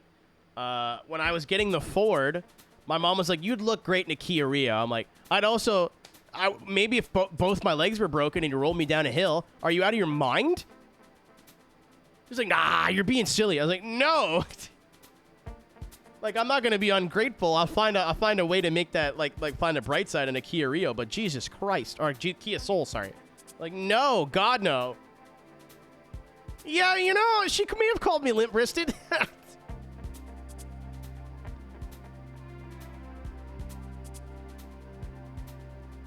Yeah, they found one for, like, dirt cheap, and I was like, yeah. And she was like, how would you like a 6-speed Ford Fusion?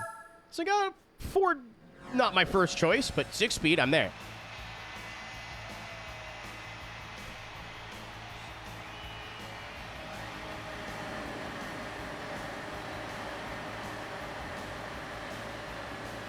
What, your Fusion? 2011? It was like the base model, and it was an old work vehicle, so it was covered in oil on the inside, but it was all right. My car was good for what it was. It was still running when I got rid of it, but it was so rusted that, like, you hit a bump weird and things would fall off.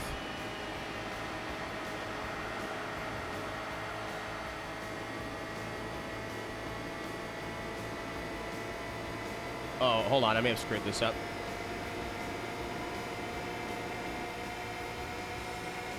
Did a sick burnout?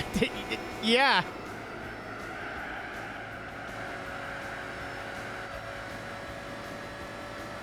Chevy Cruze. They wouldn't be bad cars if they weren't so disposable. I feel like they're fine. Like, American cars are fine new. It's like once they're 10 or 15 years old, you start to see where some corners were cut. Though, being American or North American, that's cheap parts, I guess. So they maybe break, but they're cheaper to fix. I know that's why my dad tried to talk me out of a Volkswagen or a Subaru. He's like, all right, they may not break, but when they do, and if they do, money.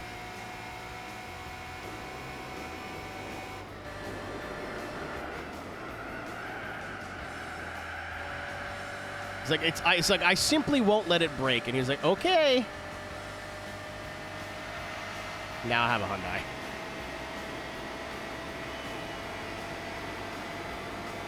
You know how many cheap, like, nice Audis I see on Marketplace that have high miles? I'm like, that has to be a trap. I know it. My guess is it's a Crossfire in, like, an interesting color.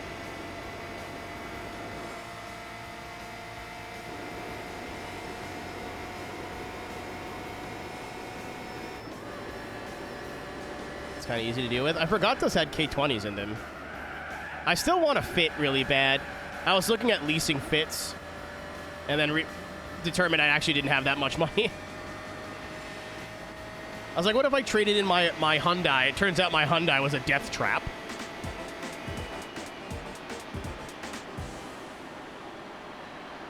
And it's rusting, so it may have been worth a lot of money when I got it, but it's not worth a lot of money anymore. I've thought about getting the rust on the rockers fixed, but I'm sure it's like $1 million kajillion.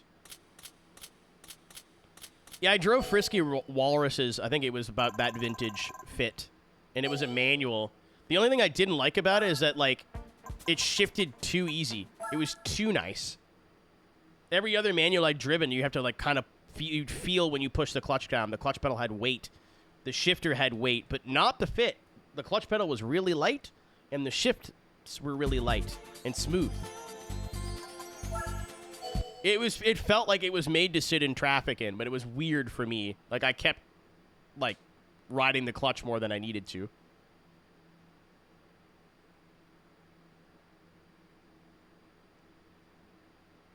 I love those little cars. Like, it's all I would ever need for a vehicle. It's still 4-door, so if you have friends, you can still bring it. You fold the seats down. You still have tons of cargo space. It's called being a good car.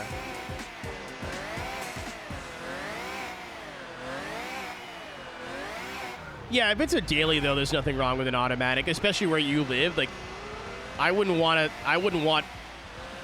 That's not true. I would second guess a manual if I lived somewhere where I was in traffic all the time. They're both wacky automobiles, Emerald. Though the Grand Cherokee, you probably would have flipped over and been on fire by now. It's a CVT. Oh, so it's a monk. It hums.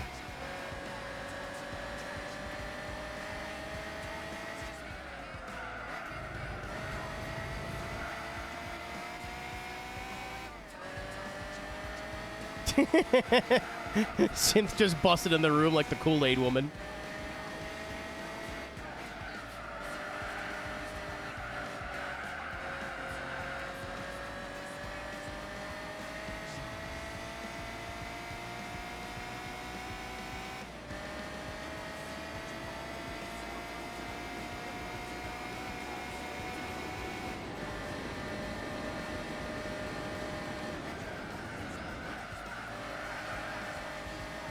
That car. Same thing. They're wheels that get you around.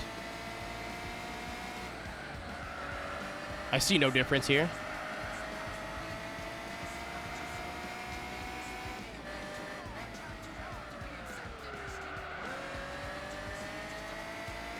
Chase is no longer the family. I'd be 80s Mercedes when they were like notoriously unreliable. I'd be shocked if that thing was still in good condition, unless it was just like meticulously taken care of.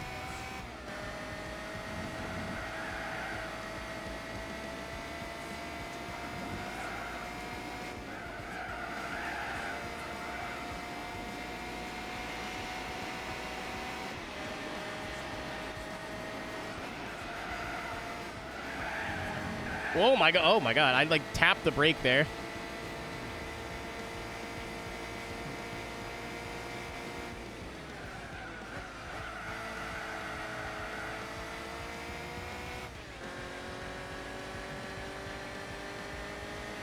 Oh, Aaron, it was more so weren't the Grand Cherokees of that vintage really flippy? Like very flippy? Like, uh-oh. Oh, look, a penny. Immediate rollover crash.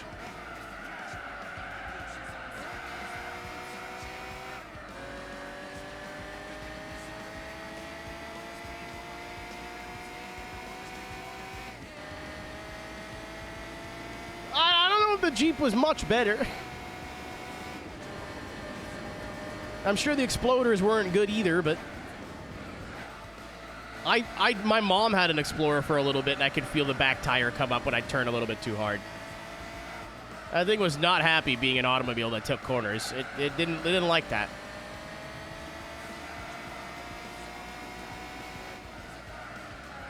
Took my license test in that car. I had to parallel park that car. I almost failed my license test because I parallel parked that car. So the night before my test, I knew like parallel parking it was going to be my biggest struggle.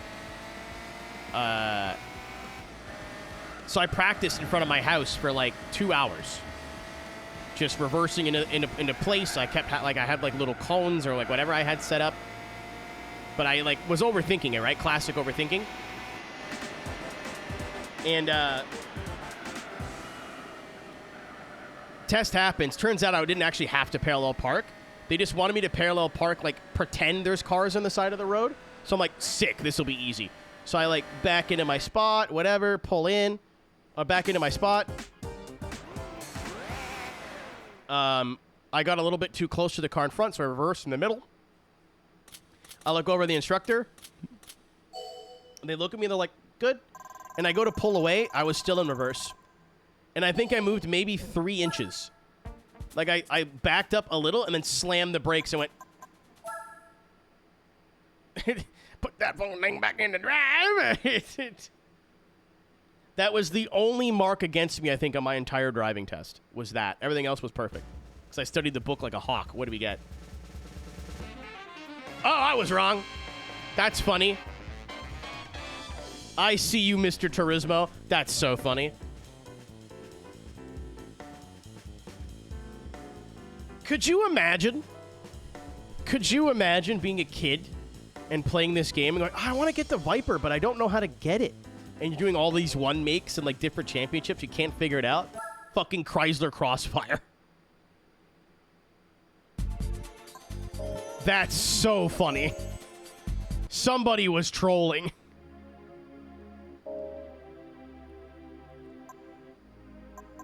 Somebody was trolling. Oh, we get... I was like, oh, we could use it for the Viper one make. I would if there was one.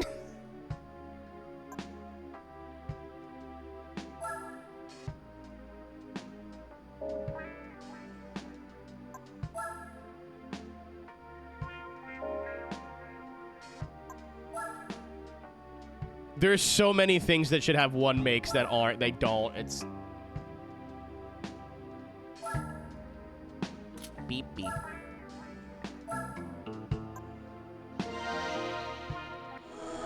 Yeah, I don't know how there's no Ford. A lot of, like, the goofy, like, manufacturers are, like, I'm surprised Chrysler had one. Maybe the CN, but, because it's a really, really early on reward car. But, like, Plymouth, Buick, like, that all makes sense that those don't have one makes. The Buick Special would have been a sick one make, actually. I take that back. Anyway. No Ford is crazy.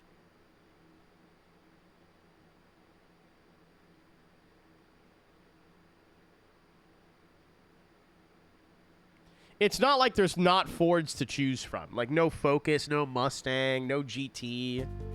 Nothing. The Prowler? Oh, it's got a couple. I think there's the Cuda, the Prowler. Oh, no, it's the Chrysler. No, I saw the Prowler. I think it might the Prowler might be a Chrysler in this game. I don't remember. I just looked through Plymouth, though, and it wasn't there. I just saw it as another car for another thing. Fuck it. It's going to bother me. I'm going to look.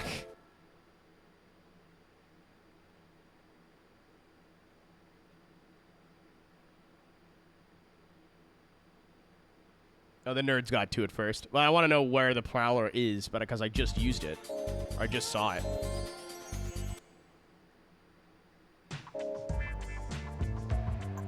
I think it is Chrysler, though. Because it was with the PT Cruiser. Yeah, there it is. I thought it was a Plymouth, too. Interesting. I thought the Prowler was also a Plymouth. Maybe it was both? I don't know. I'm not going to pretend like I understood how licensing on American brands in the early 2000s worked.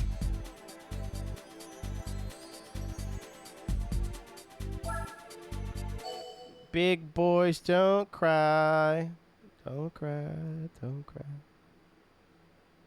What's up, Keith?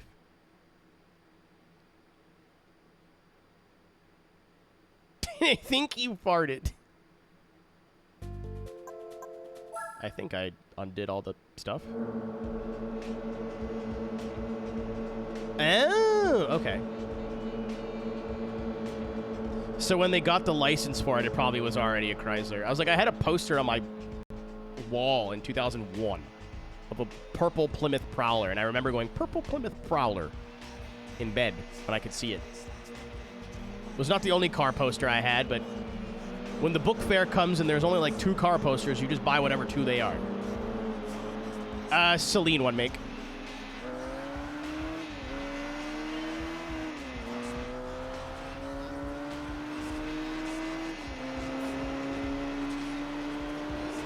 Yeah, after this weekend, I'm taking a break from long races. I'm saving all the extreme stuff to the end. There's not much there, so I think I'm just going to save, like,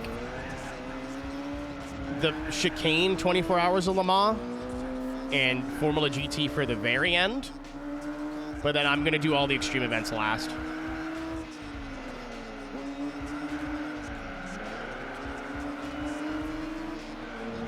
Yeah, I can see how the Spear outran this. In every other game I've ever played, it handles really well. Not so much here. And understeer is really bad, actually.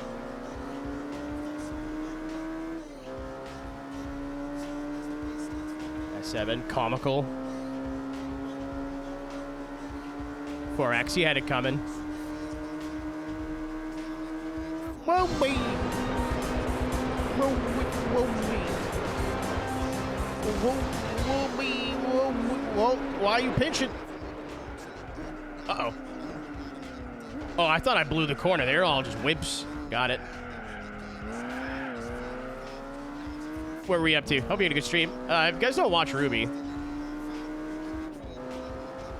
that's fair. I heard she smells. Or she's stinky. From a reliable source. Several reliable sources. You should, though. Grit your teeth and bear it. Live through the stink.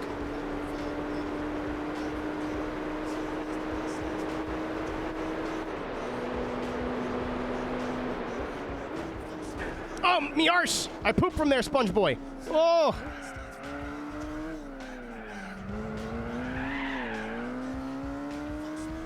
Yeah, every other race again, this car always like is super fast, like handles really well, and nope, not so much in this game. By the pace car bug, rip. If you've never watched me before, my name's Aero. We're playing through Gran Turismo 4 100%. I did the 24 hours at Nürburgring this weekend, so we're kind of just doing some shorter one-make stuff. I have a lot more left to do than I thought. We're in the American one so far. We finished the UK tonight, so Europe's done. Europe circa 2004 is done. We're almost done America. And then I think Japan will start tomorrow. I did Korea because there was only the one. Good. I don't know where to brake.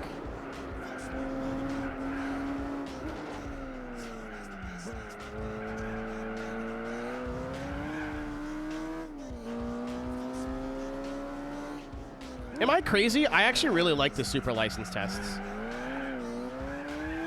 I always feel like the difficulty is really fair. After the one makes. The rest of the endurances and extreme stuff. We're done everything else. Rally's done. Missions are done. Licenses are done. Obviously, we did all those out of the gate.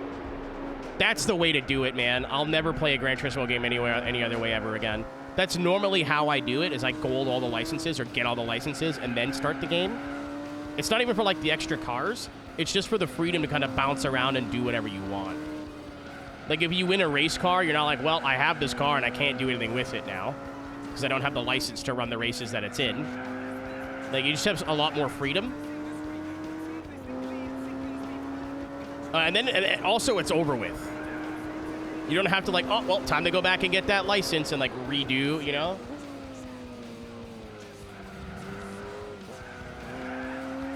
Yeah, I tried it Ryan's way, Reaper, just to, like, see how I liked it. I don't. I do not.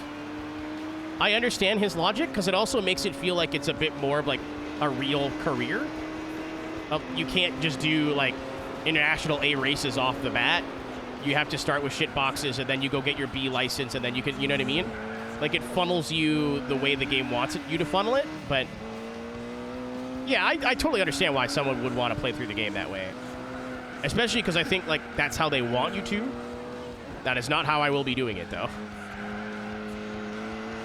Well, I say from now on, this is the last Gran Turismo I plan on playing through ever. I might do 5, I might do 6, but I knew I wanted to do 1 through 4.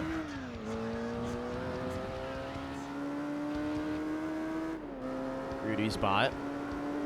Guys, he'll come back, maybe. I don't know.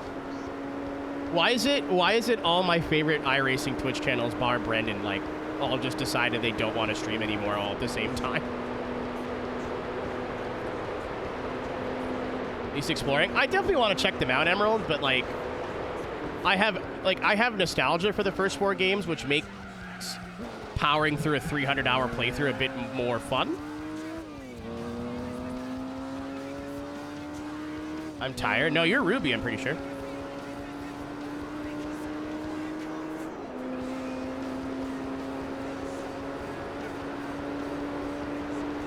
Oh, I mean, like, as a playthrough in general, too. Like, I'd probably just, like, boot it up and, like, dick around.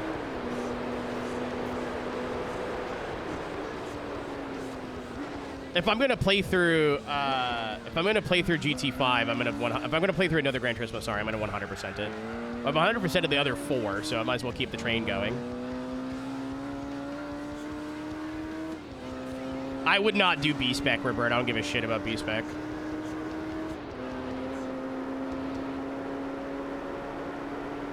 Quintuple Jeopardy. Elaborate? What? The fuck are you talking about?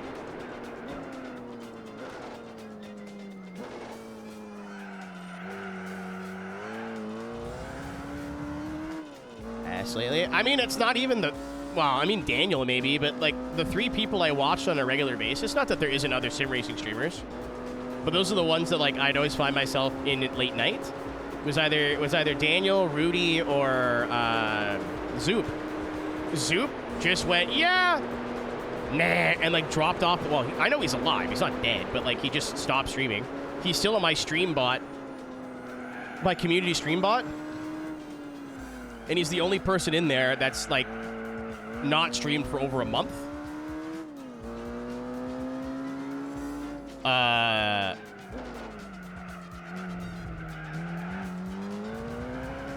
Rudy streams when he can. Yeah, yeah.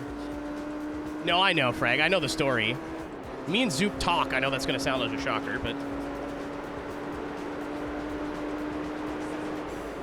Honestly, like I hope, like, quitting streaming or not streaming is the best thing that Daniel's ever done for himself. He just shows up, throws some darts around, and then leaves whenever he doesn't want to be there anymore. Like, his last, like, couple of months, every time I was like, oh, I wonder what Daniel's up to. He was miserable. He was never happy. He was upset about something or complaining about someone or bitching about something. It never, like, seemed like he was in a good mood ever.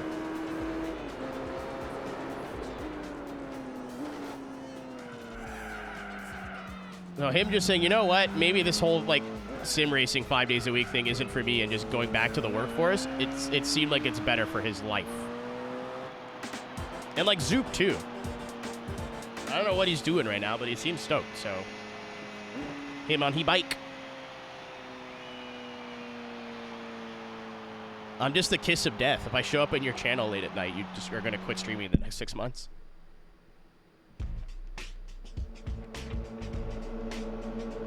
It's stressful. It's super stressful, Rudy. Rudy. Pfft, Ruby. Idiot. It's super stressful. I'm in, like, a unique position, too, to where I have roommates and, like, I don't need to make a hilarious amount of money to, like, survive every month. But when you're one of those dudes and, like, you're in your own apartment and, like, you have thousands of dollars in rent and bills hanging over your head and you're watching your sum number be, like, 25 too low to make it. Yeah. I've only gotten a crumb of that, and yeah.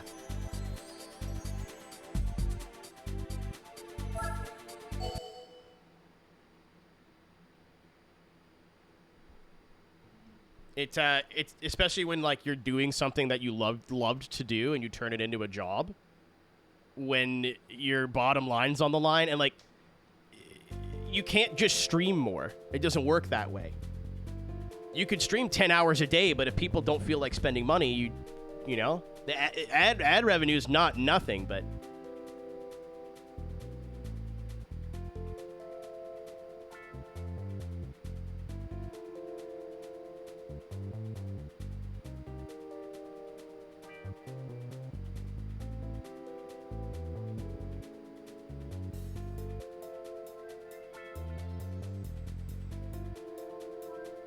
Yeah, Frag, but like a regular person can just take a break. Like if you feel burnt out or whatever, you could just stop.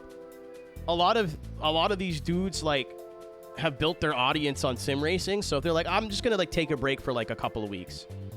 I'm just gonna throw numbers out here. You go from like 100 concurrent viewers to like 20. Like, if you're not doing sim racing, whether it's LMU, iRacing, whatever, people don't give a fuck. Not for everybody, obviously. Every case is different. Every channel is different, but.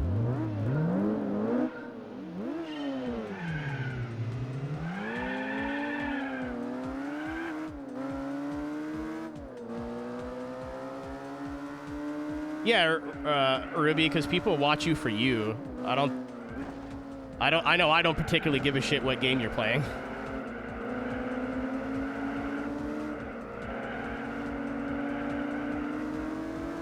It's just hard to build that. I can only think of like a couple people off the top of my head that I think, like Quirk, probably. I can only think of a couple people in like the iRacing side of the space that have an audience to where that will follow them basically anywhere. Els? Get a side job? Yeah, unfortunately, Boombox, the more you're like, I'm broke. Like, I try to be as transparent with like where your money is going as a subscriber or a viewer as possible. But having been on that side, people are not gonna like hear you say like, yeah, numbers aren't numbering this month and go, oh, I should probably fucking donate. If anything, it pushes people away, unfortunately. It's just the way it is.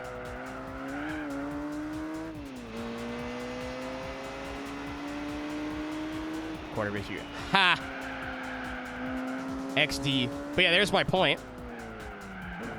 Because a lot of times people aren't there for the person. They're there for what the person's doing. And I mean, like, there's nothing wrong with that. That's kind of why I stick with racing games. So, like, if you followed me for iRacing, but then see me playing Gran Turismo, you're like, close enough, and you'll come and hang out for a bit or whatever. It's not, like, incredibly different.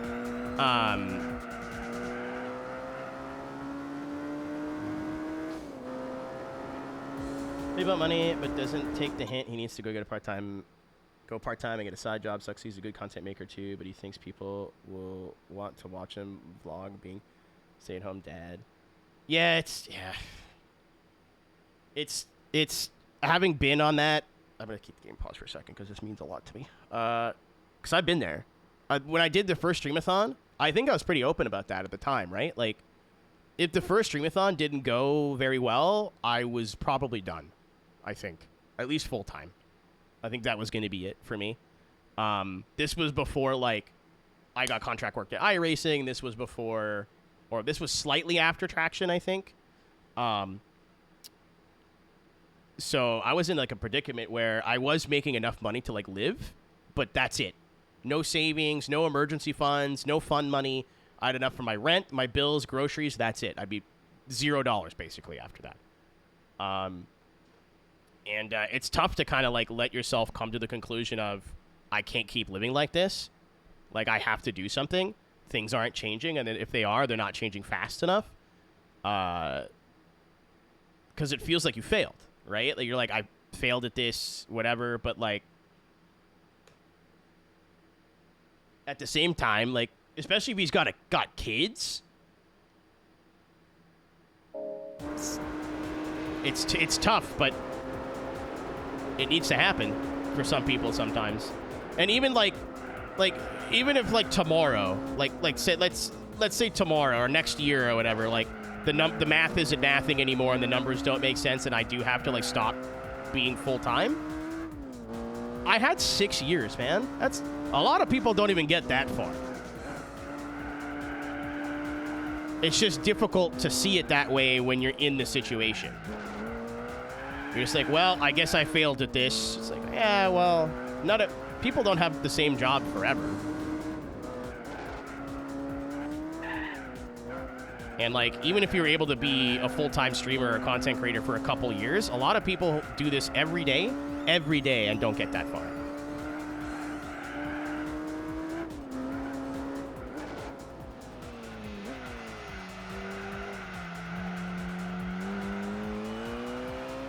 Ruby, GT4 has helped.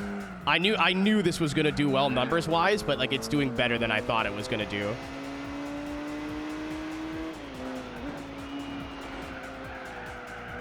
Ow.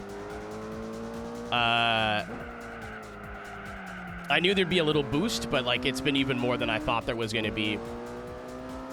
But even like non-Gran Turismo stuff that I've done has all been up. So people are coming for GT4 and then sticking around for other stuff. Because again, it's all like in the same Venn diagram of either it's a retro racing game or it's motorsport related or it's racing related.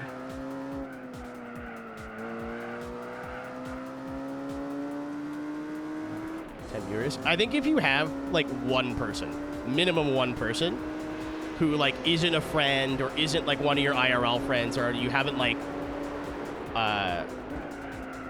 someone who found your shit organically and it's like, oh, I like you, I'm gonna stick around, like that's a win. Like you've won. You've already beaten 99% of the people on this website. Not that it's a competition, you know what I mean? But like 99% of people don't ever get that. Like they'll either they stream to one person every day and it never goes from there, or they'll get like some of their friends popping in every once in a while but never get any like organic traffic. It's just you're always looking up, right? So it's hard to see.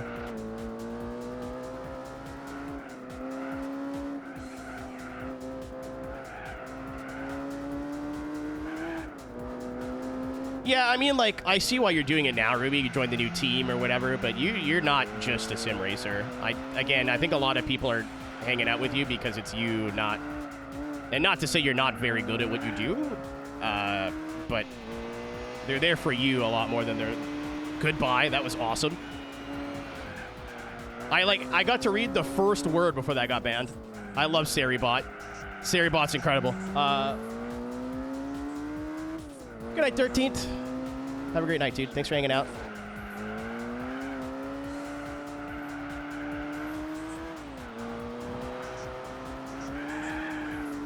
What do you say? Fuck me. Oh, they're not free. That's the thing.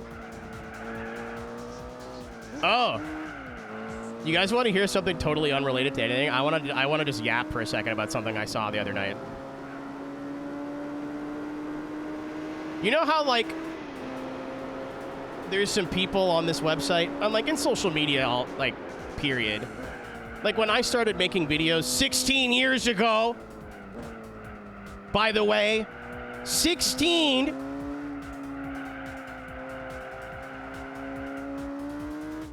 Died overnight. Yeah, it wasn't, yeah, but I'm pretty sure, like, I could still relate to the same feeling of, like, it got away from him, you know what I mean? Like, the group broke up and, like, things just didn't work out the way they wanted to, and he might think that he's failing. Everybody that I know that doesn't want to give up on, like, stuff like this when it's clear, like, they need another income stream or something, it's mostly like a, well, I don't want to say I didn't succeed. It's like, well, you know, it took me 16 years. Actually, that's not true. It took me 10 years and a global pandemic to go full-time, and I think I wasn't financially comfortable until like 2023. And even then, like, I'm not rich. I make enough to live and like go have some fun every summer, and that's about it.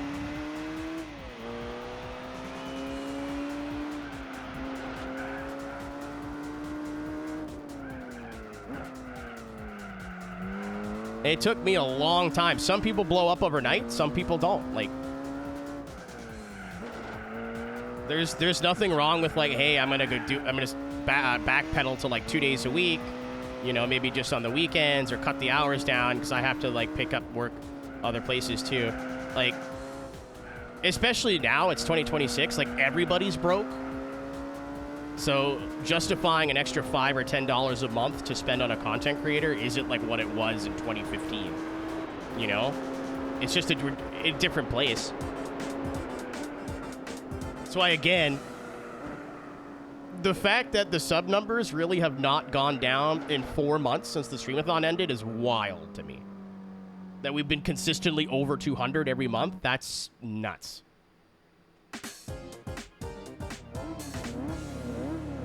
Yeah, and I was like, you know what? I've never done this before. I'll see what the reception's like, and if it doesn't work out, it doesn't work out. Like, I'd already made peace. And I didn't want to say anything either, because then it would have sounded like, hey, if you guys don't, like, make this go for 3 months, if you don't make this go for 3 months, then I guess I quit. Like, I didn't want to put the burden on other people, but that was my, like, hey, universe, tell me if this is a good idea or not. And we're here 4 years later? Yeah, it takes time. It takes time, Boombox. Especially when I quit Forza in 2022. That was scary. That was very scary. So, like, that's the one thing that I've done consistently for 10 years I'm just going to not do anymore. Ever. So having a lot of people kind of, like, went, oh, yeah, no, good, cool, yeah. And then, like, would hang out for a little bit and then start showing up less and start showing up less and start showing up less. And now a lot of them don't come back anymore. Which is, hey, like, you watch what you want to watch. If it's not what you want to watch, I can't force you to stay here. I'm not upset about it. Shit happens. The amount, having been, like, a YouTube viewer for, like, 20 years, the amount of channels I've been, like, in love with, and then 4 years later, I never think about them again. Like, it's just how it is. It is what it is.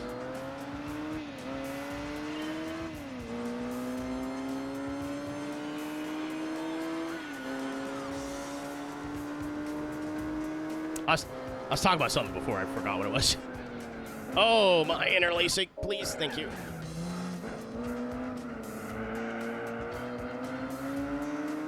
Flow feels all wrong. I don't mind this bit in reverse. And then everything else, yeah, I'm with you.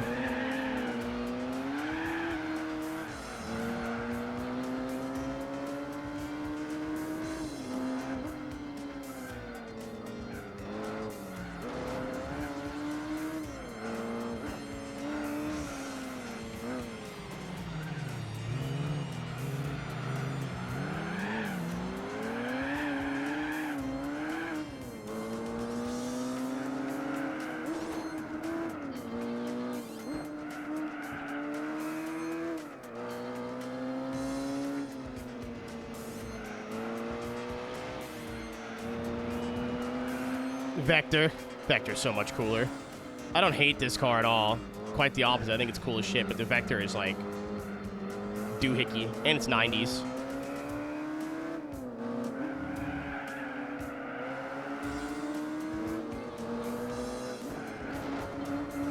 I don't know what type of dinner time. Oh, right. I'm gonna make scuffed chicken parmesan. By scuffed, I mean it's not chicken parmesan at all. I'm gonna make pasta and then just put some sauce on top of some chicken fingers.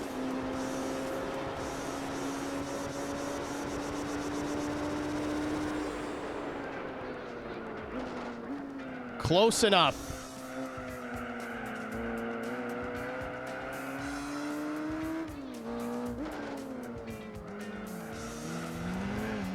I said I'd save a lot of the monologue for Saturday, but, like, we were kind of on the topic already. I can't believe it's been 16 years since I was like, oh yeah, I could make Call of Duty commentaries. This isn't that hard.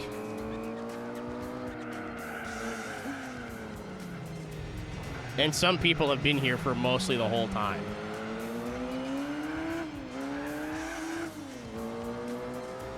Like, Badger's been here basically since day one. I forget what his old username was, but he was in my YouTube comments from, like, the first year of me making videos. Puppet's still a mod. He's been here for most of it. Reaper's been here through a lot of it. Ow. Not the only ones, obviously, just the ones I thought of first.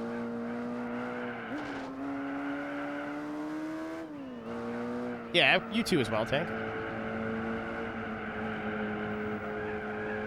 Yeah, not a lot of people make it this far. And if they do, not a lot of people, like, can say they're growing. I feel very lucky and very fortunate.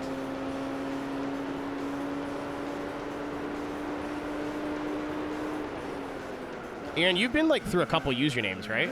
This isn't the only one? Like, you had one before, at least one.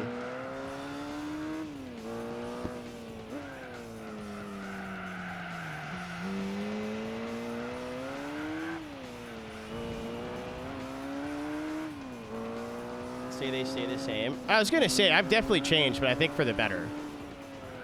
Like I used to be a little bit more toxic and like more of an elitist and like had some very strong opinions on some things that kind of didn't matter. And I know what you meant, Ruby. I had to reread it twice, but I know what you meant. Yeah.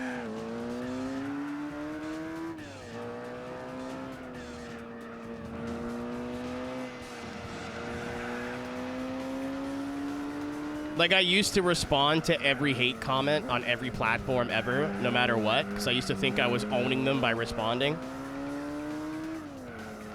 That's originally what the, like, best of the internet channel, I think it's just clips, quotes, and whatever. But that's originally what that channel was for, was when I'd get hate comments, I'd be able to, like, hey, you know what? Fuck you, your nose is weird. Your parents hate you, bitch. Like, it's... Which in the moment, funny, but like at the end of at one point, I don't remember when it was, I was just like, this is just as sad as the people leaving the comments. I was like, who are you doing this for? Like me? Who cares?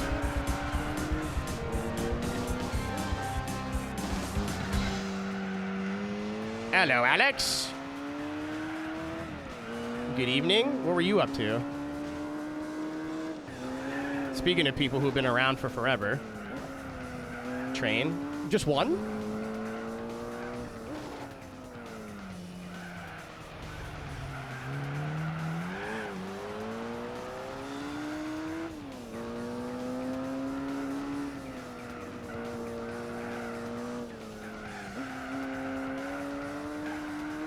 Your professional train? Thomas?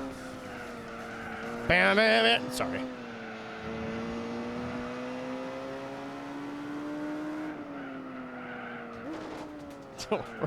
She about the last night, Trebek. Good for her. Good for her. She deserves to get a little freaky in her twilight years.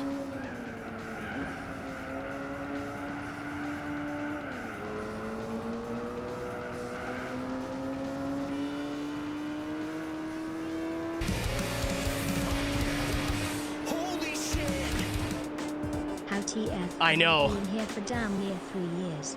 I know. I feel so old sometimes on this website. Yeah, Aaron, that was like peak. That was peak. I was in my prime. I think that's when I should have had HD capture equipment at that point. I don't remember. It's been so long.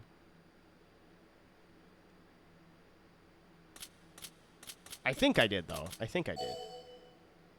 I was right about when I got hooked up with Machinima and bought my Hop Hog. I think that tracks.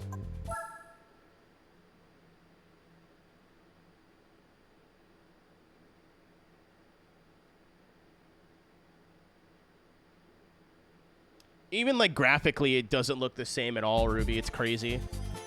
I was looking through some old clips and I was like, I found something. It was a super late model when we figured out how to drift it. Remember Val Dudes?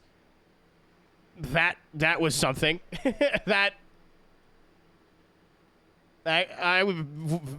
Me and Val Dudes were like chums for a while. Am I correct in saying he fell off the wagon a little bit?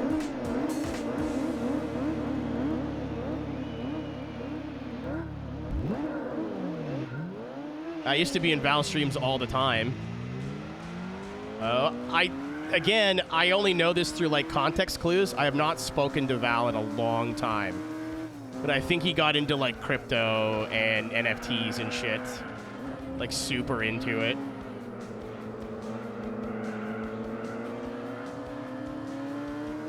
And I can't say I'm entirely surprised. I'm dead now. What happened? I don't know. He might just got bored. I don't know exactly why he stopped streaming, but... Like, we talked, but we weren't, like, besties. I used to raid him all the time, and, like, vice versa. So I think he was more of a Gran Turismo person at the time.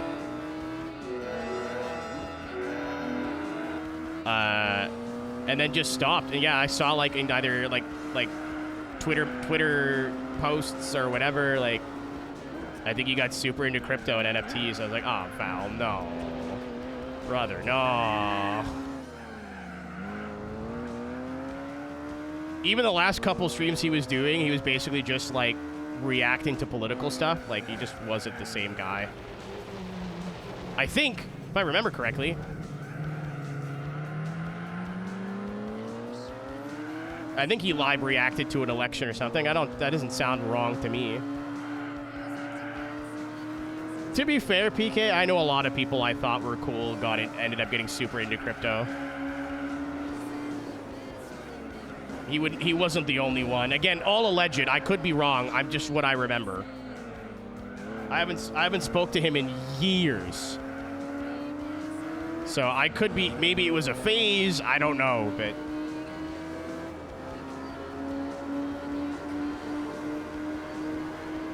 no. What are you Reaper, what are you talking about? Those are guys I worked with.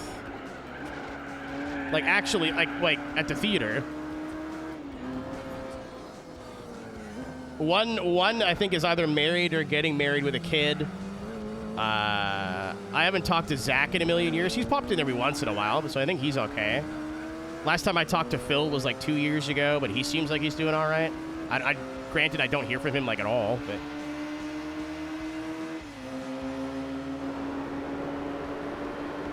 is that Phil?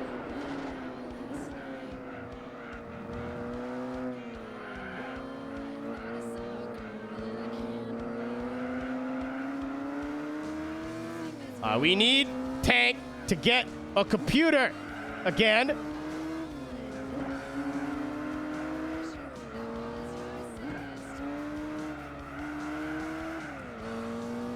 I saw on YouTube. I don't remember at all, Reaper. I have no clue what you're talking about. I don't remember playing Fortnite with anybody else other than Ian and people from work.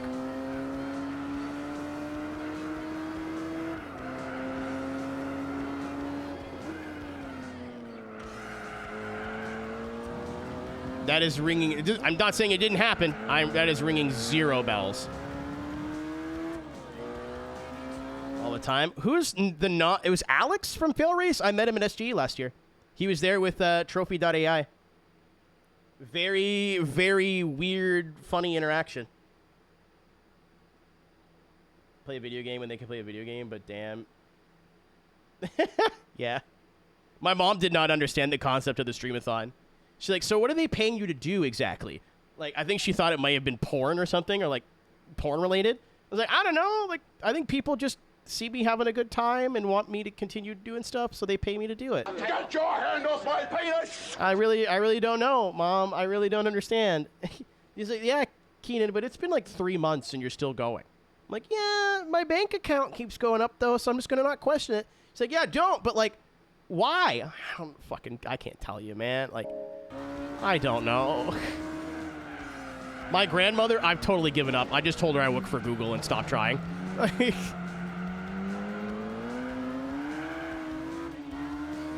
I have immediately given up trying to explain it. I've tried so many different times. She goes, you work for the Google. I'm like, yeah, you're right. Yeah, no, I like that. You know what? That works. Sure. That's the one. You're right. Mm-hmm. Oh, Ruby, this was like when I was doing YouTube more than streaming. I just gave up. I'm not going to try and explain to her the different company. Nah, she's like 80. Fuck that. Whatever she has in her head is the truth. Like, she had a fucking stroke. Like, no new information is going in her brain anymore. Whatever's in there is in there now. She sent me money the other day randomly.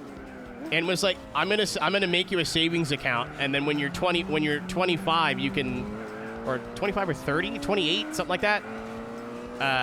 You can open it back up. It'll be like a trust. You'll love this. So like, I'm 32.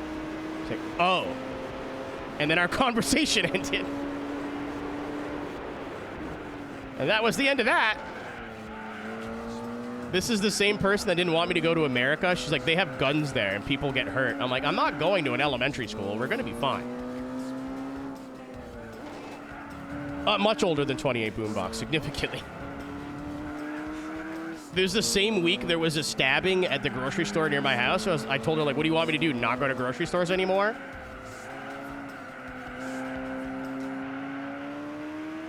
She's like, yeah, but I'm like, yeah.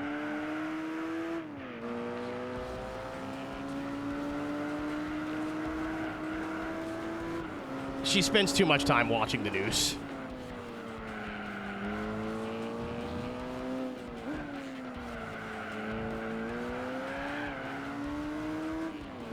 It's not like I get off the plane and all of a sudden it's like team deathmatch. It's like, it doesn't work like that.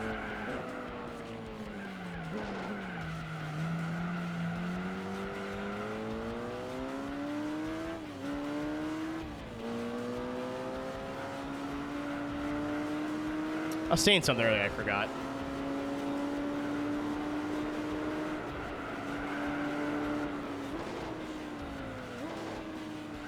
Is she just like a habitual door locker? I'm not sure what you're saying.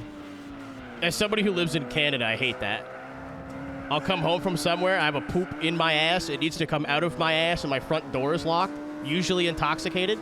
Like, you knew I was coming home? It's like 2 in the morning.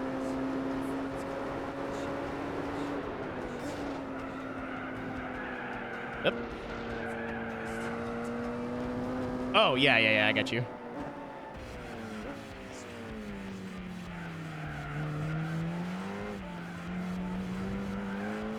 Yeah, I got it. Like, what do you mean you wouldn't take your key?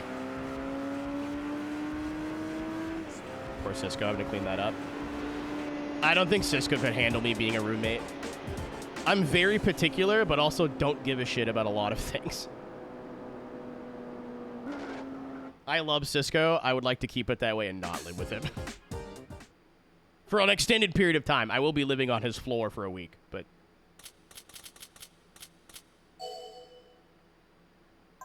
No, Cisco's American and I'm not.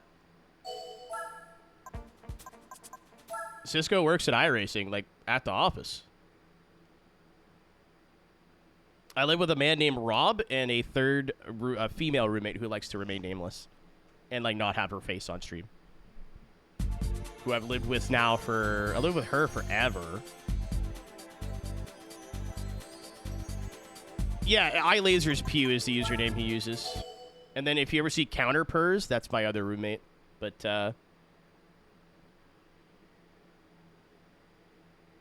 I've known her since high school.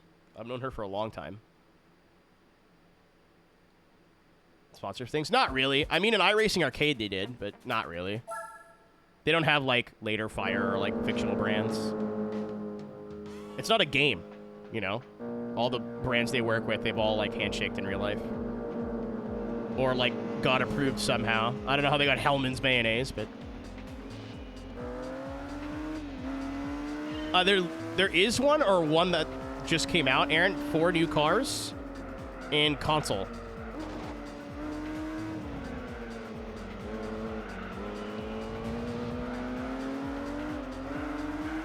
No, Team Rick did not show up in iRacing Arcade. That would have been funny, but no.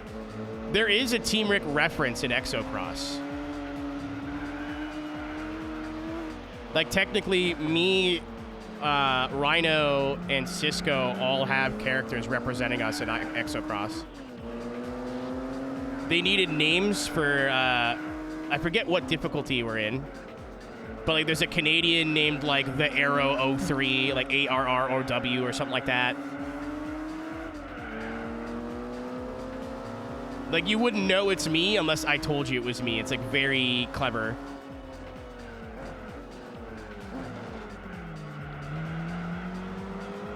Easy, probably. I think it is. It's, like, easy or the second hardest, second easiest.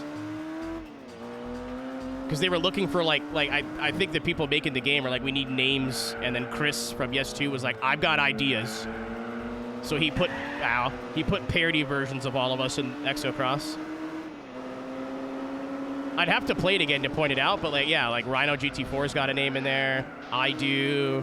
If you were regularing Yes 2 at the time, you have, like, some sort of reference to you in the game. The Aero Jelk. Oh, this was before the Jelk arc. Which, to be fair, is Rudy's joke. I just gave the kids a place where they could jelk for free. There's free-range jelking here. If you type the word jelk or try to do the JELQ in Rudy's chat, you just get auto-banned. Like, auto-timed out. So I was like, wouldn't it be funny if when Rudy's not active, if I just let people do that and if not, encourage it? And now it's... I stole a lot of my best jokes from Rudy. You guys remember when I used to have channel point redeems, but they were like on a timer, and then I got rid of the timer? You can thank Rudy for that. Me and Reva went, haha, yes, guys, unbelievable, for about 5 straight minutes. And I went, this is hilarious. I need to do this on my channel.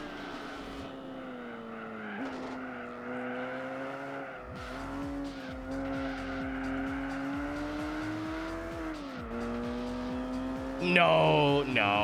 TTS I don't find funny. It's annoying. If it's somebody else's channel, I could just, like, not pay attention or mute it. If I'm trapped here, no. You guys have enough power to annoy me. You don't need any more.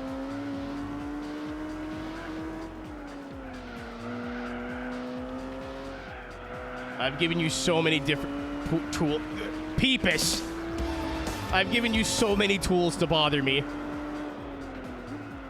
I don't need Keanu Reeves' AI voice coming in my ear every day. I really don't. Funny? Not. No, thank you.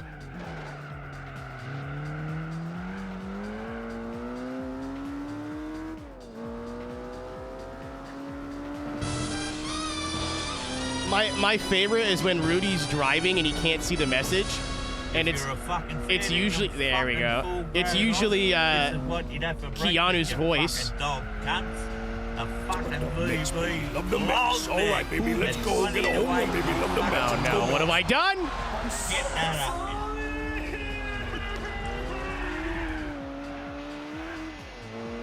Stole my redeem. What do you mean?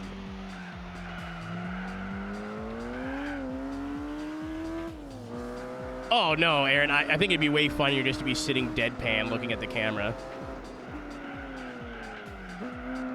I gotta do that soon before I forget.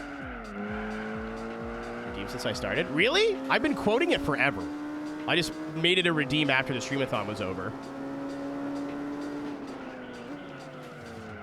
Okay. Let's kill him. Let's kill this guy. Let's beat him to death with hammers. Aaron, it's on my list of streamathon, like, redeemables that I owe.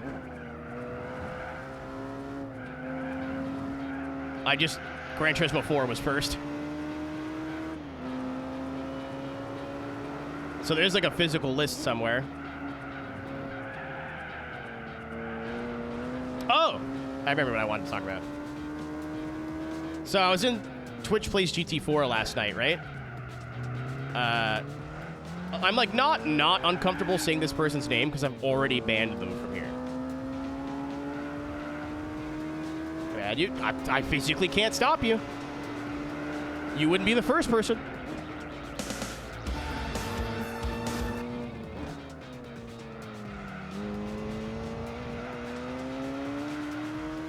I reached for the raw. It was close. Got it.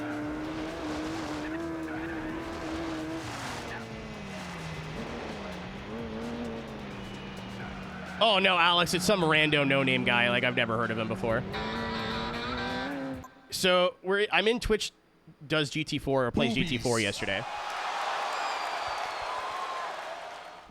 I was trying to get a pink Mitsubishi Colt 24 Hours of Le Mans, and they, like, just stopped me. Like, I was literally sitting on the start race screen, and then someone redeemed to unplug my controller and backed us out. I was like, no! And I can't get mad, because I'm, like, trying to troll. Like, I'm being a shit. Right? I'm making their experience worse, because I think it's funny. Right? So, I can't get upset about that. But anyway, that's why I was there. And then Gravy ended up starting the Formula GT series, because they needed to do it for progression. So, I'm like, I'm not going to back them out of something they're doing for progression. That's also not in the spirit of, like whimsical trolling. Don't worry. I will be at the iRacing office with nothing to do a lot of time next week. They'll get theirs. Don't fucking worry about it. Do not worry. I was not the only joke I had planned. But anyway, we're sitting there, and this guy randomly joins in. Keep in mind, it's Twitch Plays GT4, which is totally automated. There's nobody running the stream. There's not even really mods there, at least in the times that I'm there. Guy comes and goes, "What's good, brother?"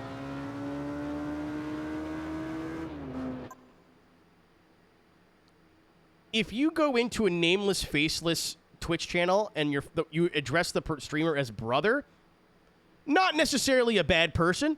That's red flag number one.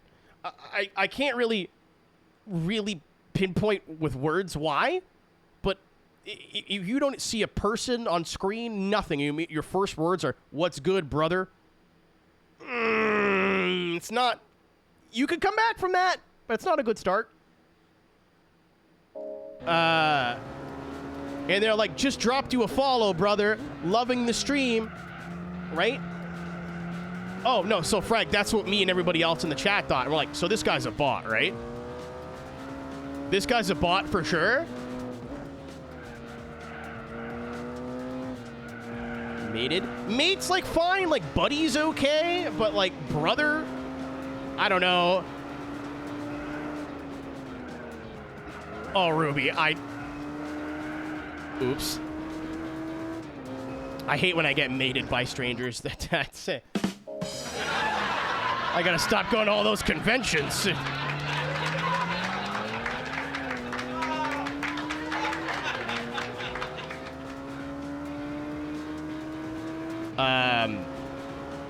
But like me and the other people in chat are talking back and forth. And I'm like, yeah, this dude's gotta be a bot for sure.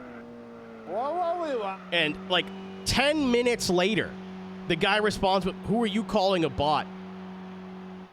And remember how I said earlier, like, I don't respond to, like, every piece of toxicity anymore because I just don't think it's healthy? I was post-safety meeting. I had time yesterday. And this guy's channel, the description in his Twitch bio, AI. The header, AI. He had 3,500 followers, but no clips, no past broadcasts, nothing.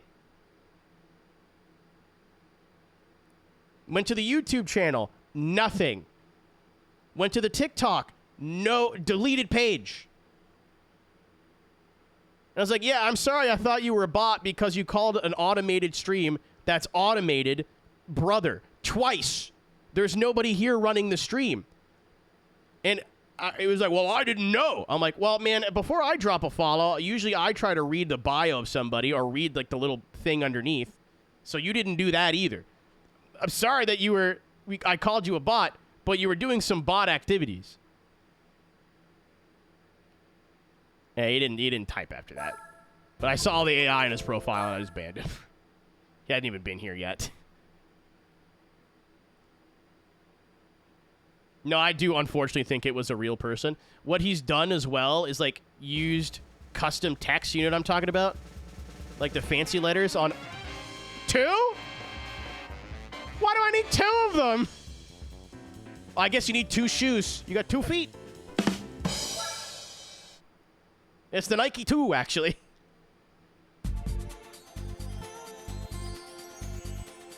Yeah, Brandon, I wouldn't risk it. If you're too good at your job, you might get...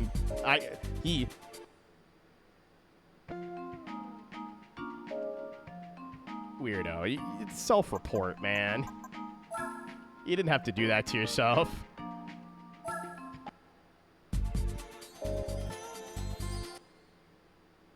Oh. Interesting, Meister. I did not know that.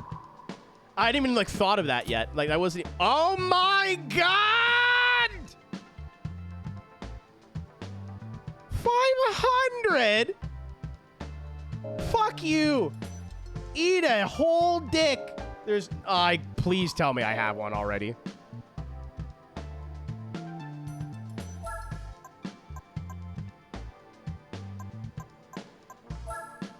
Please tell me I have one already. I don't think I do, but maybe I do. No, it's not down here, is it? No! That sucks. Fuck. How much are these worth? Because I have duplicates now.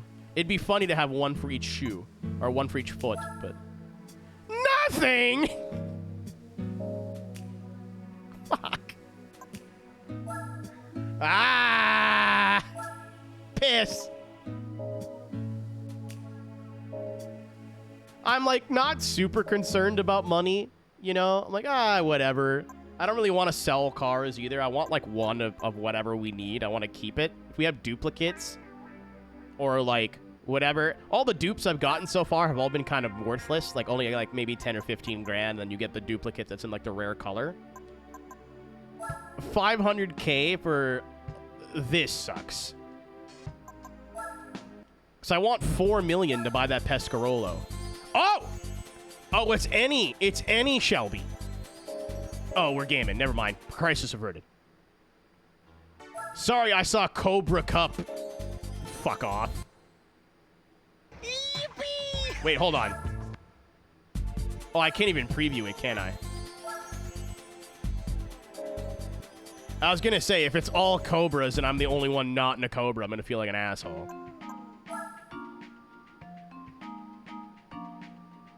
This is the reward car.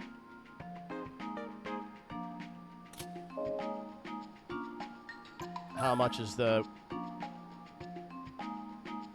Significantly less.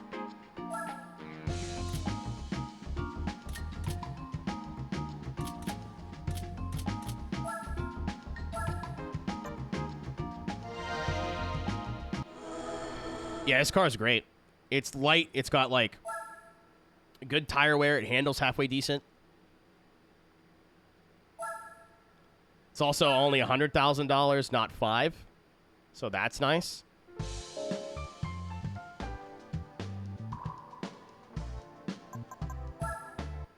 Did a brain fart there. Hey, Gran Turismo sickos, is this the last US one I have to do?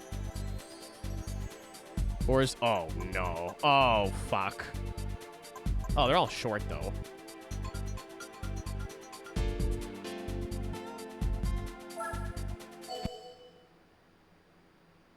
I'm doing them in order, so I'm at Shelby. I think this is the last one. Okay.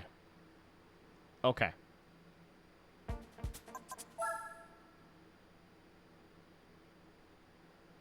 At least it's not a championship. It could be worse.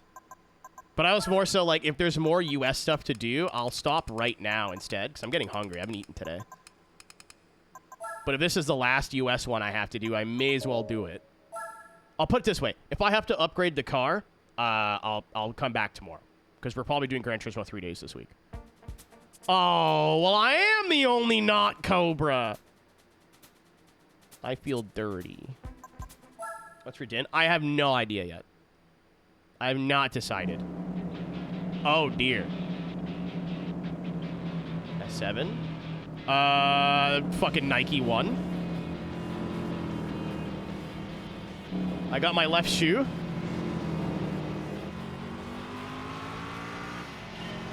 On paper, we should be faster. I think they've got more power and they're lighter, but they're like less controllable and they'll top out sooner. Yeah, if we have to upgrade this car, I'm just going to come back tomorrow. Because we're doing Gran Turismo tomorrow. I got to, probably. A top like me. And this is me believing you, Ruby. Uh-huh. And I definitely believe you for sure. Yup. Actually, you raced with Paige. I may actually believe you.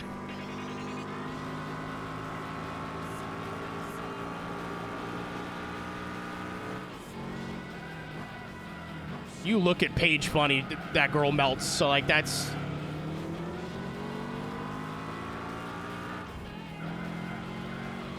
That tracks.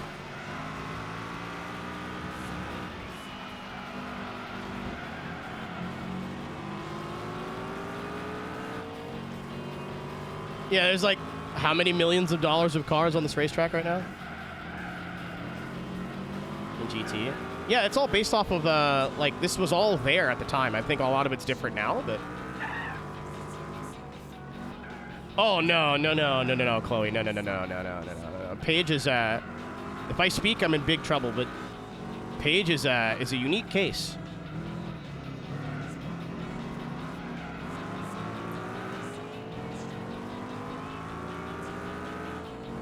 You know what, Ruby? Good for her. Good for her. This is not page slander.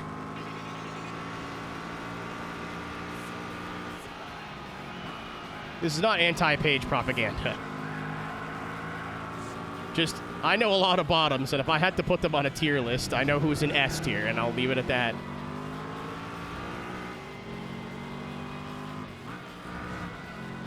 Oh, okay, fair enough. Let's wait.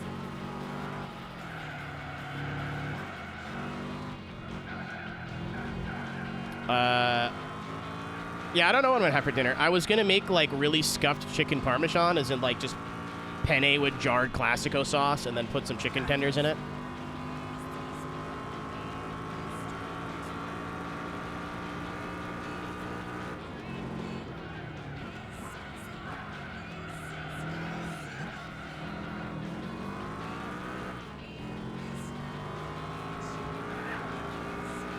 Also, just the way it sounded, I don't know what I implied by, like, saying all that about her. How I know this is that me and her have DM'd going, girl, smiley face.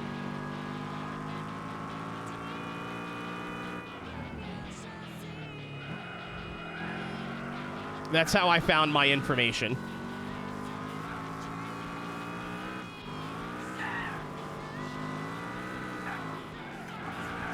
She's like, where do you live? And I told her where I live. She's like, oh, can I come see you? I'm like, I don't really know you that well, but, like, let me think about it. Why are you going to be here? Because I know where you live, and it's not here. And she was like, oh, girls. I'm like, yeah, fair enough. Fair enough. Good point. Solid point.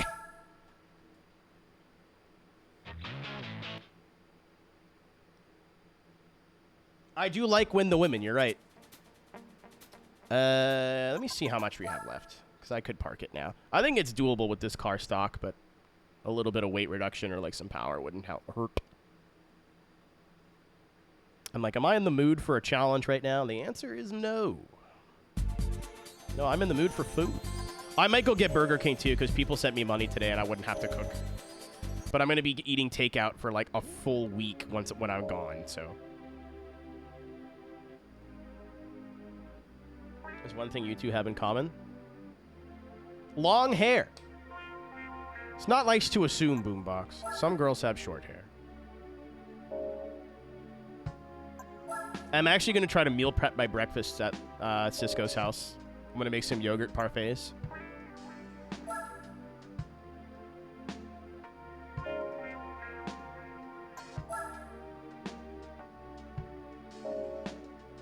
So that I don't have to get food at Dunkin' every morning. And spend fucking $20 on sandwiches in 3 days. I thought there was an Infinity one, but I guess not. Yeah, I don't even think you can use the Chin Man car, which is kind of sad. All the goofy fucking cars that you can't race should have at least had one makes. I'm sure they do in Spec 2. All right, we only have Shelby left. I think I'm going to park it here. I'm getting a little bit of a headache. I'm very hungry. So